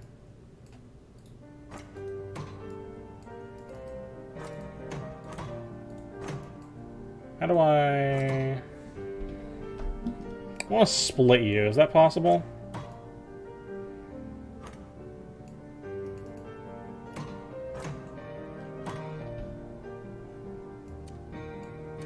Okay, there we go. We're going to send 2 of you over here, because then we can capture this neutral country, and then when we do, we'll capture these hunters and this transport for free. And then we can send our transport over to here with someone on it to capture this for free, and someone over here to capture this for free. They'll probably capture this for free, because it's right next to them, and they'll probably eventually grab this one as well. And I believe this is only the initial map. There will be like another map that we have to go to. They don't have a transport set up, so we could spend research points to research a transport later, so that we can go to this guy. But in the meantime, I'm just going to leave these guys all here to defend our capital, since it's right next to here, and I assume that they're going to try to invade at some point. So what we're going to do is we're going to end our turn. In this phase, you can see the moves your enemies are making. This is enemy phase. So they built a wizard tower, they built a tavern, and they've sabotaged us.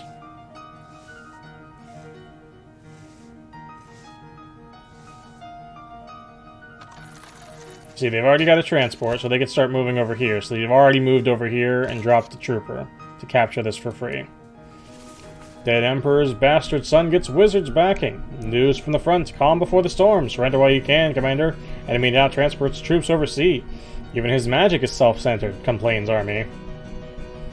And then in between rounds, you can go look through the bar and talk to your guys again. You okay, my guy? Wouldn't you agree? Ask me if the weather is fine. Ask me if I enjoyed my lunch. You'll get a much nicer Any insights about your colleagues? Henry. Anyone in specific? He is a bull that holds a general's rank, Commander. All balls and no brains, I dare say. But one can't deny the efficacy of his methods.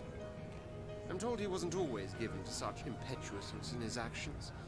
But with the coming of that prosthetic arm of his, came a change of character too. I'd conclude there's more to him than meets his good eye. Were I not quite so certain his psychological depths run as shallow as a guppy pond. And then you can talk to him. What's your take on the war? Long ways to go yet, haven't we? But our side has a dragon and a wizard for its backbone. And that's more than the enemy can say. What do you think of the other generals? Dear old Edmund. He's a slimy kid who happens to excel at warfare.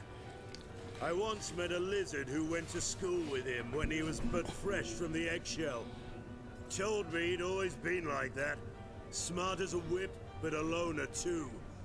Hopelessly assured that he is better than everybody else. and has 10 brains for everyone that we have. Worst part is, he may well have. But don't you ever tell him I'll I said leave. that. And now, since we have another territory, we've increased our gold gain per turn to +7 and +2 research. Now, I could go here, but I don't think they have anything new to say. Oh, we do. Wondrous, my lord. Wondrous. The Raven, she speaks to me in my dreams. She tells me fantastic things, newfangled and new formed. I can make them all for you if you provide The ship the right sings to you? resources. Indeed she does, my lord. A soft voice sings inside my head, but only when I'm in the land of eyes shut and mind at rest. There, she guides me to glory. Shows me things not even wizards could dream of. How come you know so much about all this technology stuff? Well, my lord, when your good father and Maxos first started to conquer the world with their fancy machines, we Emps were mesmerized. None of us cared if we were being drafted into a strange warlord's empire, for if those were the weapons he wielded, we were all ready to welcome him with open arms. By golly, were we ever.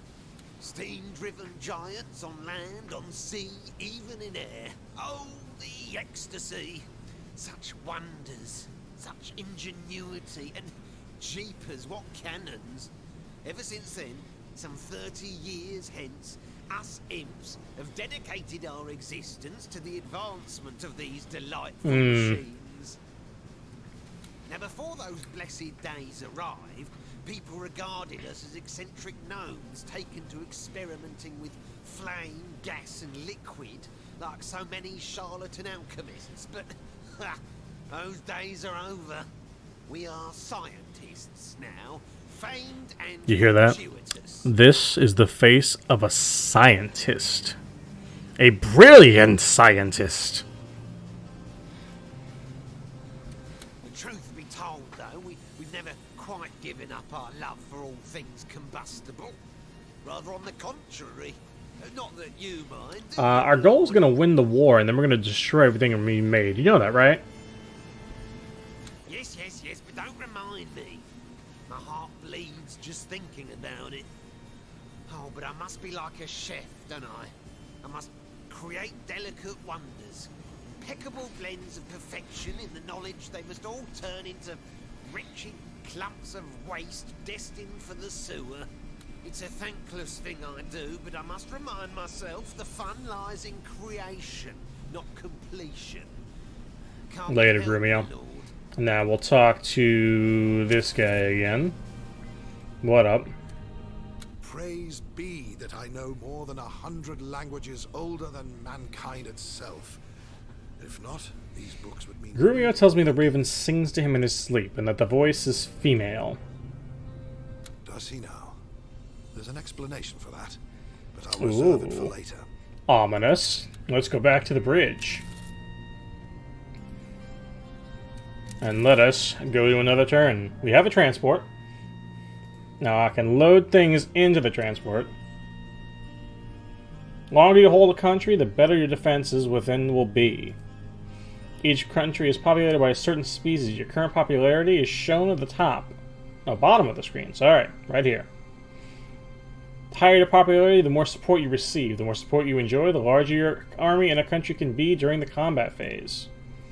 I assume you're going to attack me with all of this, so I don't like that at all. So I'm going to move one of you over here, except we're going to move you over here so we can clear you out.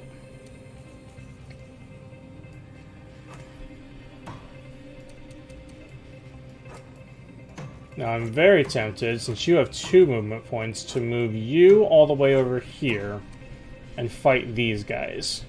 So that way I'm not necessarily immediately pressed by enemies, because they moved quite a bit over here. So what I think we ought to do is... Troopers can't move. How many troopers? You only have one trooper there, one trooper there, two troopers there. You only have one movement, so you can only go here. You only have one movement, you can only go here. You each have one movement.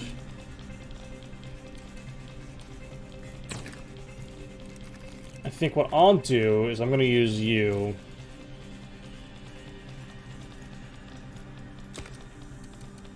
How do I use them? Forgotten how.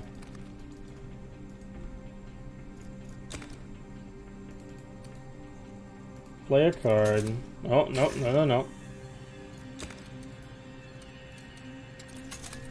I can do my revenue increase, but I don't really want to. So, I think I need to play the other card later.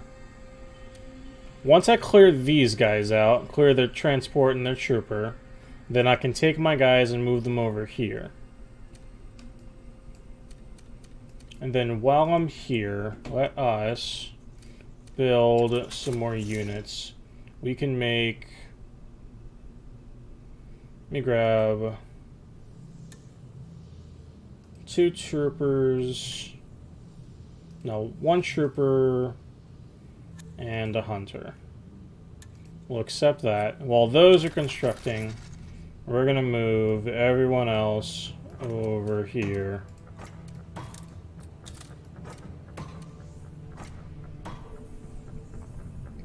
And then on this boy, I think we're just fine on this.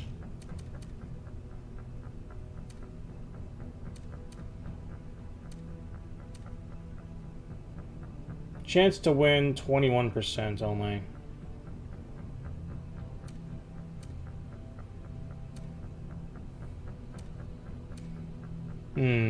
Actually, I think I'm gonna... Where's my undo button? Where's my undo?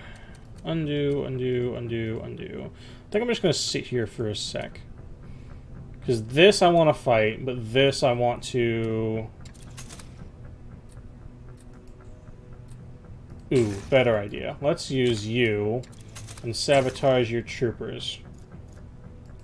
So that way, you can't send your troopers over here with your hunters. Your hunters will have to come by themselves, and that gives me more turns to build stuff.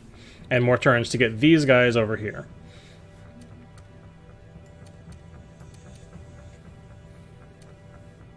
Then I'm going to use... Nope. I'm going to use this here to increase my gold so that I can build more hunters so that I can take that over more proper. And then we'll end turn so we can do our first battle on the right here. Yep, they moved a bunch of stuff over.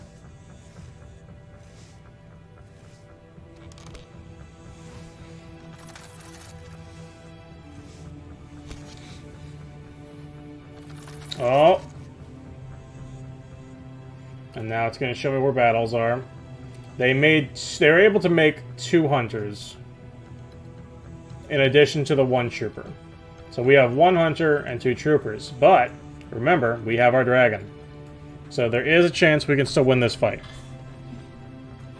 It's just going to be a little more hard. So, we got a battle.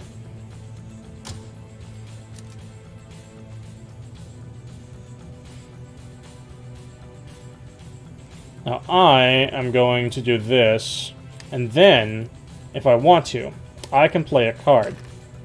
So what I'm going to do is I'm going to grab you. So that way we have extra hunters on field. And then we're going to go. And then we can get more skills and place them here on this skill bar. So we're just going to start.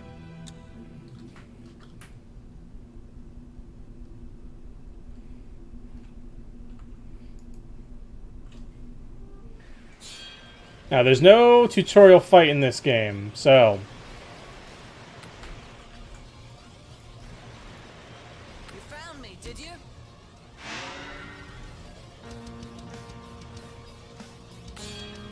We're gonna build a battle forge there.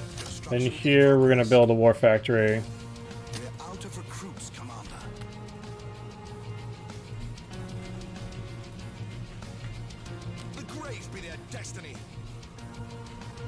Now their base is... Where is their base? It's way over here. And this is how I need to make my dragon. And I can create more units here. But I need recruits up here. So I'm going to create a couple of you. Unit is being manufactured, Commander. Unit is being manufactured, Commander. Your unit will soon be ready.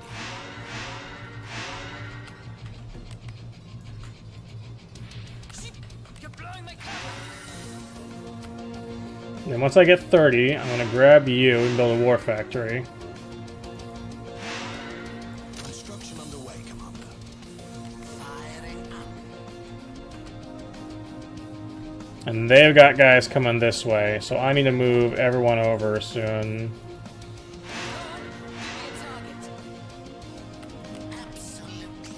We'll crush them one leg at a time. I'm going to craft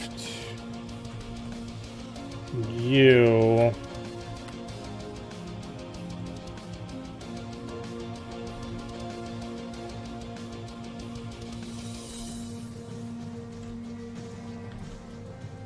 Let's craft a couple more warlocks, honestly. Unit is being manufactured, Commander. Wall factory completed. And then you can create hunters. Unit is being manufactured, Commander. Pay me in blood. Be on guard, Commander. Enemy hunters are about to be deployed. No mountain can stop us. Now, so we just have the numbers, but we still don't want our things to die. Because we will lose them. Sound the trumpets, hunters here. There's 30.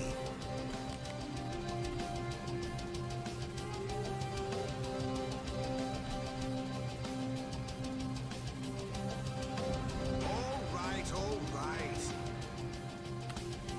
You can see hunters are very effective. Is that a tree? Well, not anymore. They also have turrets, and they've built a lot of troopers.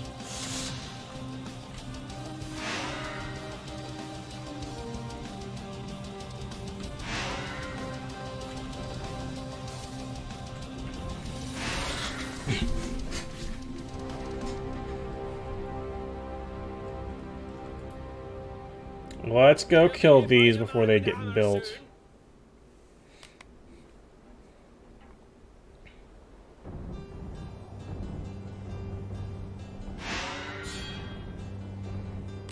Oh, that's finished building, and now we want to finish this here. And now we finish these. Now you, I want to build a bunch of you. Unit is being manufactured, Commander. Your unit will roll out momentarily. Because you built this to fucking sneak us.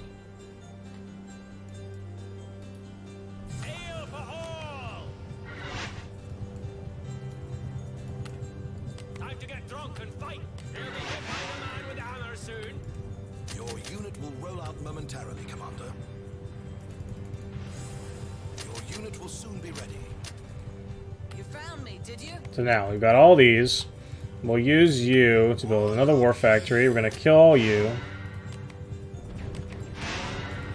We're going to build a recruitment citadel. No, not enough. Not quite. Come on. I'm going to grab all you. I'm going to kill you.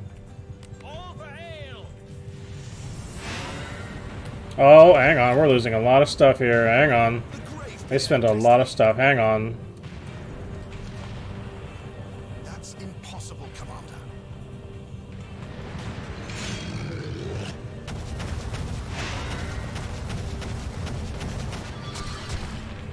And now, I can immediately come over here and just start fucking them up.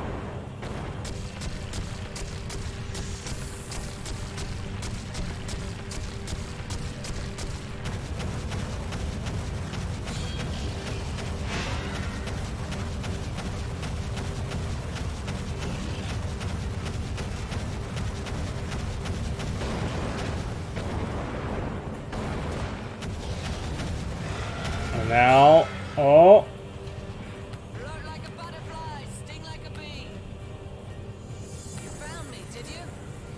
you, I need anti-ground turrets. So come here. You build a war factory. You build a battle forge. No, I need a recruitment center first.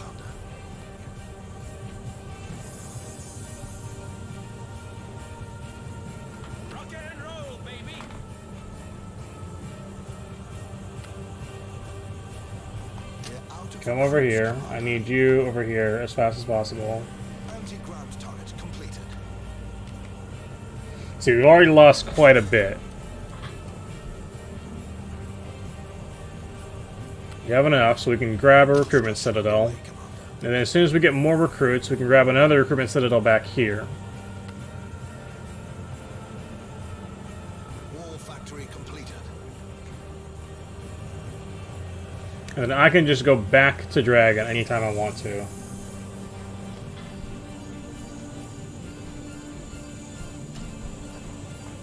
And since they don't have a transport anymore, they can't immediately come back over here to this section. So we can take our time a little bit until they send stuff over towards us. We have 20 again, so we're going to grab this.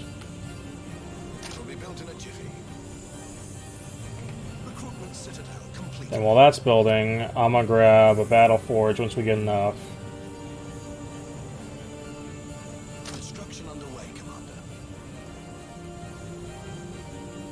I'm gonna grab another anti-turret, anti-ground turret. Boom. Construction in progress.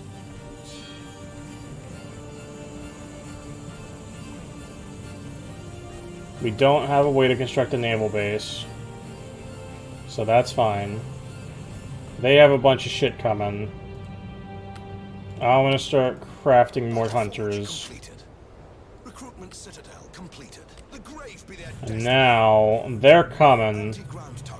I'm gonna leave you here. I'm gonna start heading them off.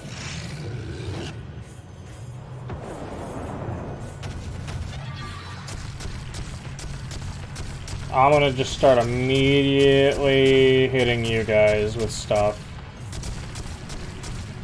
I'm gonna let the guys slowly whittle you down. There we go. Now, I forgot, so it's F2.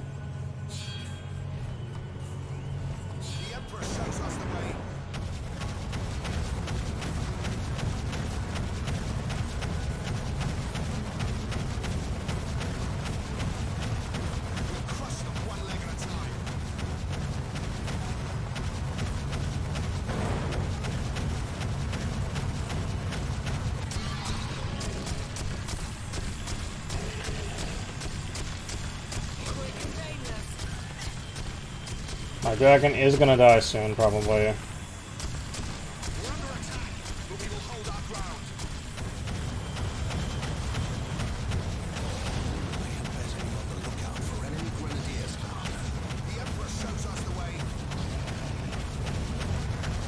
Okay, I'm out of this. I need you to run right now. enemy grenadiers have been issued with imp binoculars. Unit is being manufactured, Commander. Unit is being manufactured, Commander. Your unit will roll out momentarily, Commander. On the trail. Warlock ready. You found me, did you? Go, now. Hunter's off the leash.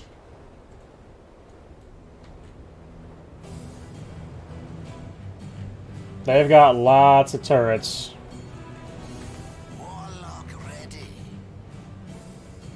So I kind of want to just build a shit ton of you guys. But I think we have a limited number of these.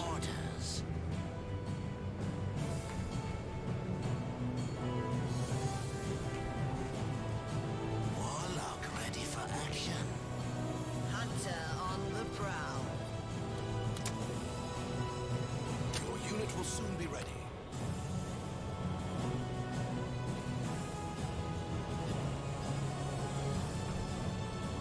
Yes. Let me grab a bunch of shamans. Unit is being manufactured, Commander. Your unit will soon be ready. Your unit will soon be ready. Unit is being manufactured, Commander. Your unit will now we wait while those are all crafting. And if we want to, we could... Ah, I see. I forgot. You need recruits to turn into it. If we can manage to grab this area here, I think we're okay. The problem is that there's so much here.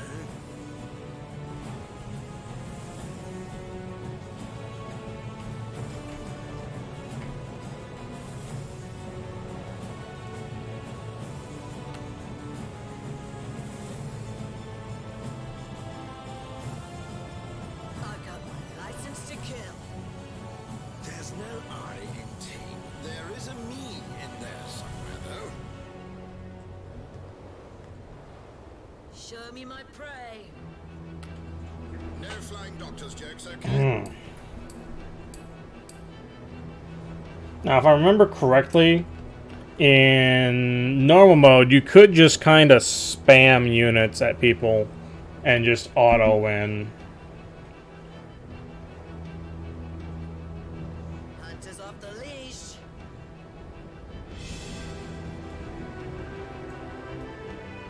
Everybody lies, even dying people. Hunter on the prowl. They're sending a group of hunters over here. But we should be fine so long as we can just keep making hunters. Unit is being manufactured, Commander. I'm afraid we're out of What? support, Commander. Ah, we might just be out of stuff. Okay, let's go. You set the trap, I'll make the kill. Okay, these are the most units we can make. If it bleeds, we can kill it.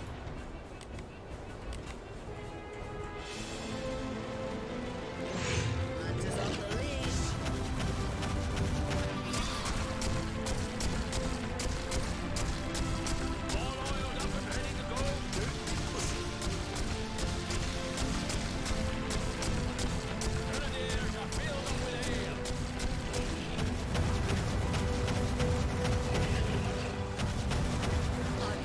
License to kill. You're blowing my cover. All right. If it bleeds, we can kill it. I'm going. Will be built in a jiffy. What's the medical emergency?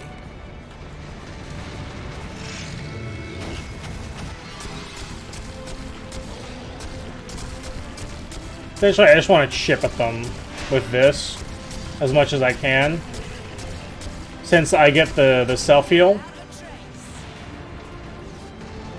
If I can kill this, then I'm safe on dragon stuff for a bit, actually.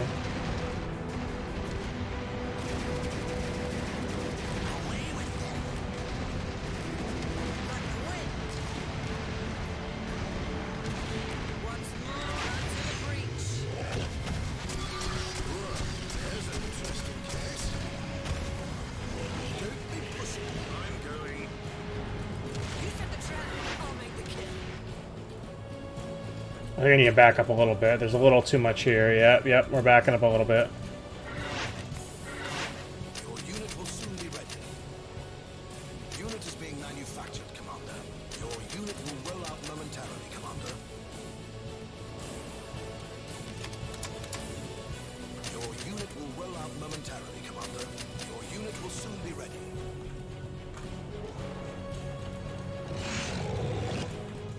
Hunter's off the leash. Doctors in the house. Let them off me now.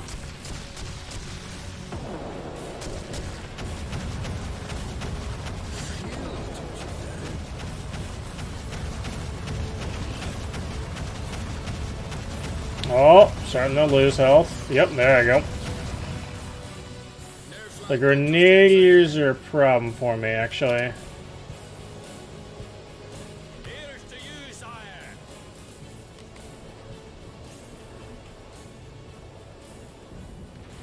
You found me, did you? Target acquired. And we'll craft a bunch of stuff in the background. Unit is being manufactured. Commander. Now I want to push forward and take these before they're able to use all of this. I don't know if they have a limit on units. If they do, I'm kind of screwed. Or if they don't, I'm kind of screwed.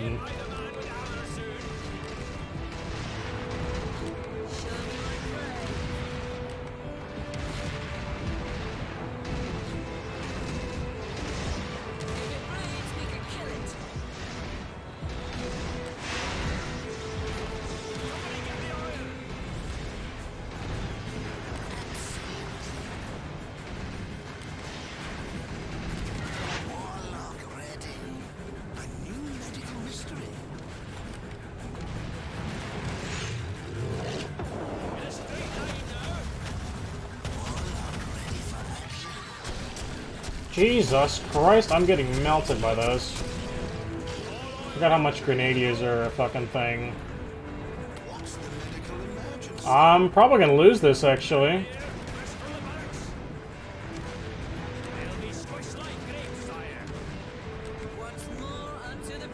Time to leave, time to leave, time to leave. Okay, hard is a lot more difficult than I thought it was.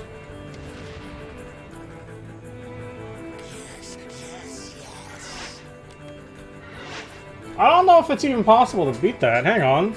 I don't know how they're able to do so much damage.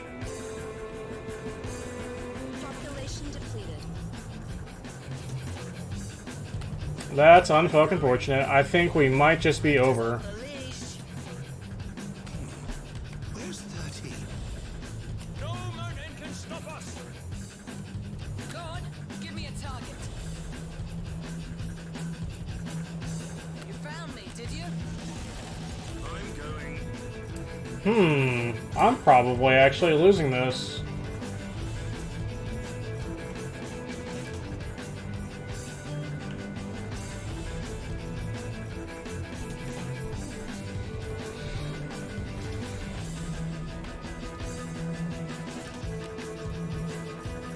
That's unfortunate. I didn't realize exactly how hard this was.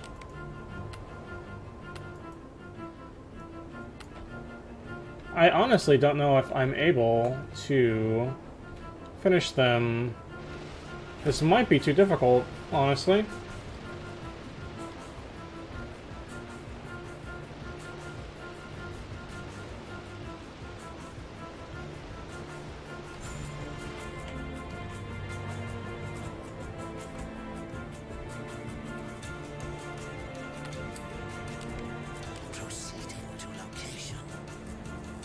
The problem is that they're not aggroing on me in any capacity, right?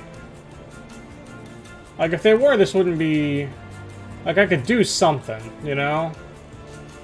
Instead, I have to aggro onto them, and I really don't think that's a great idea.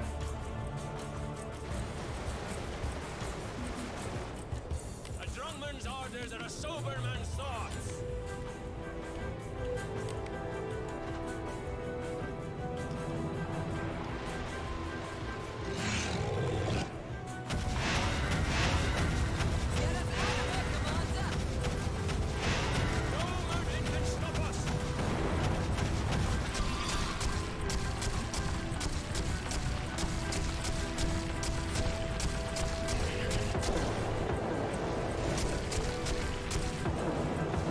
I hate that they are auto-targeting you.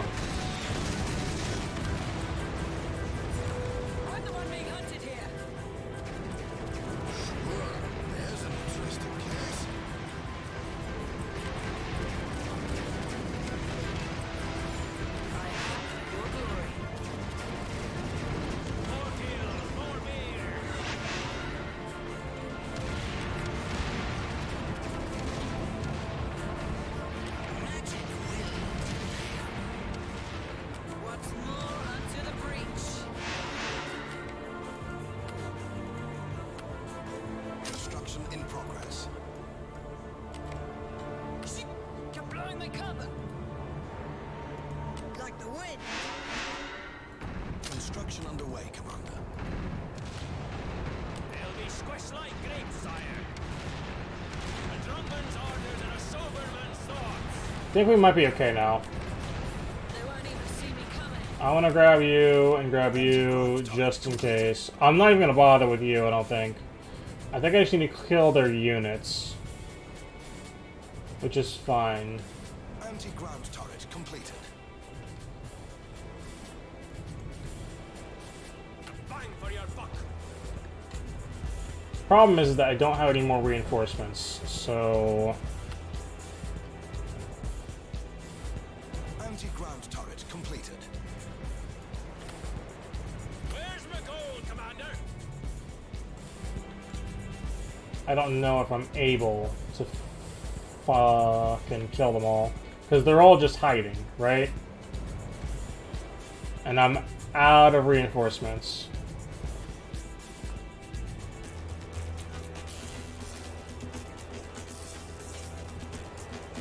You know, I'm gonna back up and see if I can't bait them into coming towards me. Because right now all that's left is grenadiers and hunters. So I might just need to go hunter, hunter, hunter, hunter, hunter, hunter, hunter, hunter, hunter, hunter, and see how this goes.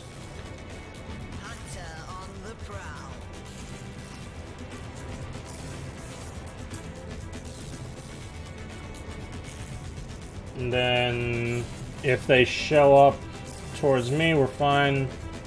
Other than that, I just take all my hunters. No, where the hell are you going? Get over here. On the trail. Hunters off the leash. A drumman's orders and a sober man's thoughts. Let me grab 2 shamans too. Your unit will soon be ready. You know, 3 shamans. Your unit will soon be ready. 4. Yeah, sure, we'll do 4 shamans.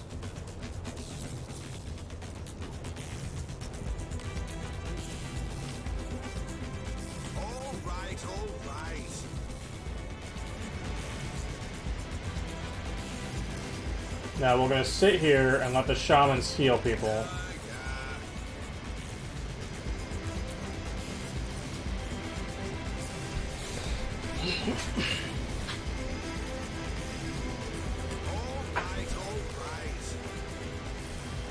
They won't even see me coming.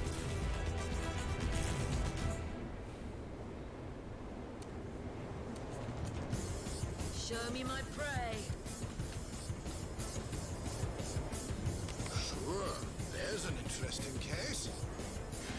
Now, shamans have everybody healed. Their craft. 1 more hunter, and then we're gonna bring everyone over to start dealing with this shit.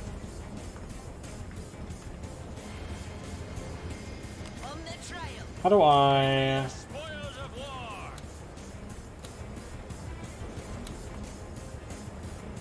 I kind of want to just group shamans, if it's all possible.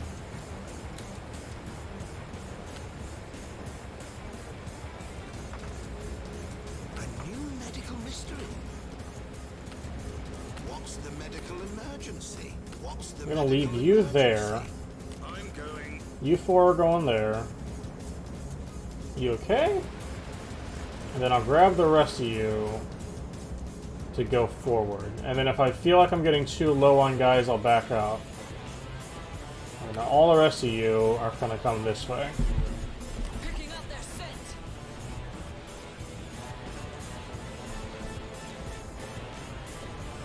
I'm not even gonna bother over here.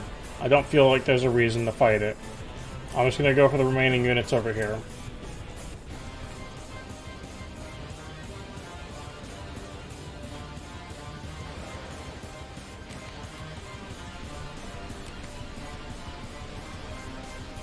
I think these are anti-air rifles. No, these are anti-infantry for sure.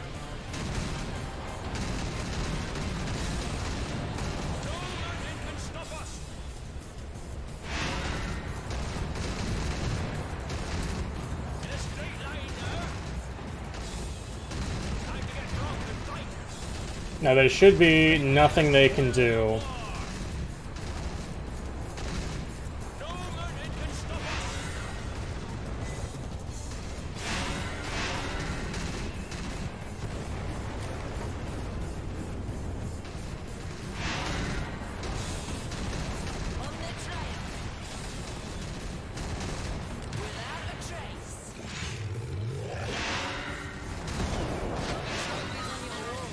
Oh my god, I got melted by that anti-air. They should just lose, though. There we go. Now we just kill all the buildings and we're good. Yeah, there we go. Managed to get it, but it was rough.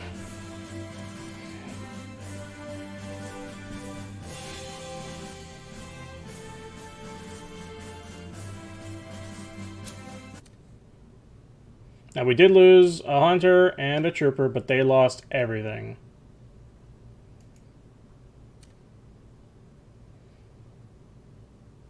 Now we can make more stuff here. Emperor mismanaging. Soldiers told to be pillaging and raping as if still in Dark Ages. Size matters. Enemy grenadier range larger than ours, Grenadier grumbles.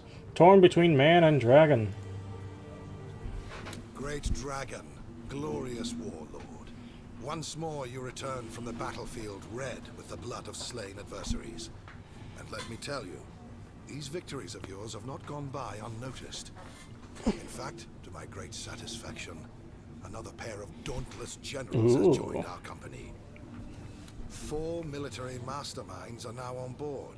More than enough to start a campaign of conquest on a truly grand scale. No doubt you're as anxious to meet them as they are to meet you. So why don't you go to the throne room, where I've instructed them... Between you, me, Grumio, and my generals, my cabinet is now complete. Heavens no. You have the military firmly on your side. But civil emissaries too are bound to join our cause in due time. Indeed, I expect you will be declared emperor before long. Yes, you heard me correctly. Emperor. It is inevitable. People have heard of you. The dragon. Their one hope of deliverance from war, oppression, and death. Soon hope will turn into confidence. And when ambassadors of the civilized races flock to the Raven, your political career will commence. Sure. You yourself will of course represent all humans. But the dwarves, elves, lizards, imps, and undead will want their say as well. And more. Still, let us worry about politics later. Today, it is your generals that count. So I'll leave. He goes back to his room. So let us go. First, I'm going to go engineering bay. Because I want to talk to Grumio. What's up, bug guy? How can I be of assistance, my lord? Nothing. Sure. Okay, so we have 4 research points, which means we still don't have enough for anything new. That's okay. We want to make an anti-air turret next turn for sure. Maybe. Actually, we might not need it. They need anti-air more than we do, honestly.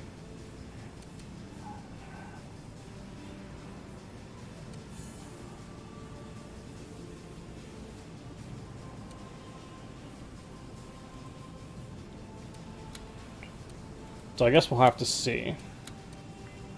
Let us go throne room then. He has nothing to say. My Lord Dragon, allow me to present your team of generals. Edmund you already know, but I now have the pleasure of introducing you to Her Highness Lady Catherine, Queen of Westbridge, and Scarlet, not noble of birth, but the more so of heart. We 4 have pledged we will stand by you in your conquest as a rightful heir to Revlon's throne. Bastard no longer, you shall be known as Commander, until the day comes that you shall be king. All hail the dragon. This is a new one. And this is another new one. Yes, well, hail. So we know Henry, we know Edmund. These 2 are new. This, I believe, is Catherine. I would say it is a pleasure to make your acquaintance, Commander. But as it stands, I must approach you with a bit of reserve. True, to know we have a dragon knight for a leader is a great relief. For such a grand creature inspires bravado in the many hearts that will have to be won so that we may overthrow the spreading dark. But then again, you are the offspring, the male offspring to boot, of a sorry line prone to decadence and corruption. The very line, in fact, that is responsible for the downfall of the Empire in the first place. Forgive me then if I do wonder, will this commander pass muster? Earn his wings? Why put emphasis on male offspring? because they call us females the fairer sex. But in truth, we are also more cunning, resilient, refined, and downright intelligent. Give an empire a queen, I say, and it will be ruled. Give it a king, and it will become an afterthought. For like any man, he is content when both his belly and his bed are filled with a prize piece of tender flesh. No more. Men are simple creatures, Commander, and should therefore be in charge of simple things. I see. And we talked to the other new girl, who is Scarlet.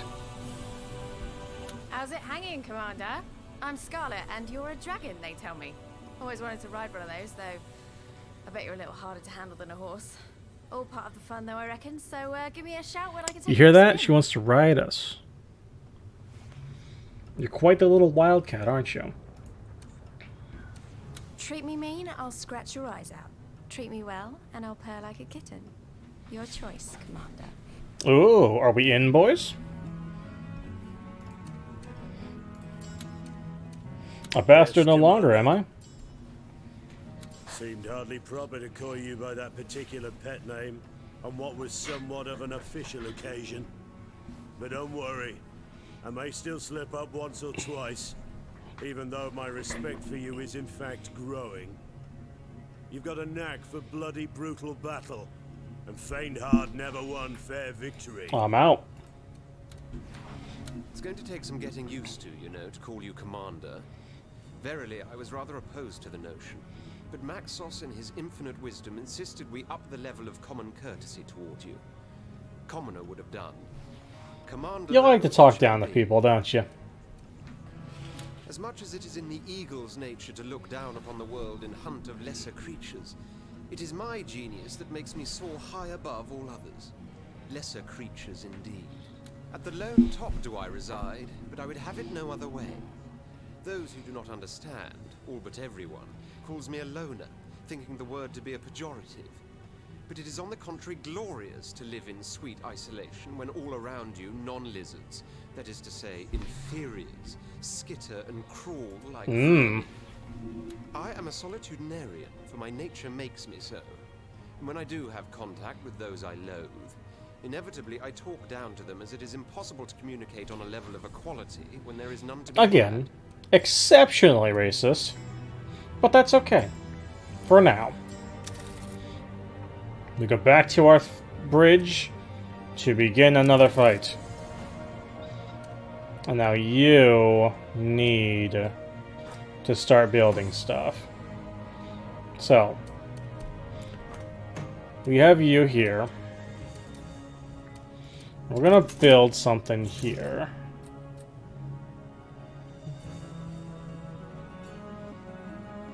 Could build a gold mine here, but we need gold for that, and I really need to build units. I'm not sure why they built a wizard tower when they don't have a dragon knight.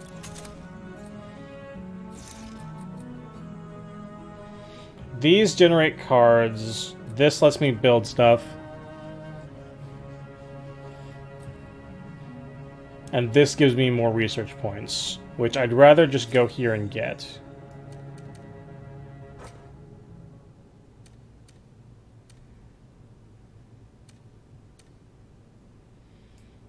I might need to buy some units here. Cancel, hang on. How many are here? We have 5 hunters here, 4 troopers. I'm gonna need more units here, unfortunately.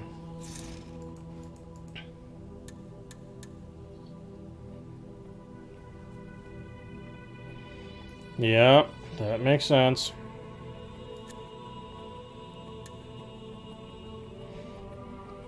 I'll build another hunter here, and then you, I'll build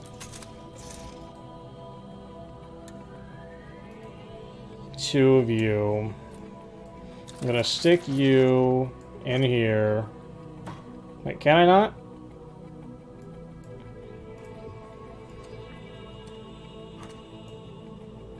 No, I can't. Okay, hang on.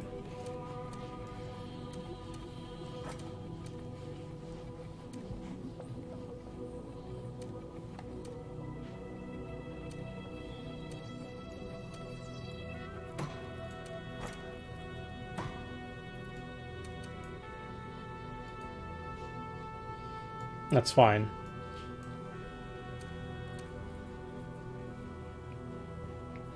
I think we're just gonna end turn for here.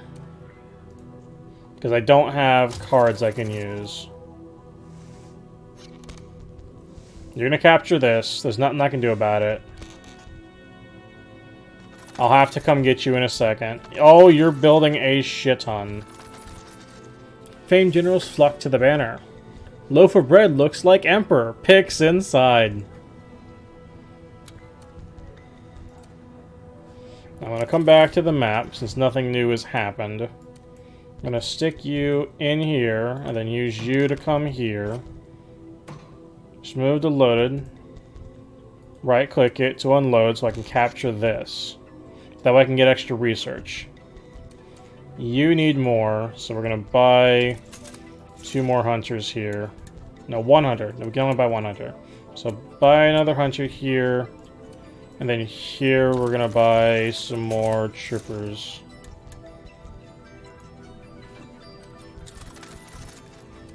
And then we're gonna end turn again.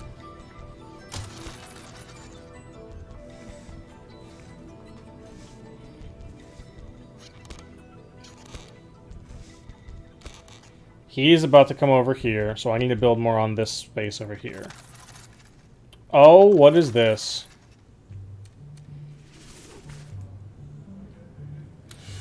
Every decision you make regarding your council, your generals, and your queen will have consequences.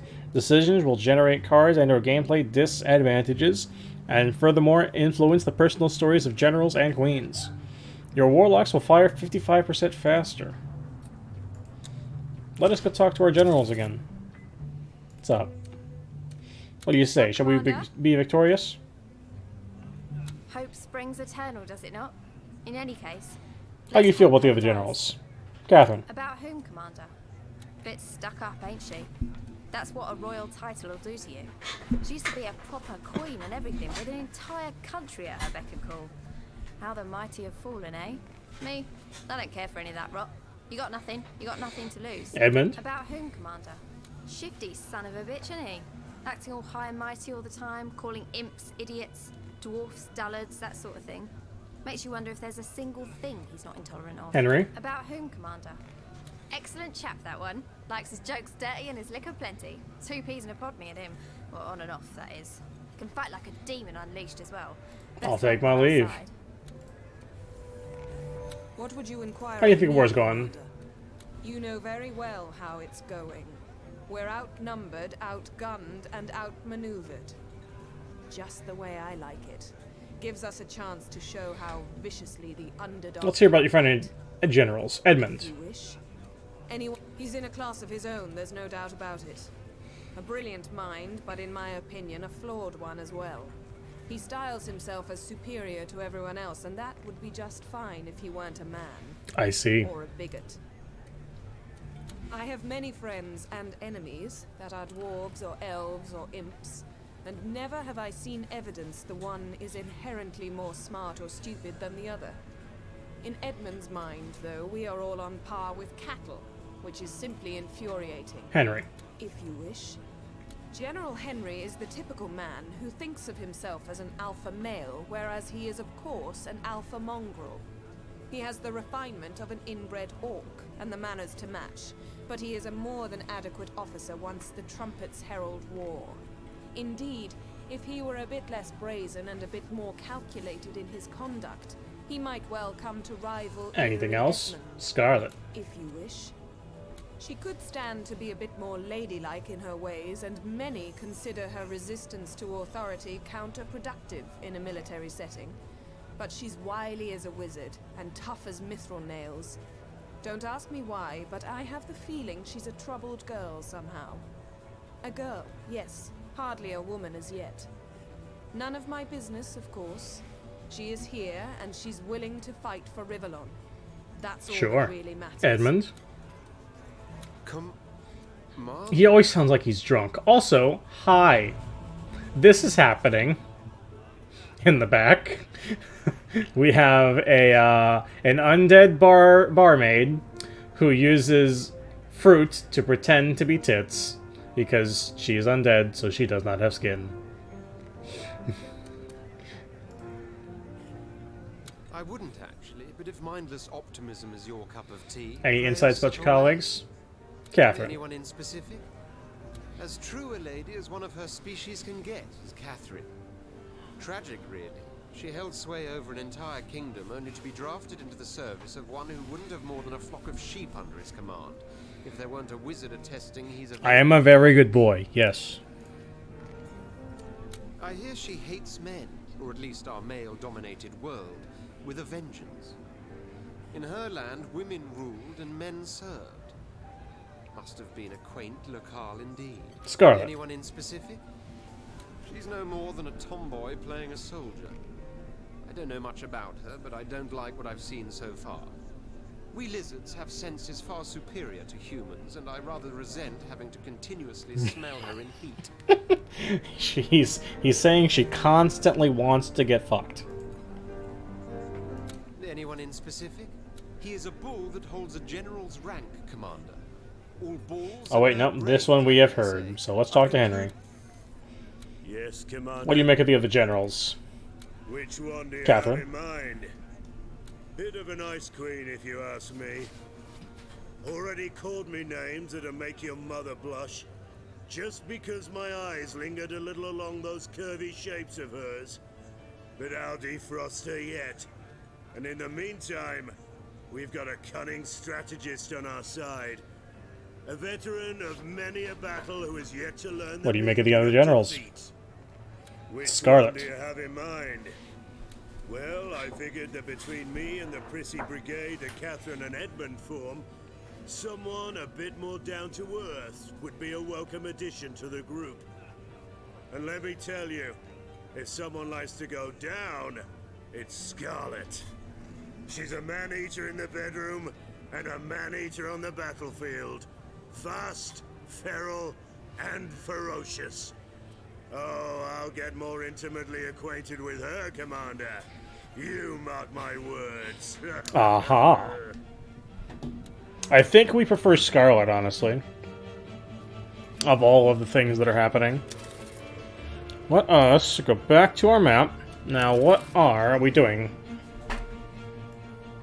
We have this boy. You can hold 5. We're going to put you in. And you in. And then move back over to... that's hard.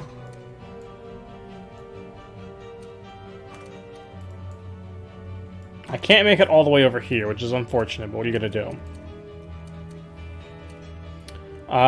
They have upgrades, which means I need to start upgrading.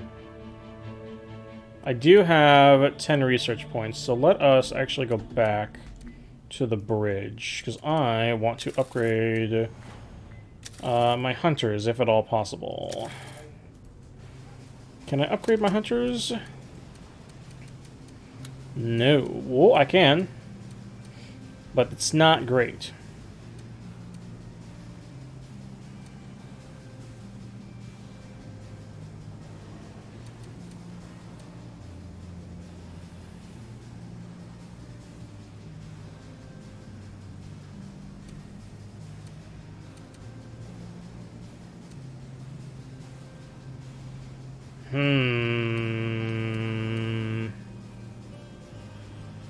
We only have 10.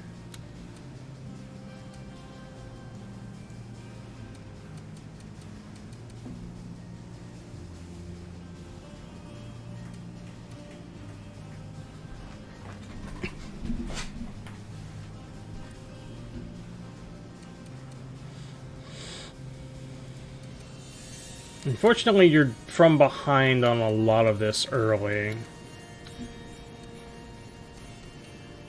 I'm gonna go enhance engines, and then we'll go the...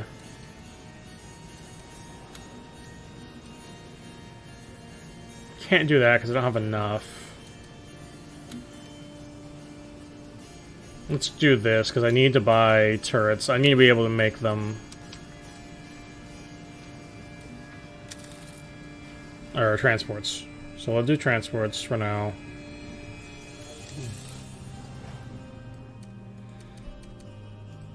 You... don't like you. Let's buy a hunter and a warlock here. And then move you... let's do...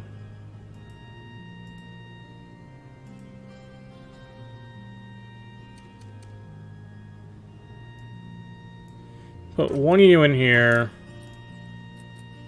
And you. And then move you back over here. And take you out. And then here, we're gonna go... by... wait, what? Did I undo my research? I did undo my research. Okay, so then I need to go back to my research at the engineering and redo it real quick. We'll go transport by and enhanced engines by, and then go back to our map.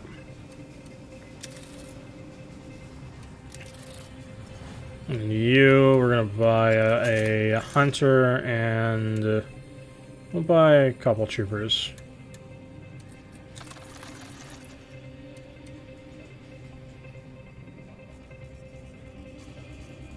You have 5 hunters to mine all of this, and you have 4 troopers over here. I didn't even see there was a guy up here. There's just a factory up there. Okay.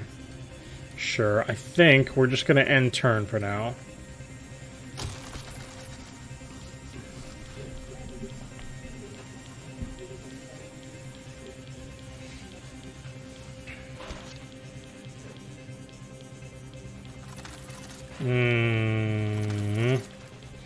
Calm before the storm.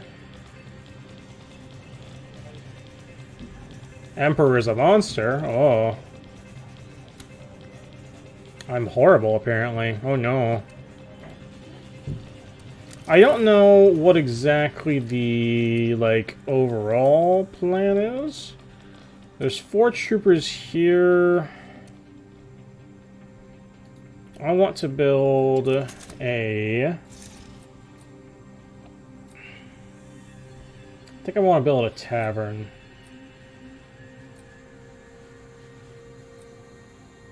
Actually, no. We'll build... how much do you generate me? 3 gold, 4 gold, 3 gold, 2 gold. 3 gold here is actually okay. 4 gold is the capital area, so that makes sense. 12 gold. Oh, geez. Yeah, no, you're getting a shit ton of money. Whereas I'm getting nothing. So I think what I need to do is I need to use this as a gold mine. Gimme. That way I get 6 gold extra per turn, so I can start doing that. You... I can't buy any more units, that's fine. I'm gonna move you over here. I'm gonna move 2 of you over here. And then we're gonna stop. And just start amassing points. Not sure if I can still just kind of sit on stuff and they'll never invade me. Or what.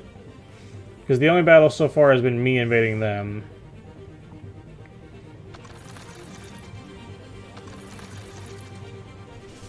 Beating at the punch, yeah. Now I can go engineering. Do this. I can grab a cloak. We'll close that. Then we'll go back to the bridge.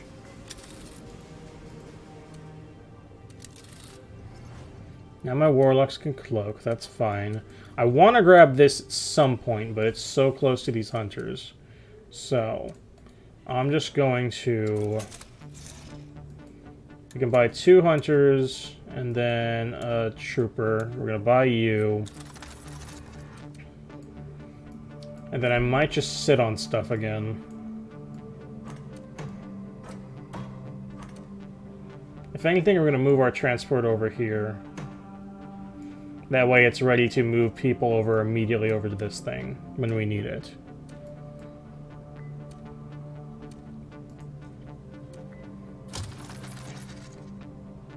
And then we'll see how he goes. Because I'm not exactly sure what his end goal is.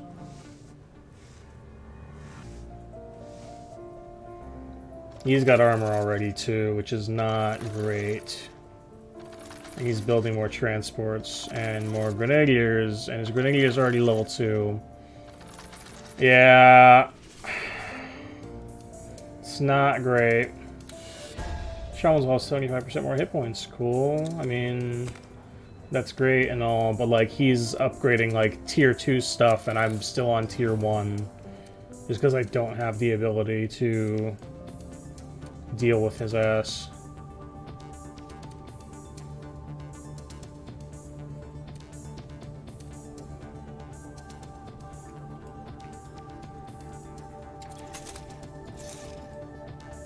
I'll build 2 more hunters here. And then I think what I want to do is I want to take... How many troopers are here? 4? I'm on the same level of trooper.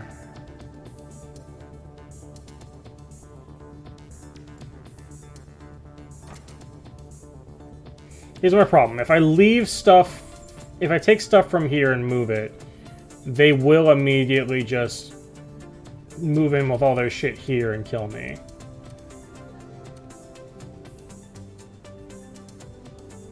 I'm assuming. So what I'm gonna have to do is I'm gonna have to move you here, you here, you... I'm gonna leave you here, honestly. No, I can't. I gotta move at least one of you over here.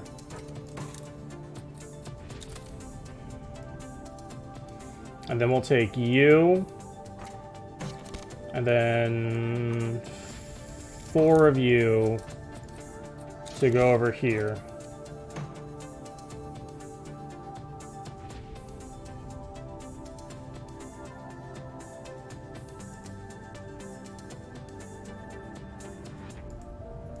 You're entrenched here? What? Oh, damn it all. How do I entrench?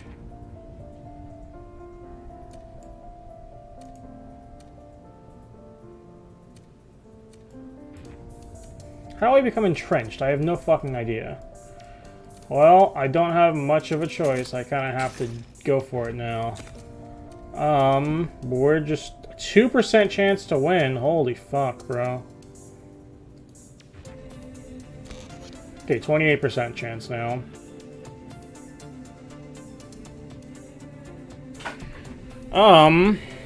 Let us save before we do it. No, let's do it as us. Accept. You good? Yeah, cool. Back. Resume. We're gonna try it. See how it goes.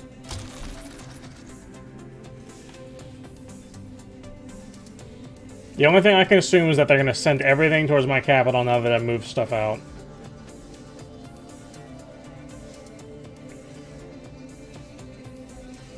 They haven't. They've done movements.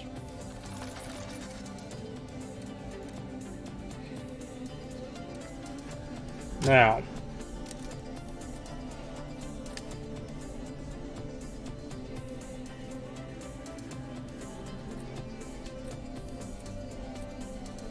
So they have different percentages of whether they'll win. But if you don't have a commander, there's not a high enough chance to win. What I'm gonna do is... I'm probably gonna do one of these.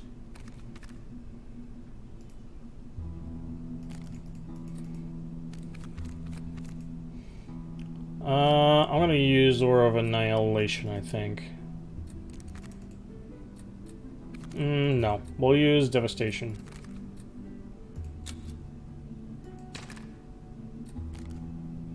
Yeah, we'll use Devastation. They get an additional 4 and then an additional transport. That's a little rough, my guy. We're gonna try it.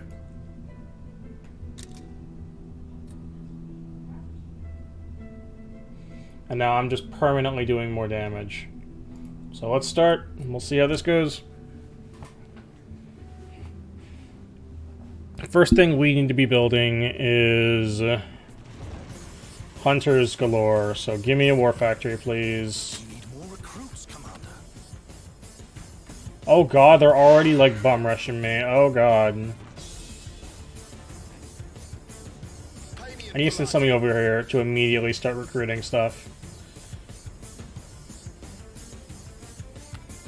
The fuck you mean? How? Troopers awaiting your decision, sire. There better be a tavern. It'll be built in a jiffy. Ooh, I don't know if I win these. I need more, I need more. Thank you. Get back here right now, right now, right now. I need you to come over here. Yes. Exciting. Let's go. I will stand until my last breath. Anything for the Empire. Enemy troopers can now capture our buildings. Can I... Gimme.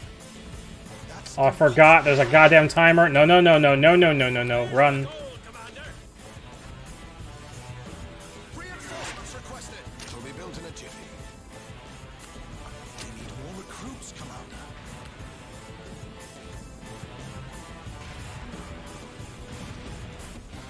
Here's to you, sire.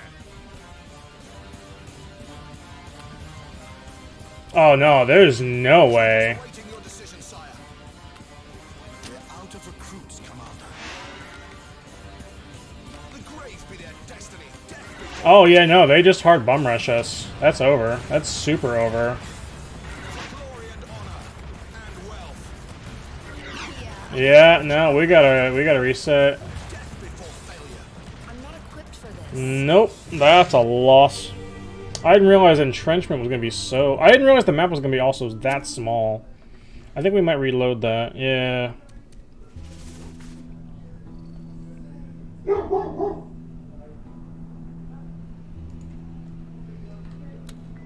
Let's go. We're gonna reload that real quick. That's fine. I didn't realize that we were gonna get that rolled.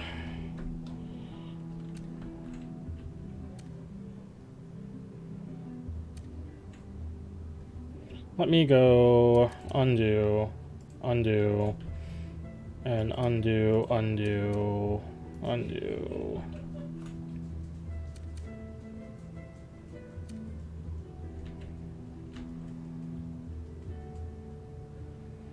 Let me put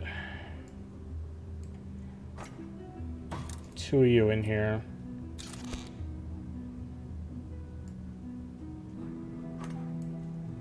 And 1 of you, and then send you over. And then try this.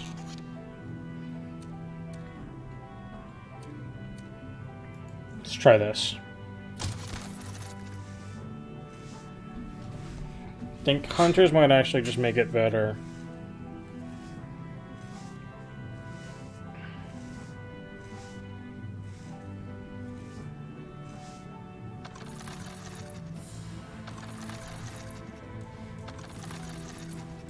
Okay, we'll try this.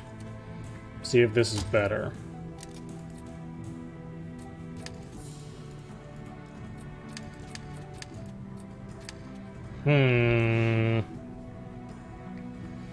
Possibly? We'll try this again. Don't have warlocks or shamans. And I'm not even going to be able to get to use these powers, probably.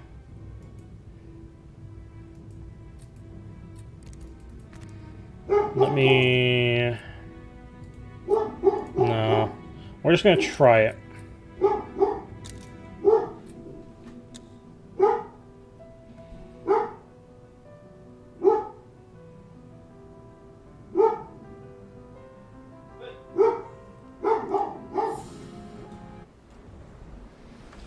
Oh, okay, the map is the same? Yeah, it's the same. Cool, cool, cool, cool. The grave be their destiny. We'll crush them one leg at a time.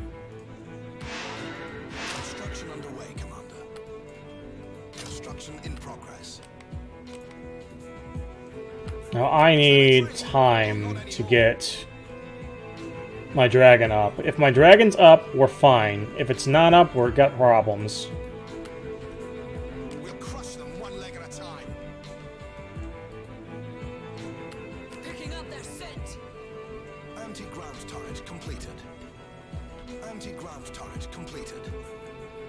Enemy troopers can now capture. Oh, we might be okay with the turret setup now.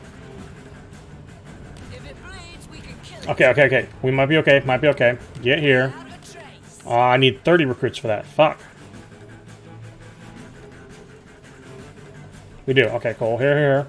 Build the war factory. Will be built in a jiffy. Oh, we might need to run over here. Run over here. There is no reason to doubt your insight, sir. We'll let these turrets deal as much damage as they can while we move over here. Yeah, I love traveling. You found me, did you? On the trail. Well, this way we can stall some time out and some damage.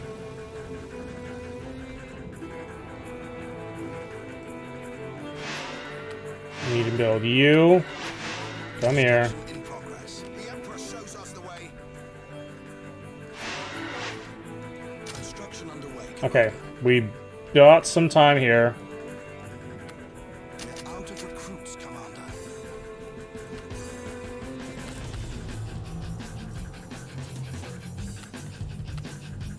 Come on, recruit already. Recruit, recruit, recruit, recruit, recruit.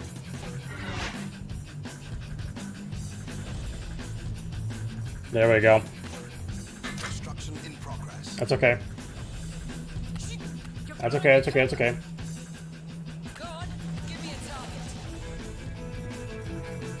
Recruitment citadel complete. Now the question is, are they going to stay here?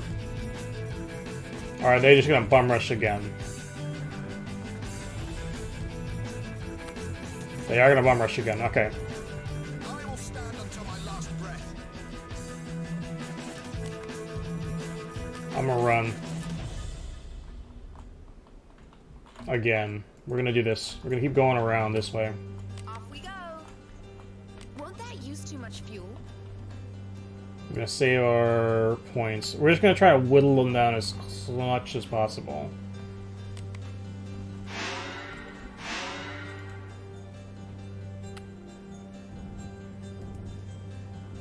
Construction underway, Commander.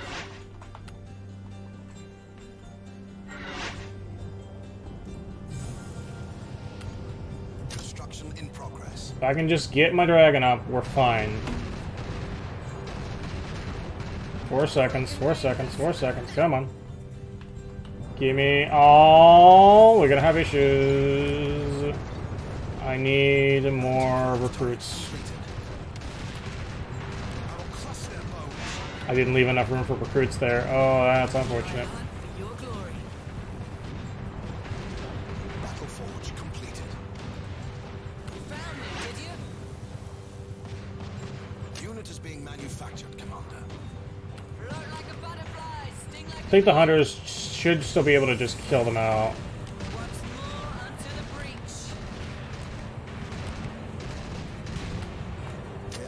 Motherfucker.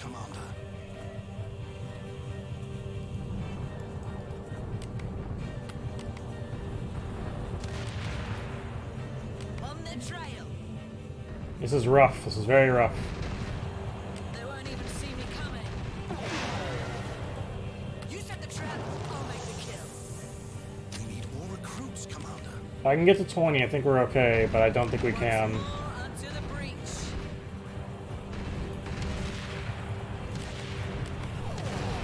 Nah, this is over. Your unit will roll out momentarily, Commander. This is absolutely over. Constructed to fight. We're gonna reboot, restart the map. I think we still absolutely have a way of meeting these. We'll crush them one leg at a time. We're gonna do this instead and just make a stand here. While we're doing this, you stay here. You go over here immediately. You come here. You come here. Come here. Come here. Come here. Quick, quick, quick, quick. I need to build the turrets now. Is that a tree? Well, not anymore. Construction in progress.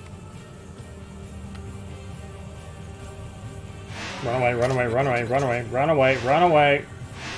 Run away, please. Thank you. Unit is being manufactured, Commander. Let's get this dance of death started. Oh, these didn't get finished building in time. Fuck. Get back over here. Quick, quick, quick.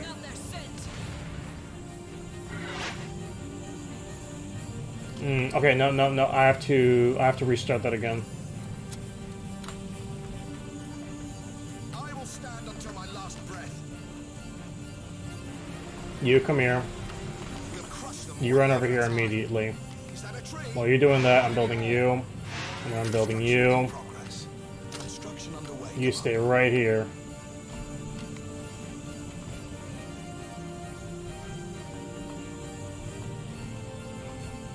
They're going here to build. Okay, we got a little bit extra time because they went there instead.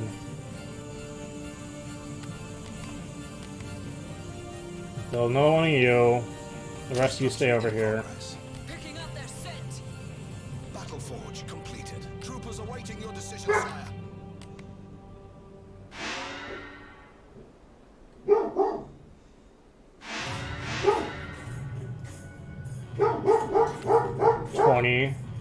So we can get more recruits.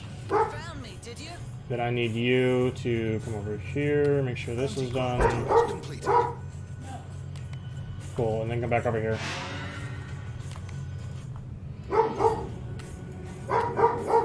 Unit is being manufactured. Your unit will roll out momentarily, Commander. Come here. Yeah, kill as many of these as possible.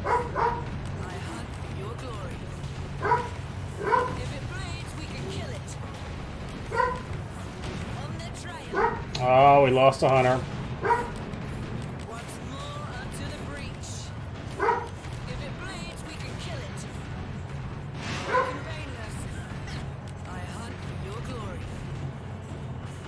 Yeah, it's unfortunate. Oh well. Okay, that's fine.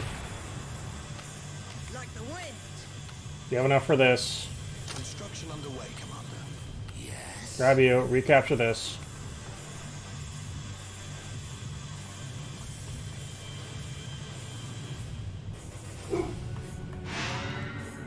Rebuild. It'll be built in a jiffy.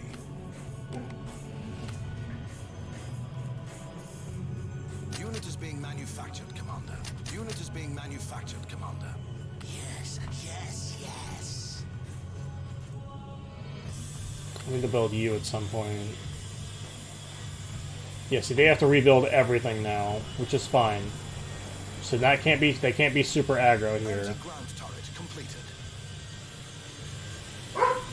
So I can take some time to build more hunters. Your unit will soon be ready. Your unit will roll out momentarily, Commander.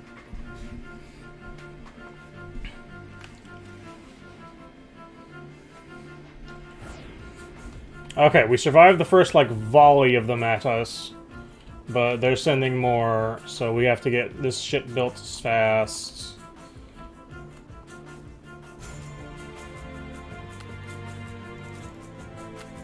Unit is being manufactured, Commander. Unit is being manufactured, Commander. Come on, give me a little bit more recruits here. Come on. Unit is being manufactured, Commander. Hunter on the prowl. Push up a little bit so we can grab you. Ready to follow you, even into death. They won't even see me coming. Cool, cool, cool, cool, cool. You set the trap, I'll make the kill. Constructed to fight. I'm gonna grab a couple of you. Your unit will soon be ready. I got my license to kill.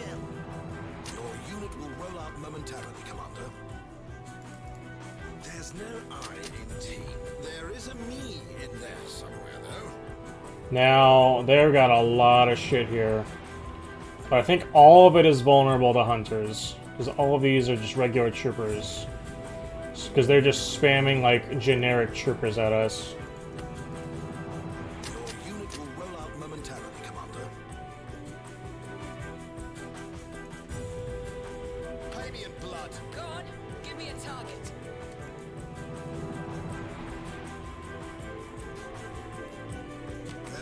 No, back up a little bit. I want you to be in the range of these turrets.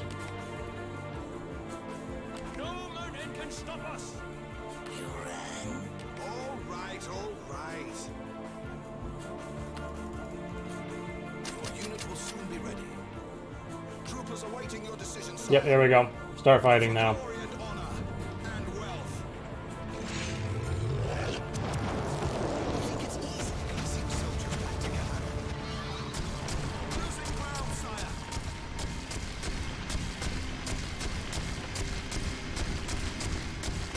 Enemy shamans can shield their allies. Better take them out before they can do so.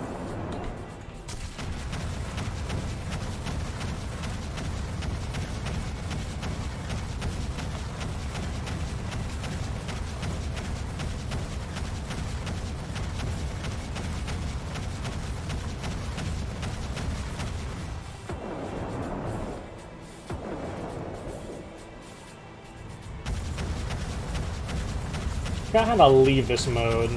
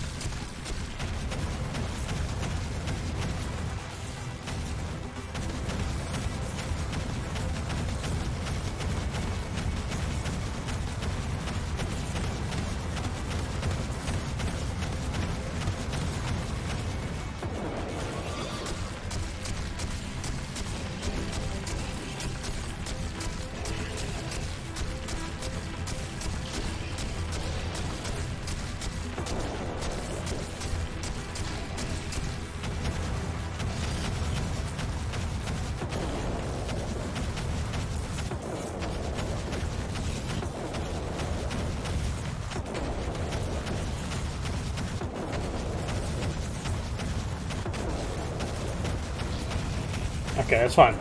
Alright, cool, cool, cool. I'm coming to you. Come over here, come over here. We have a lot more reinforcements now. We're just gonna build shit tons of hunters.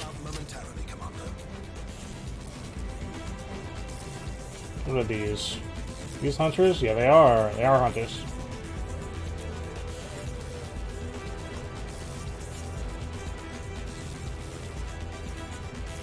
Let's get this dance of death started. Construction underway, Commander.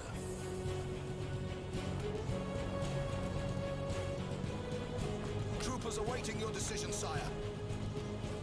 We're gonna send the main force here now, while these guys push here. So, with luck, they'll split, where they try to protect here from the main force, and then here from these guys. Anything for the Empire. My magic is charged. Everybody lies, even dying people. And then I can start melting these guys to help them.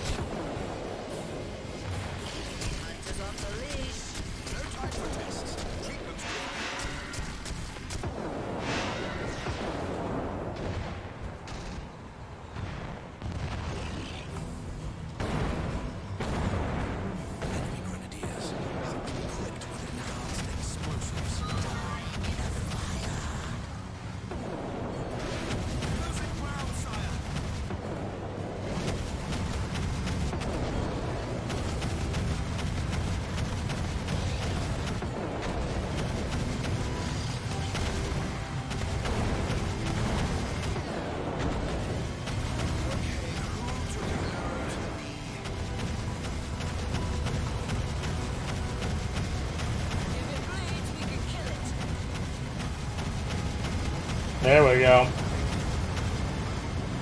We got it. Just had to do some finagling.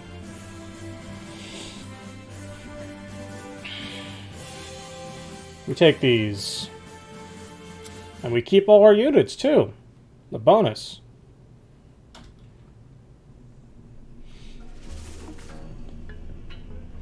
Enemy shamans get shield our army reports. What a quaint idea. Loaf of bread looks like Emperor. Picks inside. Ah, Commander. No doubt you've had an eventful and successful day so far. But don't rest on your laurels just yet. For I'm here to inform you the counselors have arrived. The ambassadors of the races whom you'll have to duel and deal with in the political arena. Such is both the prerogative and the burden of an emperor to be. You may think your first duty is that of conquest, to bring the war to as swift an end as possible. But I'm afraid there is much more to being a monarch than military matters alone. As a commander, as an emperor, you'll have to constantly endeavor to find that delicate balance between your roles as strategist and statesman, for the one necessarily influences the other. Sure. Now, you may consider it strange that some will worry about the price of bread, and others will gripe about taxes. When all around us, machines of war threaten the existence of the very realm. But if you give it a moment's further thought, this is only... I wasn't really thinking that. We may find ourselves trapped amid a conflict of gargantuan proportions. But that does not mean the average man worries most about feeding his family, about the little things that make for a happy life. And when you have been given an empire, Commander, you have to be responsible for every matter, every obstacle, every creature, great and small. This may seem daunting, but I have never and never will doubt for even an instant that you, of all people, will rise to the occasion. Your counselors await you in the throne room, Commander. Okay, and here's where we get into the political stuff of this game. First, I'm going to go to engineering, because I have 14 points. Ooh, so now we have 10. I'm getting... I think I'm going a mortar turret, probably. Maybe? Maybe. Actually, no. I think we go... immunity for shaman.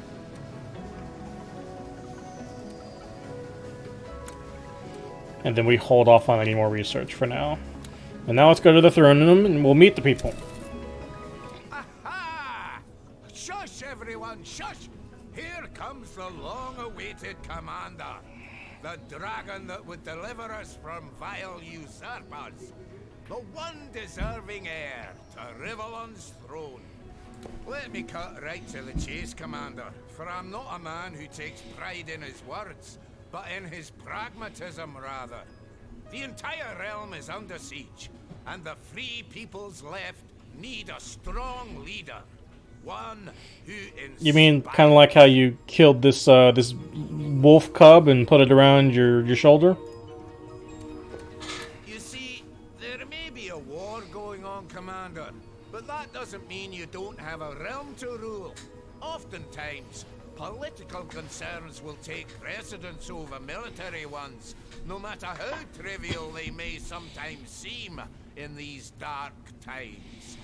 As much as possible, where your rule has been established, everyday life must continue like it would in times of peace, and everyday life concerns itself with everyday worries.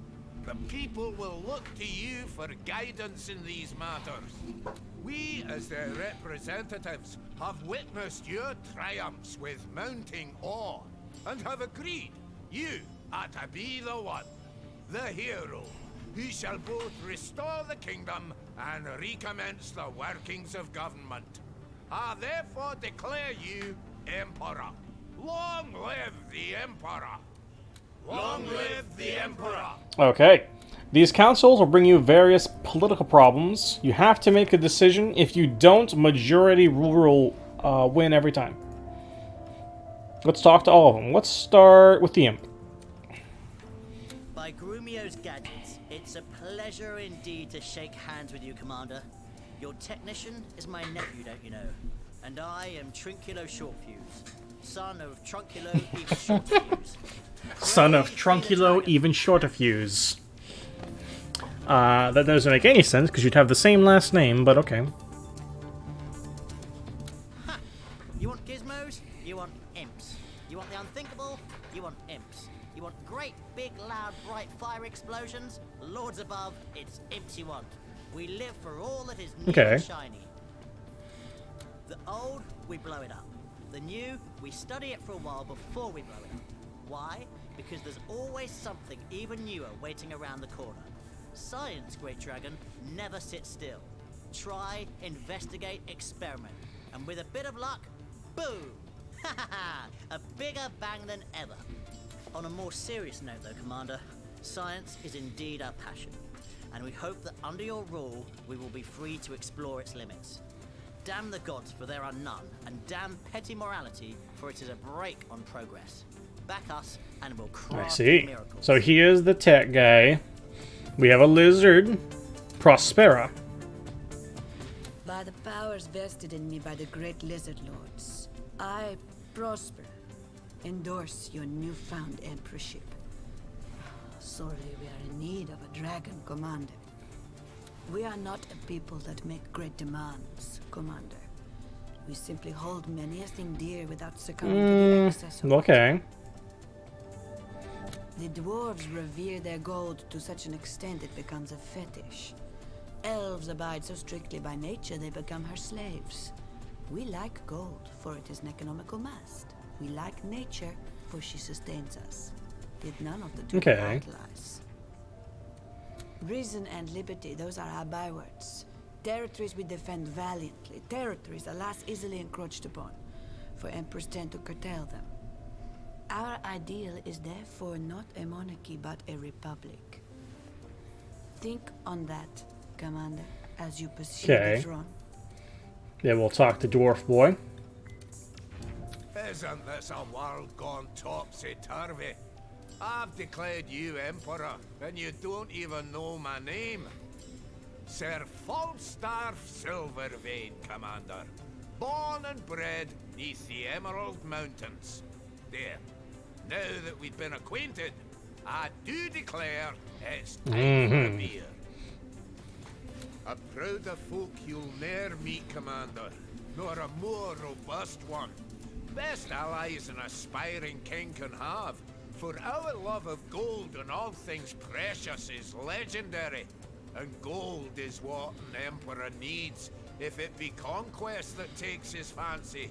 So listen when I give advice, for your economy will Okay, so the dwarves, as expected, love gold. So they're the economy people. The lizards are like the, hey, let's be reasonable. We'd rather be like more of a republic. The imps just want there to be science, damn all morality for it. If I remember correctly, in terms of like what usually happens in terms of if you don't make a decision on issues, generally this guy and the undead guy like to go together, and then the elf and the lizard like to go together, and then the imp is kind of the swaying vote usually. He's kind of like, he's more interested in just his own people rather than, he's more interested in rather just like imp interest in terms of like science and stuff like that. So like he doesn't really care either way about certain issues. So he's usually kind of like the deciding vote. Liquid gold, of course, is another of our pride and joys. For ale a sparkle, we'd go to war. But our families, above all, Commander, are holy. Those manifold kernels that band together, and like the rings that form a chain mail, shape a society that is stout and steadfast. Yes, dwarven families grow as plenty as the grain on 1,000 wheat fields. And just like grain, it is from them that we derive the bread that nourishes civilization, and the beer that quenches its Okay, thirst. so we're done with him. Oberon. Honored to meet you, Commander. I am Oberon, envoy of the elves, ambassador of the beasts, spokesman of plants, here in the hope that our new emperor will treat majestic Rivellon with the reverence she deserves, even in these times. What makes the elves tick? Well, Commander, if elves were the only race to have become what they misnomer civilized, this globe and all upon it would exist in a paradise of such perfection, the gods need not create for us a heaven. Such, alas, is the fiction. Huh. Others, less scrupulous in the handling of natural beauty, have risen to prominence. They hack and mine, blast, drain, and usurp. As much as we can, we condemn and attempt to stop their misguided endeavors. We are the Green Mothers, unwavering paladins, and it is our fondest desire you, Commander, will join our ranks. Defend nature, and defend the little man, for they will in turn defend you. A happy people, one with the wilds, will fight for its country with redoubled zeal. To that effect, I hope we'll have... Alright, and now the undead. May the Seven be praised now that we have found our champion and our emperor. May the fire of the dragon obliterate every heretic in its way. May the light of the gods illuminate... He is very godly. The highest. We are the chosen of the Seven, Commander. We are those that have known death, have walked its black shores, but then have been restored to life.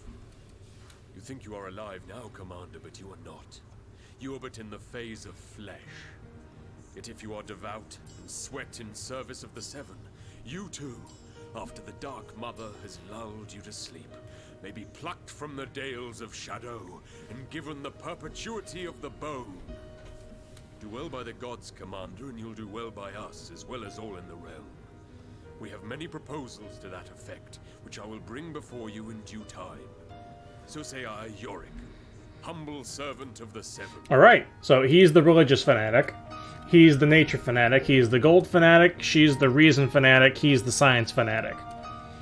So you kind of have to balance them all. As I said, generally speaking, he are like your Republican or right-leaning guys.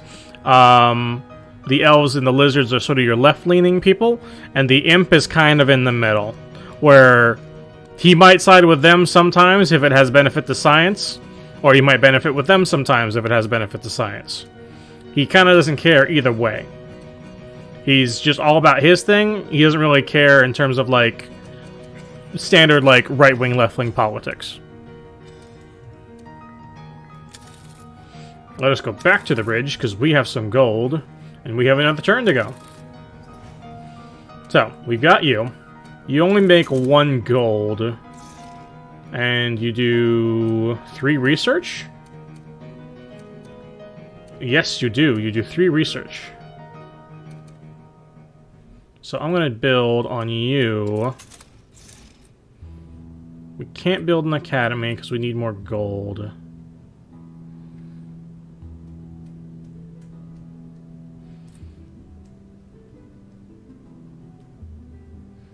I don't want to build gold.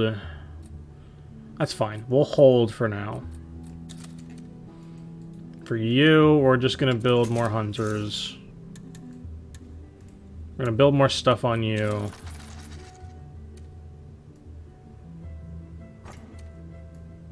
I'm going to put 2 of you over here, that way it's protected. I'm going to leave you here for now. And then I think we're just going to sit for a turn while we accumulate more research and gold.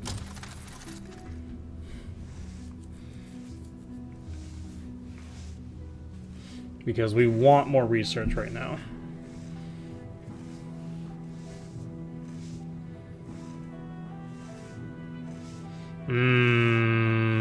You're moving a lot of transports and I don't like that. Dragon Knight declared Emperor. Winged love child is Empire's last hope. Sup? What a sorry excuse for a general Henry is. Drunk as a dwarf again, going on and on about his lost arm. The more liquor disappears down his throat, the more he can still feel it. Wish he had a phantom tongue instead of a phantom limb. The place would be so much quieter. So, there's new things. Let's go talk to our generals. Let's talk to you. Well, well, well, the Dragon Commander himself. Come, sit, drink with me. Yeah, I know what you're thinking. He's had a few too many. But you'd take to the right too if you had an imp apparatus for an arm. Never told you how I came by this. So your generals all get stories, and they get some progression to their character. Not like a lot, but you know, it's something. I mean, they could have just been the same character and nothing more. So the fact that they get any kind of progression is cool. So we can learn backstories. 'Twas during the great and glorious last stand to save the Empire. Horseshit. We fought like lions so that the king, your bloody father, could scarper with what riches he could hold. But my soldiers did their duty. They died where they stood, and I was left for dead. One of an eye. That's rough, buddy. Arm. Not that any of it mattered. The king's head was shown decorating a stake, like star crowns will the pines come midwinter night. Defeat. Bah. Luckily, a touch of the malt can relieve. And now, we can choose to be a shithead to him, or we can choose to be nicer to him. Let's be a little nicer to him. You have the respect of Maxos, and that certainly speaks in your favor. But you'll need to come a long way yet to prove unto me you're not just another pampered prince he yanked away from his mother's teat. So what'll you have then? Mead or milk? And now they have nothing new to say. So, we go to the throne room. This may be our first political decision. It is. Commander, it is imperative that we should win the war. For our enemies are godless heathens in need of annihilation. Oh. To hasten this process, I therefore propose we introduce conscription. For why have young, able-bodied men sit around or do menial tasks when they could be serving in your armies instead? So, immediately... What the I've never seen this animation. Okay. So anyway... he's immediately going, hey, yo, we need to kill them all because they're heathens. They're godless heathens. We need a crusade again. Also, force everybody to come fight. A race's attitude towards you determines how much support you'll receive in combat when fighting in their lands. Listen to the counselors to hear their point of view regarding the issue. After making a decision, you'll be able to find out how happy or angry they are about your choice. Let's talk to you. Here's an imp's perspective, Commander. More soldiers equals bigger battles, and bigger battles equals more explosions. Win-win.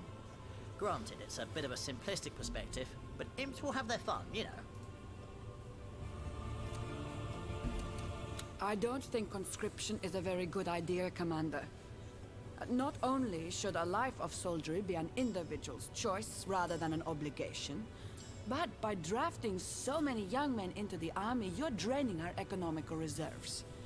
So please don't forget your political obligations because of your military ones. Commander, even the most peace-loving elf won't deny that in these dark times of war, allowances have to be made which we would otherwise condemn. Conscription, though, goes too far. Let those that wish to fight for our cause do so, but let's not force men away from their families if they feel it is their duty to stand by them. Commander, it is He says the same thing. Conscription may have somewhat of an ill ring to it, Commander, but it might be worth consideration nonetheless. There's not a dwarf that won't take up his axe for the Empire, but elves. A three-fingered man could number their volunteers on one hand. Time to get these weaklings into shape. Right, so you see how it is, right? These two are very much of the, hey, you're sitting around doing fucking nothing. You should be helping us. We're gonna force you to help us, right? Whereas these two are like, well, there's a reason they're not helping us. Maybe they can't handle it, right? Right? And then this guy's like, more explosions? Sure. I'm fine with this, right? I forgot what kind of benefit this gives me, you know?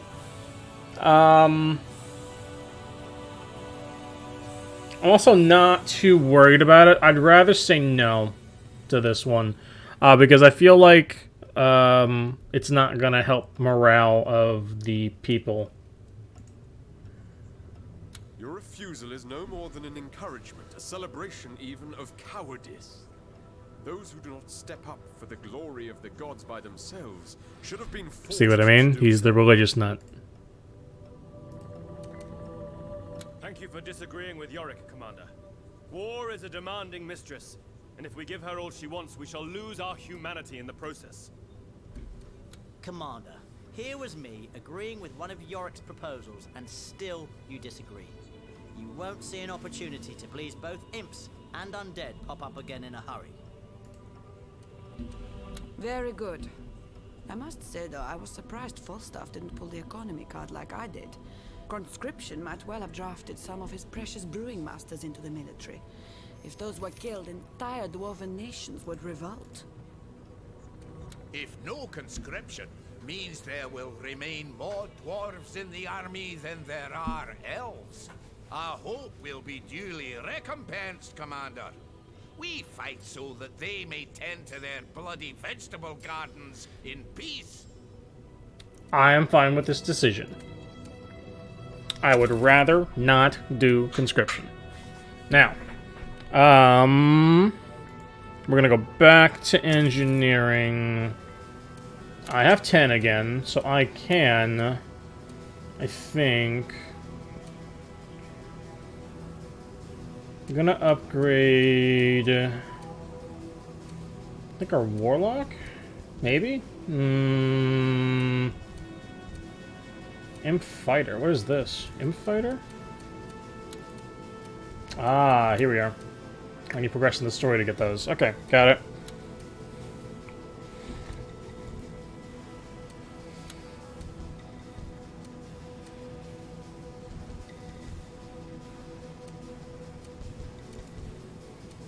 I think I'll go...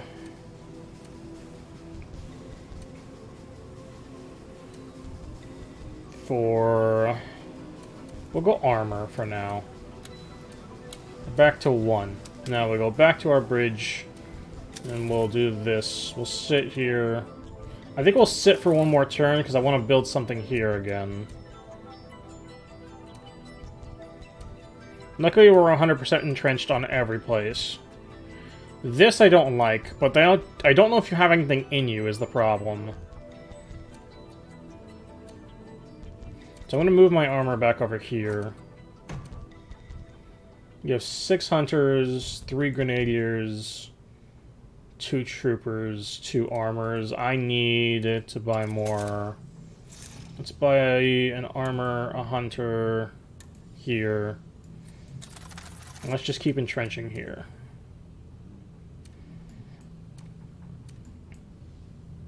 We'll end turn here.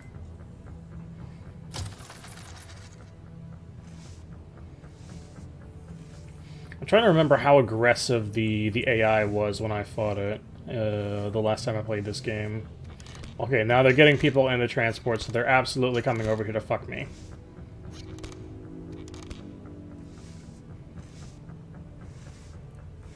Yep, here we go.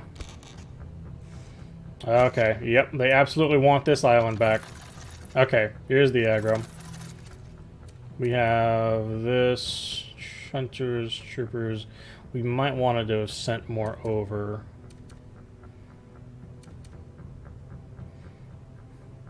Let's go to battle. Let us...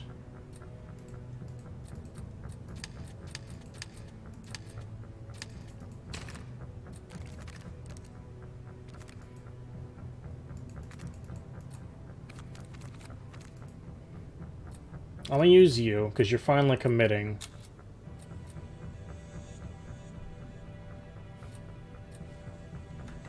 Oh, I didn't save. Shit. Show map first.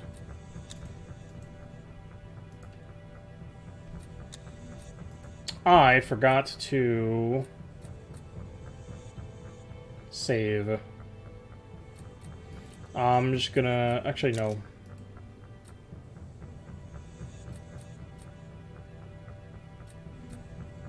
I don't have much of a choice. I can only do this. So we're just gonna keep retrying this battle until we finish it.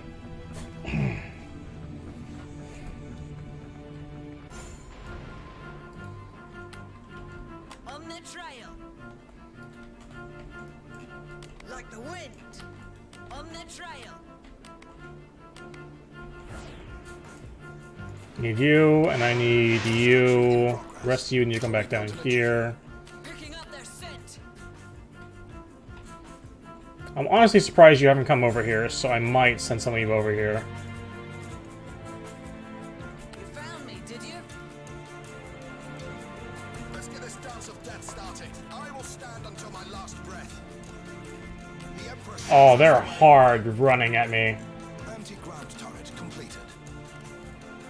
You set the trap, I'll make the kill.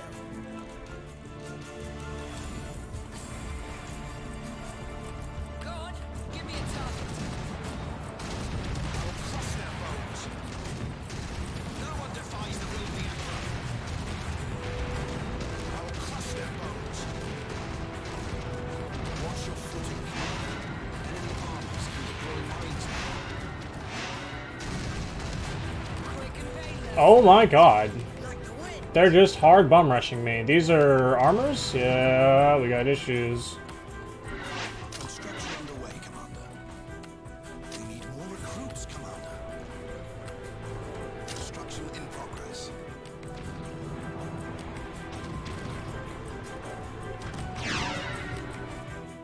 These guys are just now getting here. What the fuck, bro? Construction underway, Commander. Float like a butterfly, sting like a bee. Anti-ground turret completed. The Emperor shows us the way. Oh no, they're dead as shit, aren't they? We're out of recruits, Commander. Wall factory completed.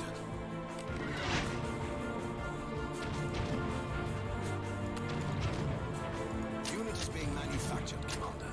We're out of recruits, Commander. You set the trap. If I can...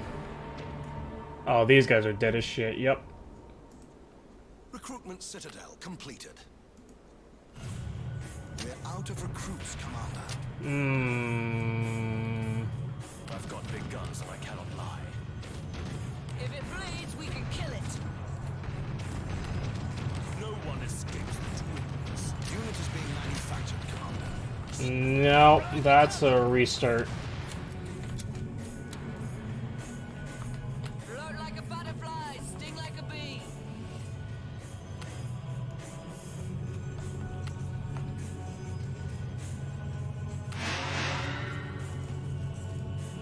It'll be built in a jiffy.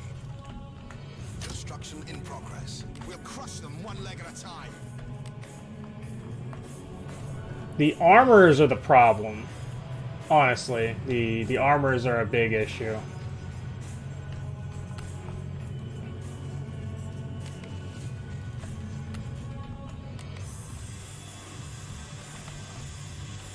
Anti-ground turret completed.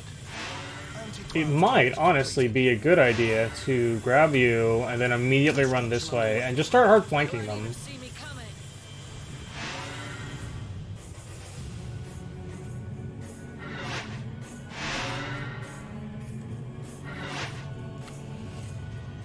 It'll be built in a jiffy. Pay me in blood. The grave be their destiny. I don't understand how they can get to build these faster than I can, you know? Like, that makes no sense to me. Construction in progress. Anti-ground turret completed. Recruitment citadel completed.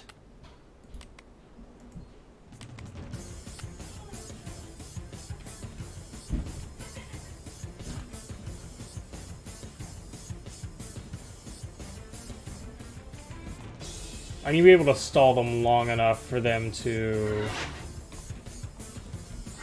Found me, did you? I hunt for your glory. build up enough reinforcements or deal with shit. We'll crush them one leg at a time. You set the trap, I'll make the kill.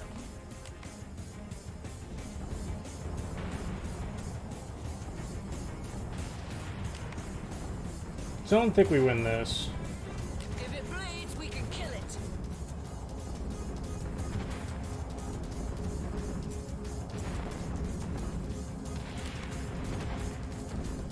They finally coming over here? They're not.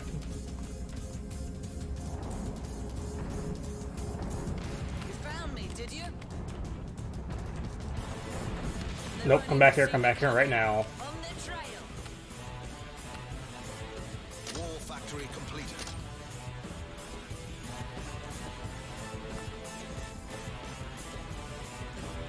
You found me, did you? Unit is being manufactured, Commander. We're out of recruits, Commander.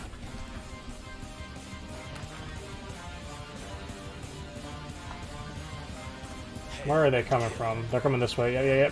Back up a little bit. Anti-ground turret completed.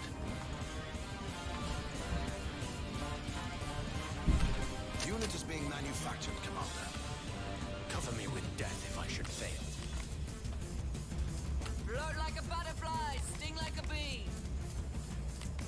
Won't that use too much fuel? Of course, my lord. We fight for freedom. We need more recruits, Commander. All is ours for the taking. Armor is weakening, sire. They won't even see me coming. I might actually be able to fill this thing now. Yep, give me my dragon. Yeah, I love traveling.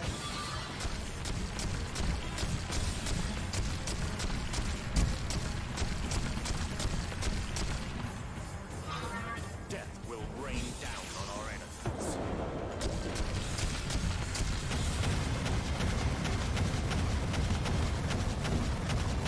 I don't think they have any anti-air for me, so I think I just kill them. Oh, no, they do.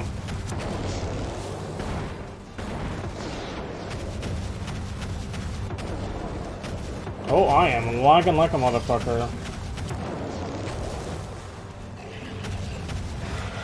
Okay, the anti-air is a big issue. Fight that. Yep, kill these. Of course, my lord.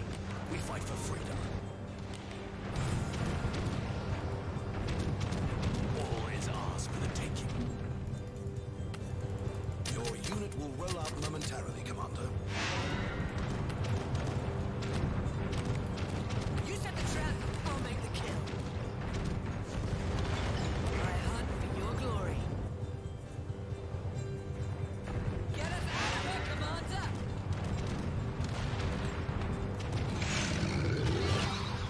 Hail and kill.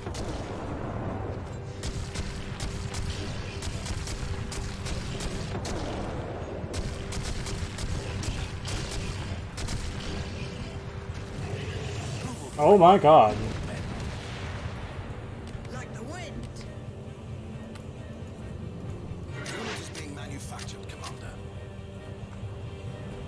It's okay, it's okay. If I can bait you over to my turrets, we're fine. We're out of recruits. That's okay. We are good. Off we go. Oh, I gotta come back over here and deal with this shit too. Fuck. Ah, rough. Hunters off the leash. Your unit will soon be ready. Come back over here. Come back over here. Come on. On the trail. Show me my prey. Without a trace. Big guy coming through. There we go.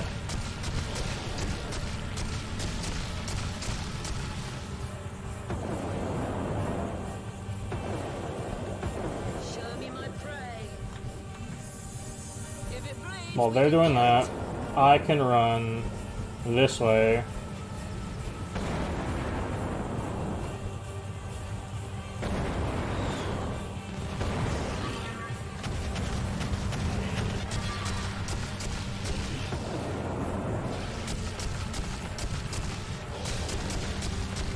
start whittling down these guys.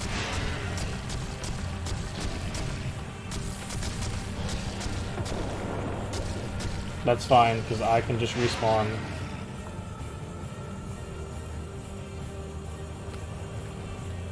Always ours for the taking.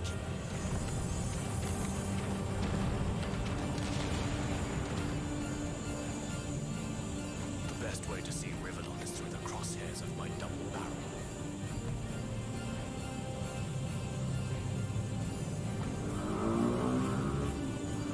Like the wind. The unit is being manufactured, Commander. I've got big guns and I cannot lie. Alright, now we're gonna run back over this way. There's no point in me building this. You set the trap, I'll make the kill. Population depleted. Without a trace. Hunters off the leash. You found me, did you?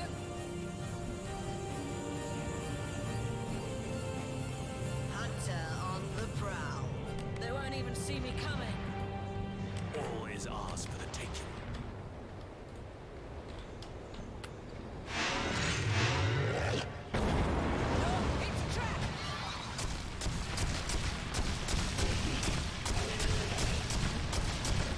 As you can see, your dragon is very strong.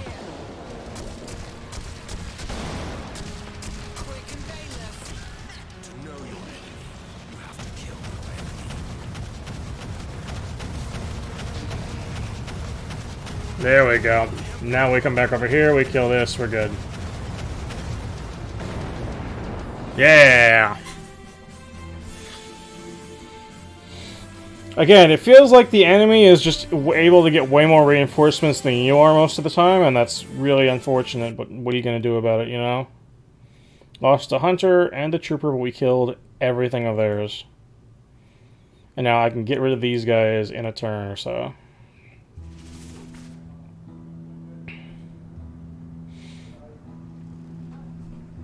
There must be a woman. Shocking pictures. Imps lack inspiration. Imps copy enemy armor design to the letter. Your general's actions have influenced the Empire. Battle rage. Your troopers will deal 65% more damage. Limp wrist. The enemy's hunters will fire 50% slower. That's really good.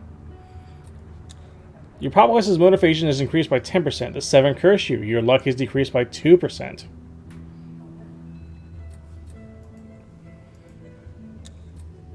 We go to the bar. There's more stuff at the bar. What's up? I must say, I don't envy Edmund, Commander. He's to bow and scrape before an imp of all things. If 'twere any other general, I'd publicly protest. But that conceited tosser deserves to kiss dust once in a while. Remind him he walks the earth just like the rest of us. Well, except you, Ooh, perhaps. something happened. Imps, Commander. Are they not truly the lowliest of all the races? Were it not for the hint of demon cunning in their blood, we most probably wouldn't speak to them as much as serve them for supper with a series of seasonal stuffings. As it is, however, the Lizard Lords have deemed it fit to strengthen the military cooperation between ourselves and those demoniacal... He's saying he wants to eat imps with stuffing. I'd exhale an existential sigh upon the hearing of such folly, yet give it no further thought but for one devilish detail in the treaty. It is I, as our foremost general, who must, quite literally, stoop to inspect their armies. An impish high priest will be present, figures fit for farce that are greeted and received with ridiculous amounts of highly ritualized protocol. As Henry might say, Commander, I'd rather lick marmalade from an orc's behind than bow to an imp. My very reason for currying your draconic benevolence at this hour. Certainly I have your blessing to abstain from these grotesque formalities and tend to business rather than Okay, etiquette. so either he has to do it, or you're making him do it, or you tell them, hey, give him a signet ring if you're just giving him free reign to be an asshole, essentially, right? I'm gonna make him do it. Your wish, my command, et soris cetera. But if there indeed be hoops, the snapping of little necks will be added to the ritual. Stand in the path of a dragon knight and you'll be obliterated. Okay. We're good with you. We don't have enough to research anything. That's fine. We want to keep this island as long as we can, honestly. When your popularity exceeds 50%, support in their countries will rise. This will affect your gold and research income. The amount of units you can build when in combat. Sure. I want to keep this as long as possible because it gives me research and I need research. Right? Now this, it worries me. I have to keep units here.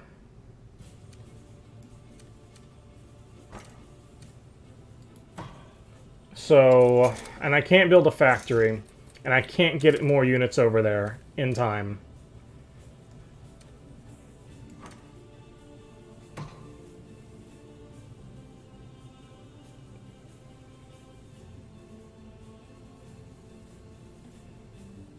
I wish I could see whether they had cargo or not. I can't, unfortunately.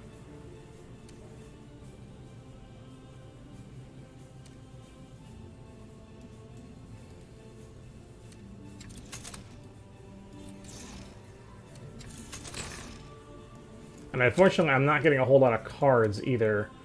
I'm going to move you over here. And leave you there. I'm very tempted to just move everyone over here.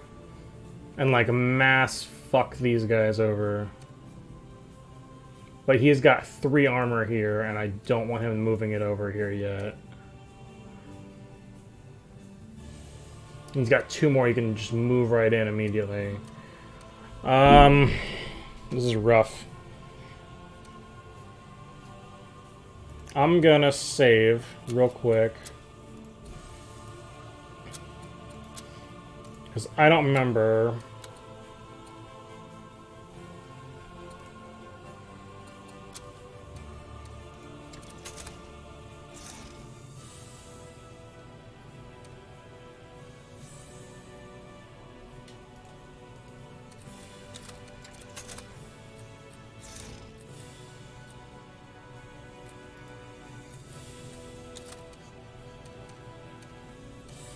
This guy can't make it, and these guys need a transport to do it. So if I can get rid of this transport and then build some naval units next turn, because I should be able to research naval units, so then I can build one here, and then put some naval units around here so they have to get by us. Then I think I'll be fine. That, or I send everything over here and hard commit, right? I think that's what I have to do.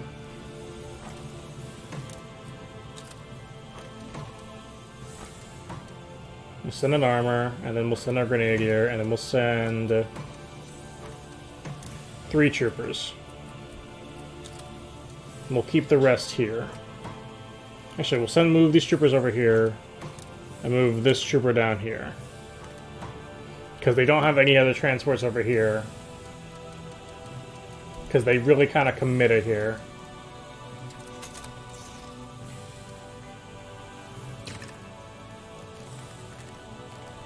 Then I'm going to use this during our turn.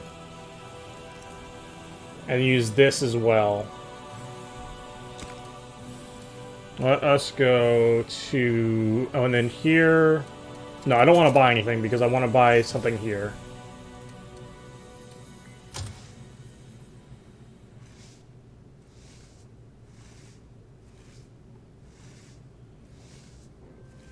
Makes sense. Okay, he's building more transports. I think he wants this immediately. Cool. Now this is a fight. This is a fight.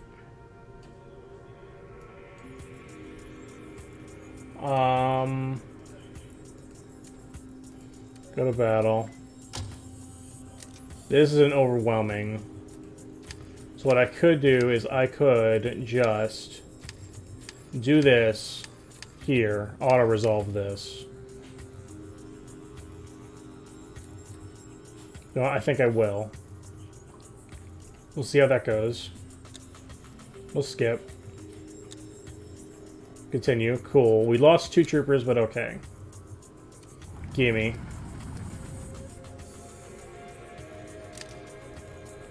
They have 2 bomber balloons. How? Oh, they're using mercenaries. No wonder. Oh, he's absolutely dead. I don't have mercenaries I can use.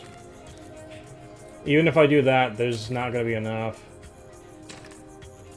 Bomber balloons are a problem. I wasn't expecting them to be running bomber balloons. That's rough. One-on-one, I think it was fine, but it's not anymore.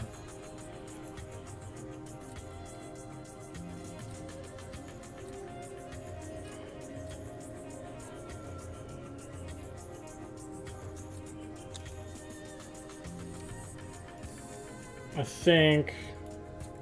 Yeah, we just retreat.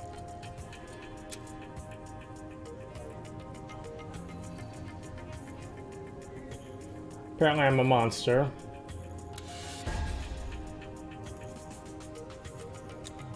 Ooh, I can get Devastator mercenaries. Cool. What's up? It would seem Edmund has come back from his inspection duties among the imp armies already. I had expected tales of mayhem to precede his reappearance. In fact, I bet Henry the lizards and imps would be at war as soon as he set foot among them. But no. All the better, of course. Though a little disappointing. Alright, let's go to the bar.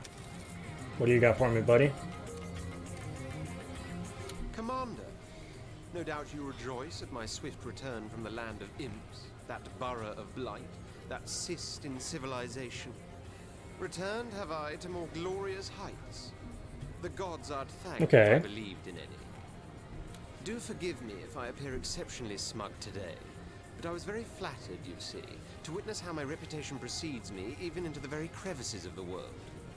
The imps had heard of my approach and my modicum of resentment for their rituals.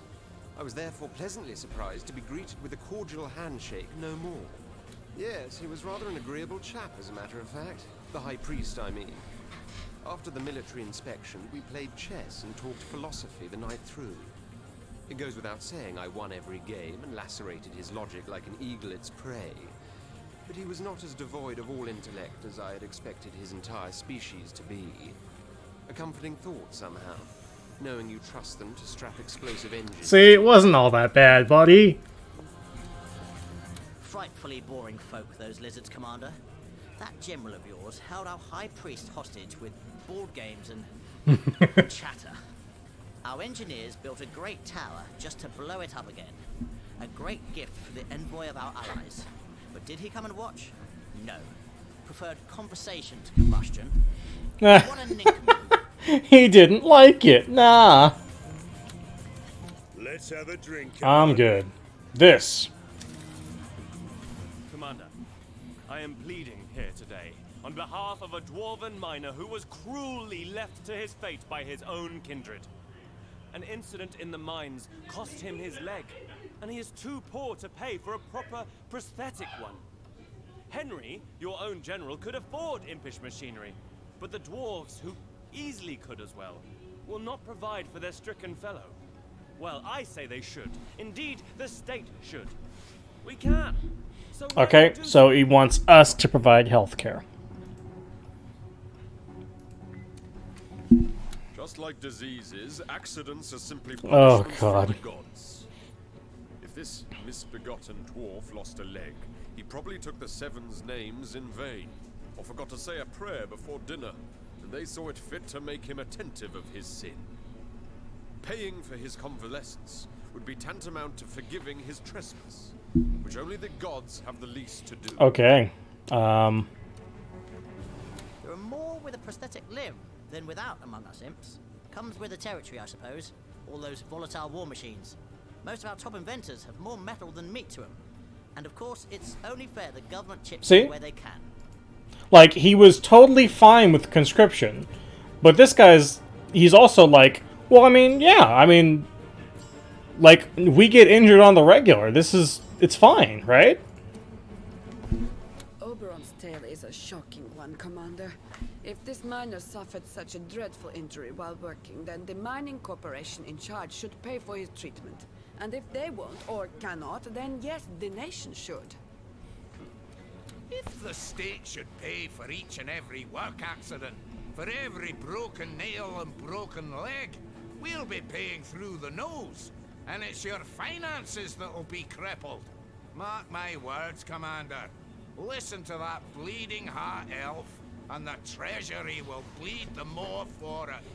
So, we'll probably end up losing money for it, but right now we're making 18 a turn, which is kind of fine. So I can afford to spend a little money on that. Government healthcare is fine. The people deserve a kind emperor and a generous one too. You are both, Commander. So then you do forgive, and you do what is the prerogative of the Seven. Remember pride and fall, Commander. It's a long way down from... Are you implying you're gonna throw me off the fucking ship? You know I'm a dragon, right? What do you...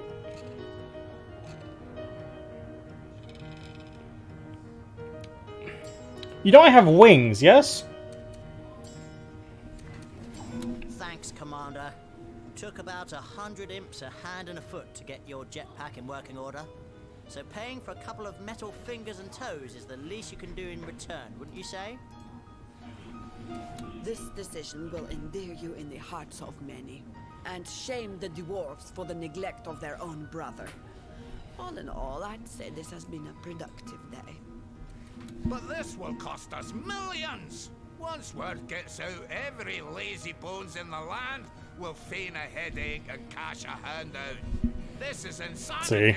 See what I mean by these two are very clearly Republican stand-ins, these two are very clearly, like, Democratic stand-ins, and this guy's clearly, like, the middle guy, who's just like, sure. If it works for me, sure. Now, where did our transport unit run off to? We retreated. I should still have my unit.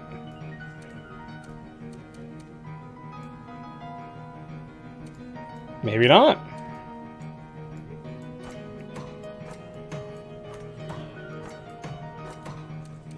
Ooh, research. I forgot to research. Give me the ironclad. Buy now. Cross off. Go back here, because I want to come back to this table.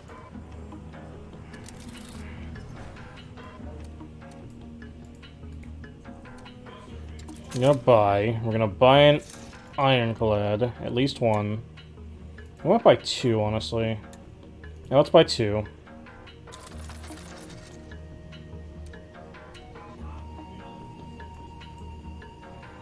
Now, I don't know where you're landing is the problem.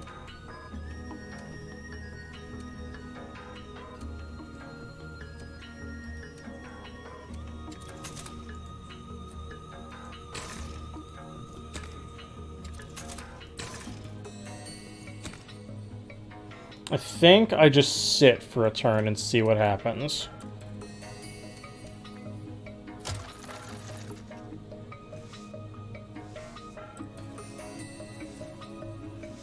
Okay, they left. They were like, nah, I see your ironclads. I'm gone, buddy. General has pleasant chat with Imp Shaman. Never have we been so direly insulted. The imps are like, oh, disgusting. An actual chat. Ugh. Every cripple gets his day, even if it costs the treasure dearly. Time for some R&R. Imp country acknowledges standard of living decreases as our war fleet is expanded with ironclad ships. Ooh, we just get one. You can just build a gold mine. So, their motivation is increased by 20, but we receive 5 less gold per turn, but we can just build a gold mine in a territory that has high gold yield and to start making it back. Typical of Catherine to get miffed over money. I don't care what they pay me as long as I get to brawl and bid. Yeah, there you go. tune is out of sorts, there seems to be no escaping her ire, Commander. I do understand her, though. For whilst equality among the civilized races is not to be found, I do uphold that women are every bit as capable as men. Provided they are busy. So, I'm not sexist, but I am racist, is what he's saying.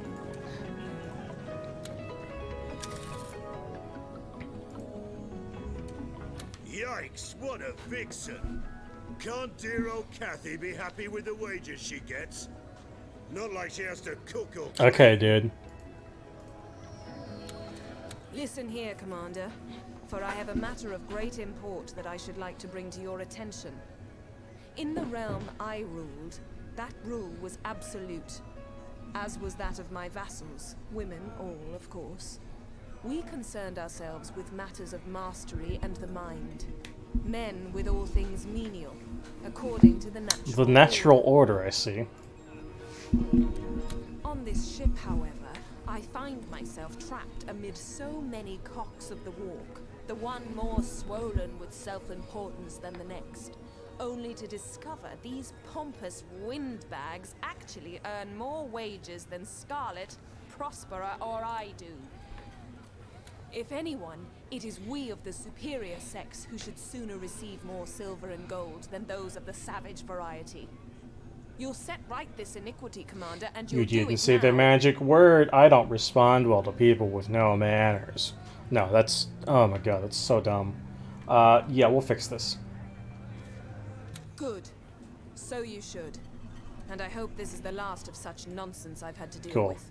We fixed that issue. We can research again, so let's go to engineering. Let us grab... I think we grab... do we grab mines? No. We go this.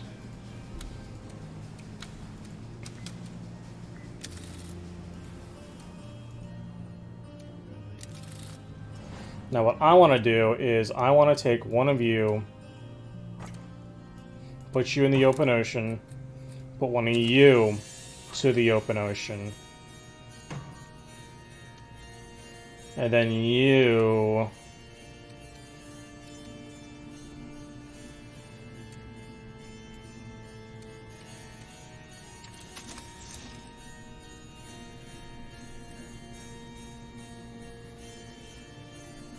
Do I build another academy here? I'm tempted to just build another gold mine. Honestly.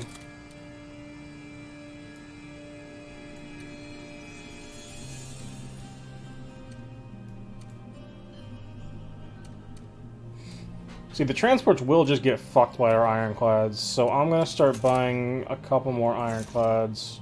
So I'll buy one more ironclad, buy an armor, buy another warlock. No, we can't. Buy another of these. We'll buy an armor and an ironclad. Move this armor over here.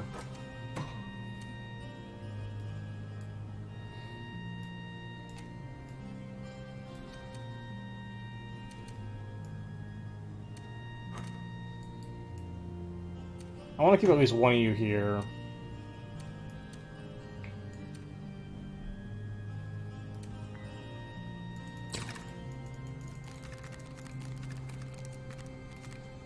And then I think if I do this... Hang on, before I do, we're going to save. Save. Accept. Resume. We're going to play this. Only +1 if I do that. Because it just multiplies. Okay. Yeah, that's not going to do it. I got to load this. Yeah, there's no point in me doing a mine here, because it's not gonna matter in the long term. I have to build a mine like here, but that means I have to get rid of their war factory, and then I have to like sit next to their capital with a bunch of crap every turn. I am very tempted to just bring a guy over here and just swipe these two. since there's no units on any of them. I'm also very tempted to go over here and build a mine there. And then surround the capital in some way. And then just slowly, like, sit on stuff so I can get upgrades for the next section.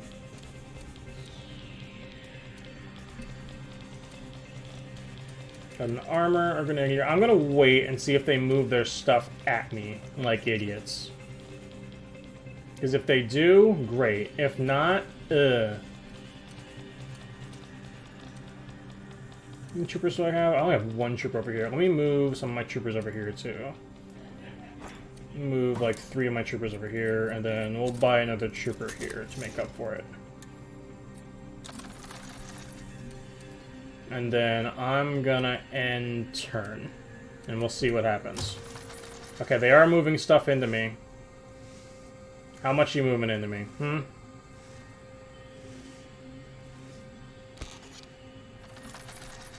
Okay, so you're moving 1 trooper, 4 armor, 7 hunters. Okay, go to battle. For this, I want to use this. Wait, what? How do I remove you?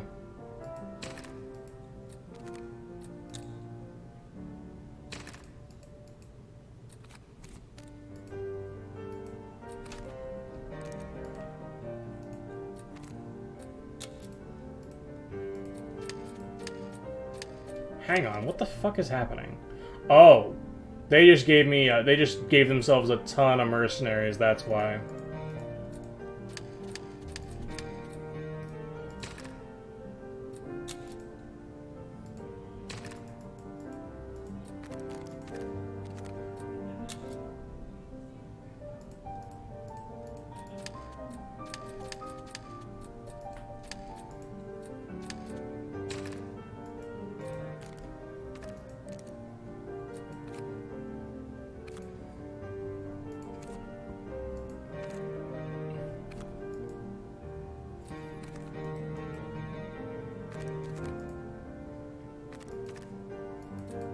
This seems like a big battle. I don't want to use any more than that, though, honestly. So, it's a good thing we saved. So, I'm gonna go ready up with these.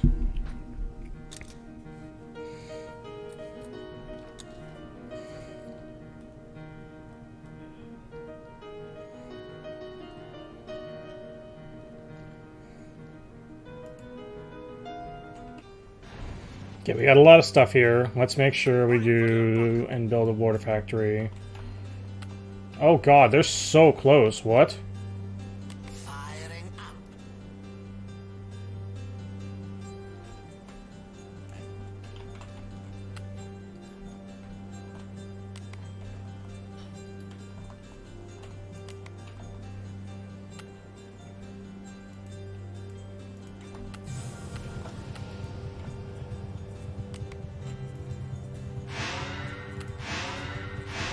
Construction underway, Commander.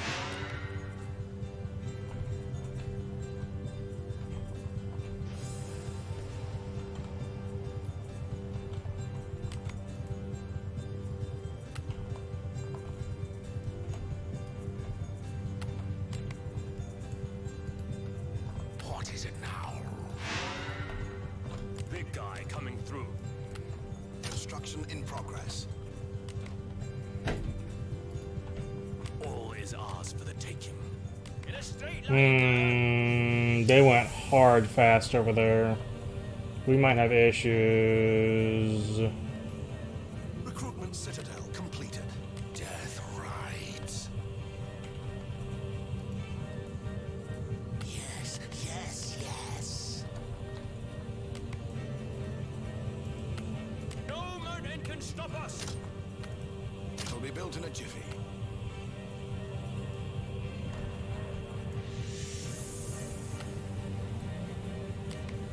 Recruitment citadel completed. Ooh, I definitely don't think I'm doing that in time. Construction in progress.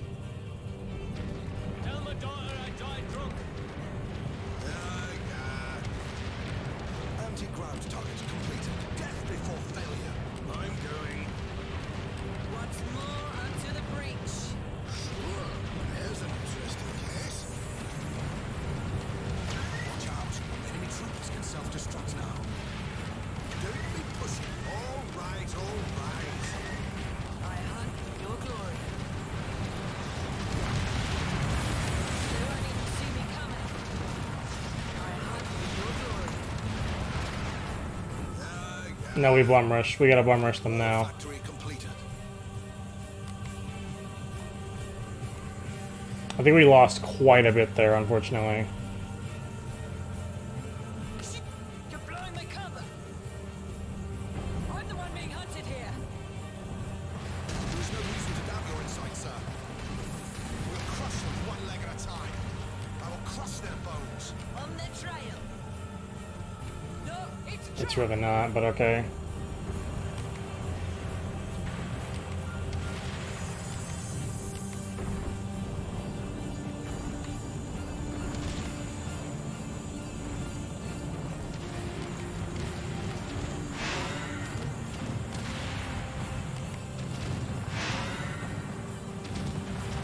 The Emperor will prevail.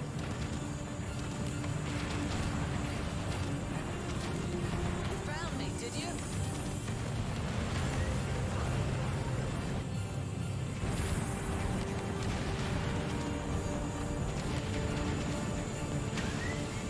Like the wind. Without a trace. I'm going. Get us out of here, Commander. Picking up their scent. They'll be squished like grapes, sire. Time to quiet. Into the dark. Where's my goal, Commander? Losing ground, sire.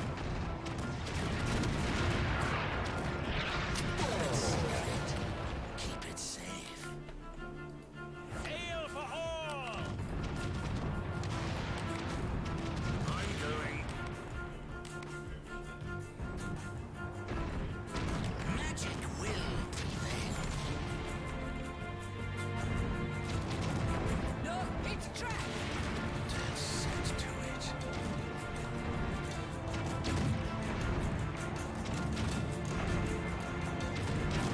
I'm going. All right, all right.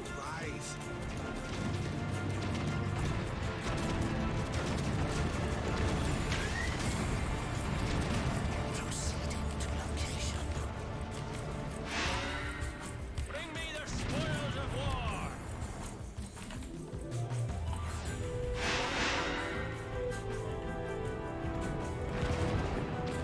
You found me, did you? Where's the target practice?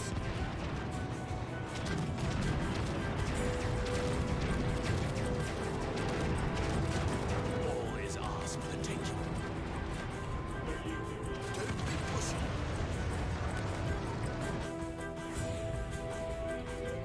Easy. We lost probably quite a lot there, unfortunately. We keep everything? Let's fucking go. We take that. Men and women to have equal wages. Hope they get a concussion slamming through glass ceiling, shouts Sir Sil. This man. This dwarf man.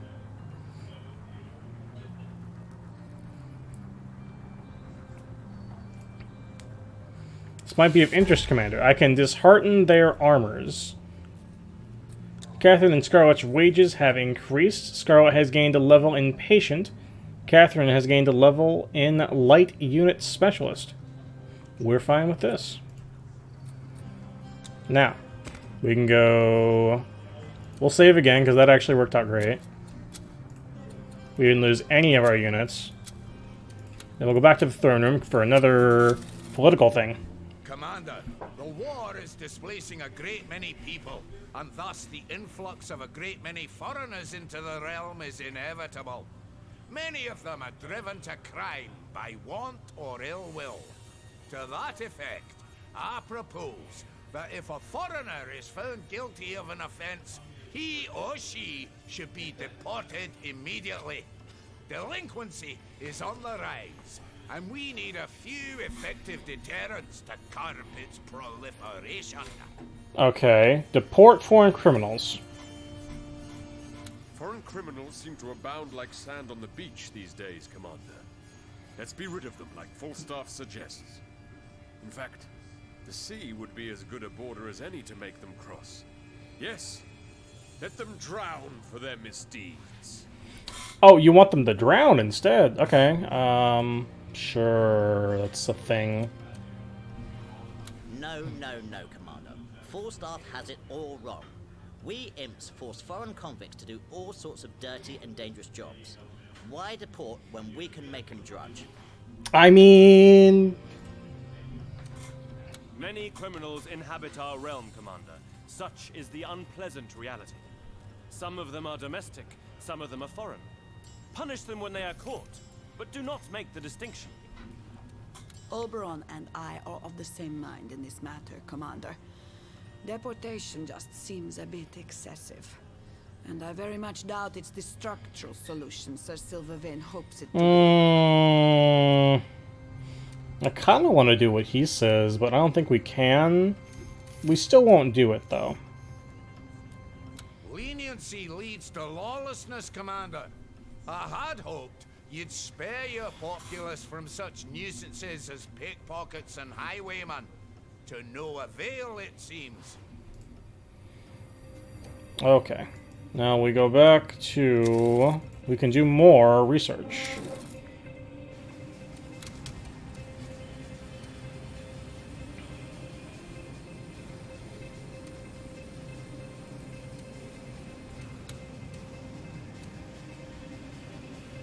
I think we go...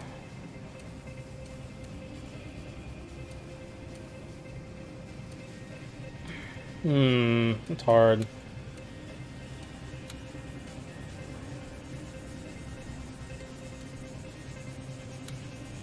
think we'll do this.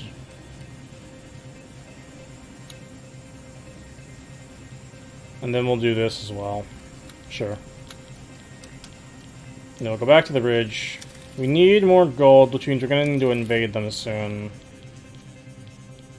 Now, we want you to be here.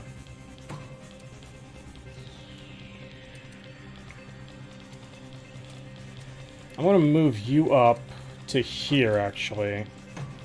Actually, no. Let's move you all the way up to here. And deal with your transport. So that way it's not going to be able to come in on me suddenly.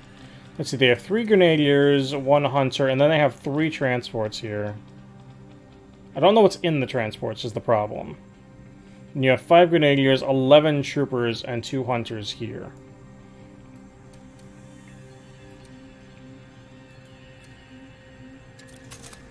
I really want to build there, and I really can't, and that's really depressing. I'm going to build an ironclad here as well. So I'll build one of you here, so that way I can block this over here as well.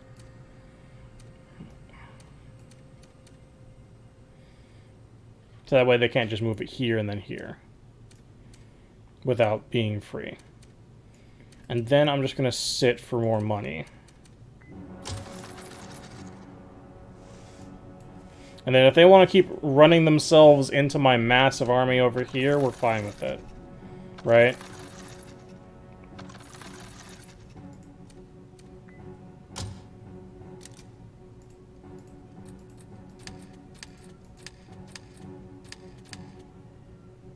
I think that's just a free win, yes? We'll go ready and continue. Yeah, easy.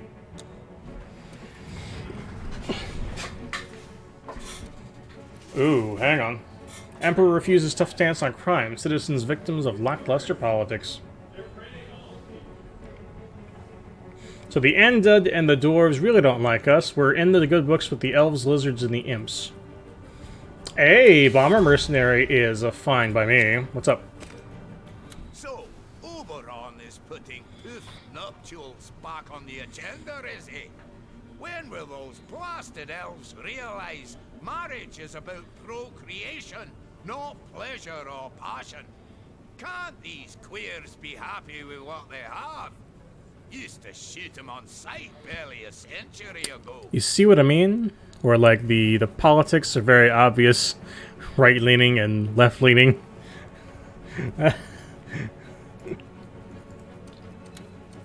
Commander, I intend to propose legislation later today that will make it possible for gay couples to be married. I know I'll get some pretty stiff opposition from Falstaff and especially Yorick, so I'm hoping I can count on your support. Sir Falstaff raises some proper concerns about family values and the likes. But that holier-than-thou collection of bones will prattle on and on about gods and such nonsense. Nothing we can't handle. I see. Seven wither Oberon's tongue for uttering such perversions. He and his depraved ilk would allow men and women to fornicate with others of their own gender. How base, how vile can one become? God save us from this debauchery. Commander, could you spare me a moment? Now, I know I'm a general and politics isn't my field of expertise, but I was hoping you'd support Oberon in his attempts to allow marriage for people of the same sex. It's a pet peeve of mine, you see. Live and let live, I say. Why do others get to decide who someone may or may not love? None of their bloody beeswax. So much hypocrisy would be exposed for what it is, you know. Think of the famed lizard artist Della Gecko, for instance. Everybody knows he's gay, but he was forced to marry a duke's daughter. 2 lives made miserable because of senseless so-called moral objections. The whole business is unconscionable. Jesus Christ. I forgot how very obvious some of the dialogue is. Like, look at this shit. No, I'm siding with Oberon. Thanks, Commander. You're a doll.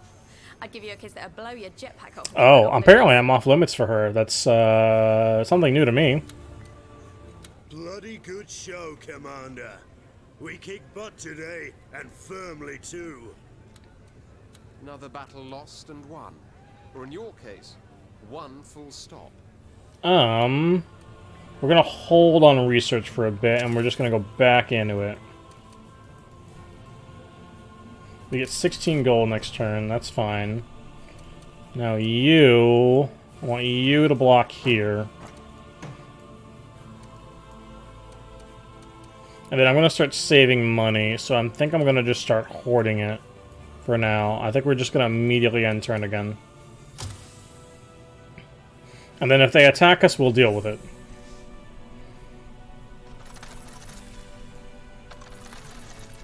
General tries to influence policy. We're headed for a military dictatorship if this continues, says angry Sir Silvervein. Apparently the dwarves really don't like gay marriage. But apparently the undead are... eh? Your general's actions have influenced the Empire. Imp fighters unleashed. You can produce imp fighters during one combat round. Okay, interesting. So, you're backing the fairies, are you? Both the elves and the other kind. Thin end of the wedge, if you ask me, Commander. They'll be marrying goats. Oh my god. Very obvious. Gay marriage is a reality. You've written history, Commander. Long have we elves fought for what we think is an example of basic equality. But never has a monarch given us his public support. Bravo! Cool. We go to the bar.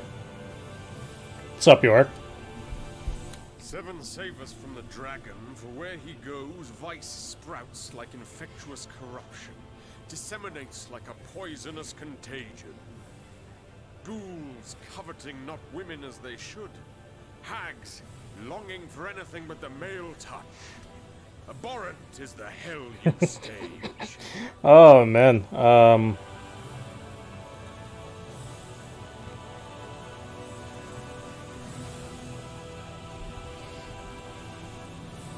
These guys, I swear.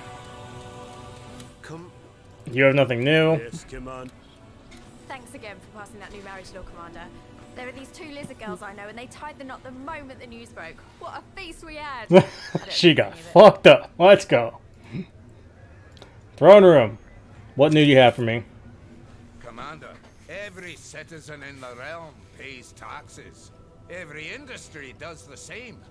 But which is the one institution that escapes the taxman? Why, the church, of course. Hardly fair, is it? So why not introduce a temple tax?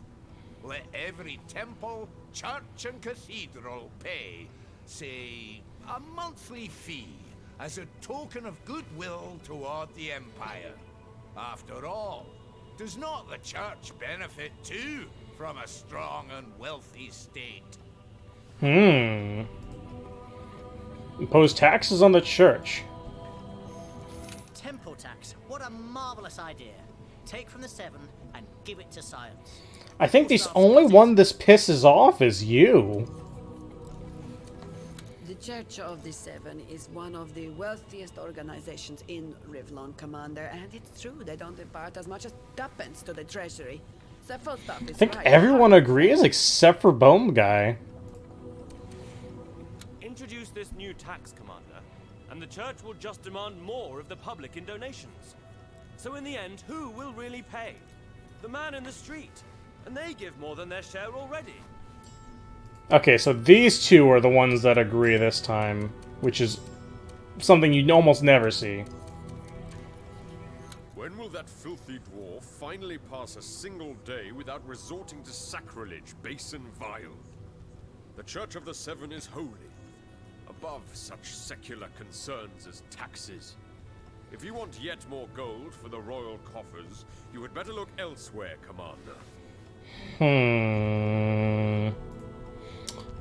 Yeah, we're doing that. Marvelous. Oh, yes, excellent. I will take care of everything, Commander. A sacred river of gold will start flowing in before you know it. Sure. Spot on, Commander, spot on. Tax them to Kingdom Come. You'll be doing them a favor. Sure. Splendid. I'm certain any clergyman worth his salt will gladly part with some of his worldly means if doing so bodes well for the Empire. Wouldn't you agree, dear Yorick? When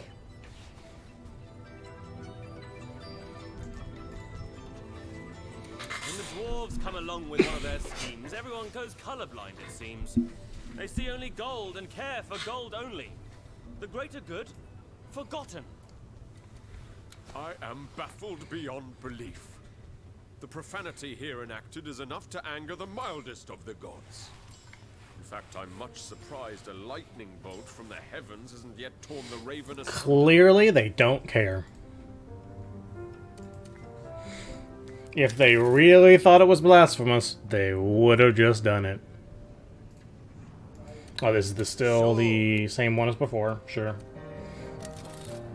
I'm gonna wait on research again. I'm very tempted to wait here.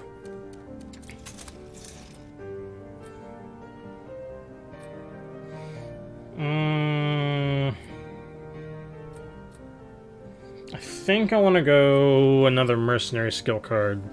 So we'll do that, actually. Yeah, we'll do that. We'll do more mercenary skill cards.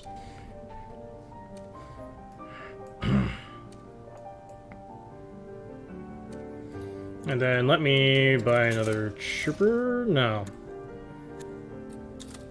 Buy another trooper here.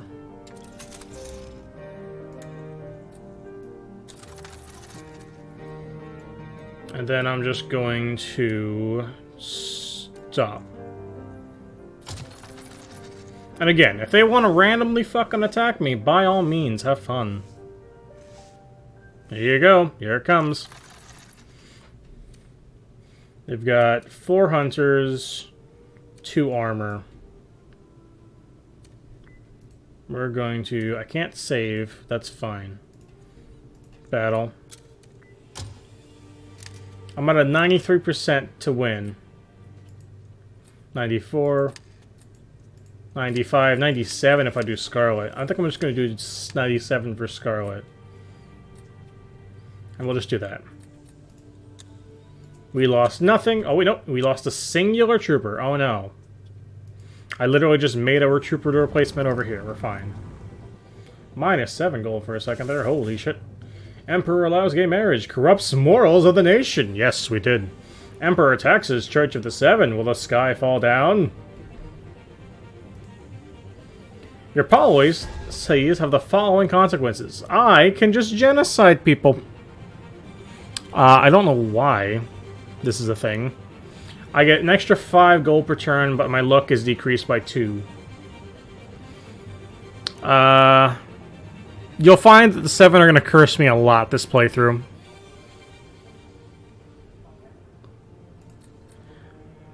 Hunters move slower. Rumor has it rogue imps are coveting your surplus research, Commander. Sure. Let's go back to the bar. What's up? A dear old lady, our Prospera, but it saddens me to see senility is taking hold. She actually wants me to work together with that barrel of gin they call a general. It would be almost comical if it weren't so galling. Commander, a word in your ear.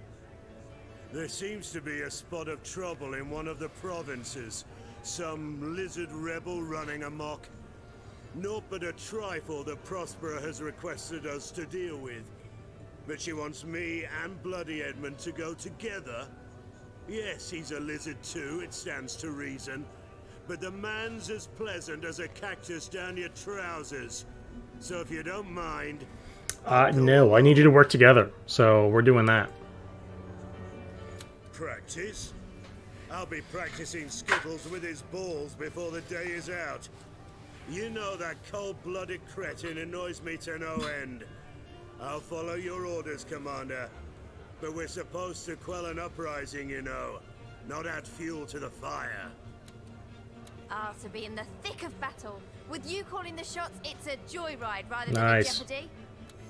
Under my rule, you'd be given the Cross of Bravery for that last action, Commander. I mean, I literally just sat there and they threw a bunch of crap at me. So, I mean, sure, I guess. What's up? I hope you don't mind, Commander, but I've requested that a few of your generals should undo the havoc that is being caused by a group of lizard rebels. These misguided souls have taken to the teachings of a cult that worships the so-called One God, and they're causing no end of unrest where they dwell. I'm sure Henry and Edmund are the proper officers for the job, wouldn't you agree? They'll need to be diplomatic, though, if they Sure. seek to succeed. Now, what can I research right now? Apparently, I can't get any of the 20 ones until I progress. Or the Masters. So... Or even some of these, huh? Okay, sure. Let me grab the mortar turret and the Zeppelin. Cool. And then we'll go back here to our map. We're only sitting at 9 gold, but that's okay. Let's move one of our troopers back over. And then we'll buy... We'll buy a Zeppelin. And then I think we're just going to end turn on that.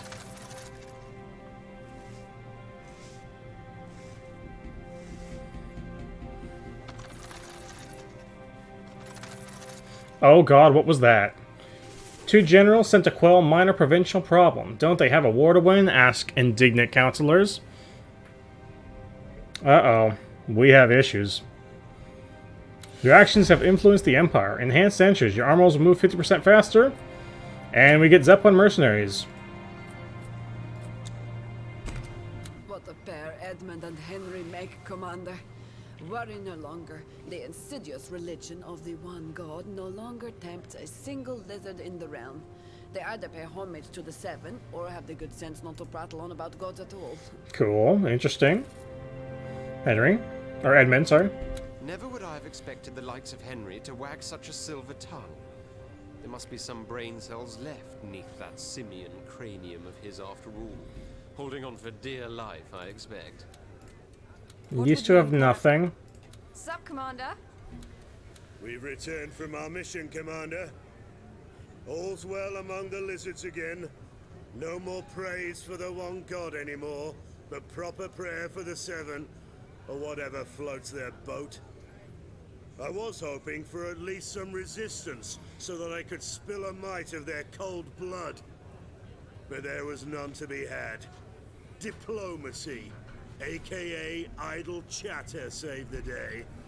Wasn't such a bad thing looking back on it, that serpent of an Edmund tagged along.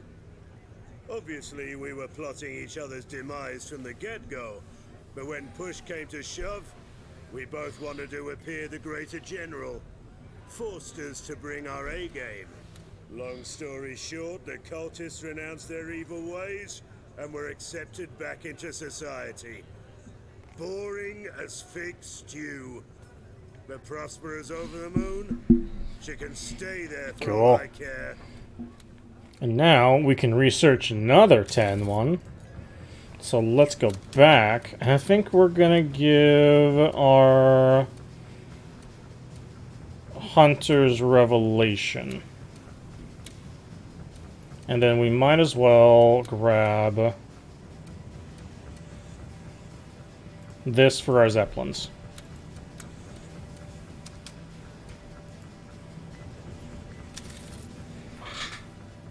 And then I think that's where we're going to leave it off for today.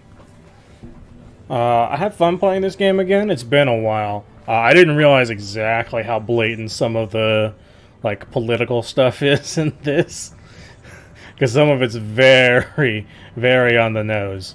But I still have fun with the game. Even though it's clearly not as good of a strategy game as something like Total War or anything like that. But I still think it's charming in its own way. And there's still a lot more that we have to see in regards to it. But thank you all for showing up to stream. I really appreciate it. I hope you have a great rest of your day. Bye-bye.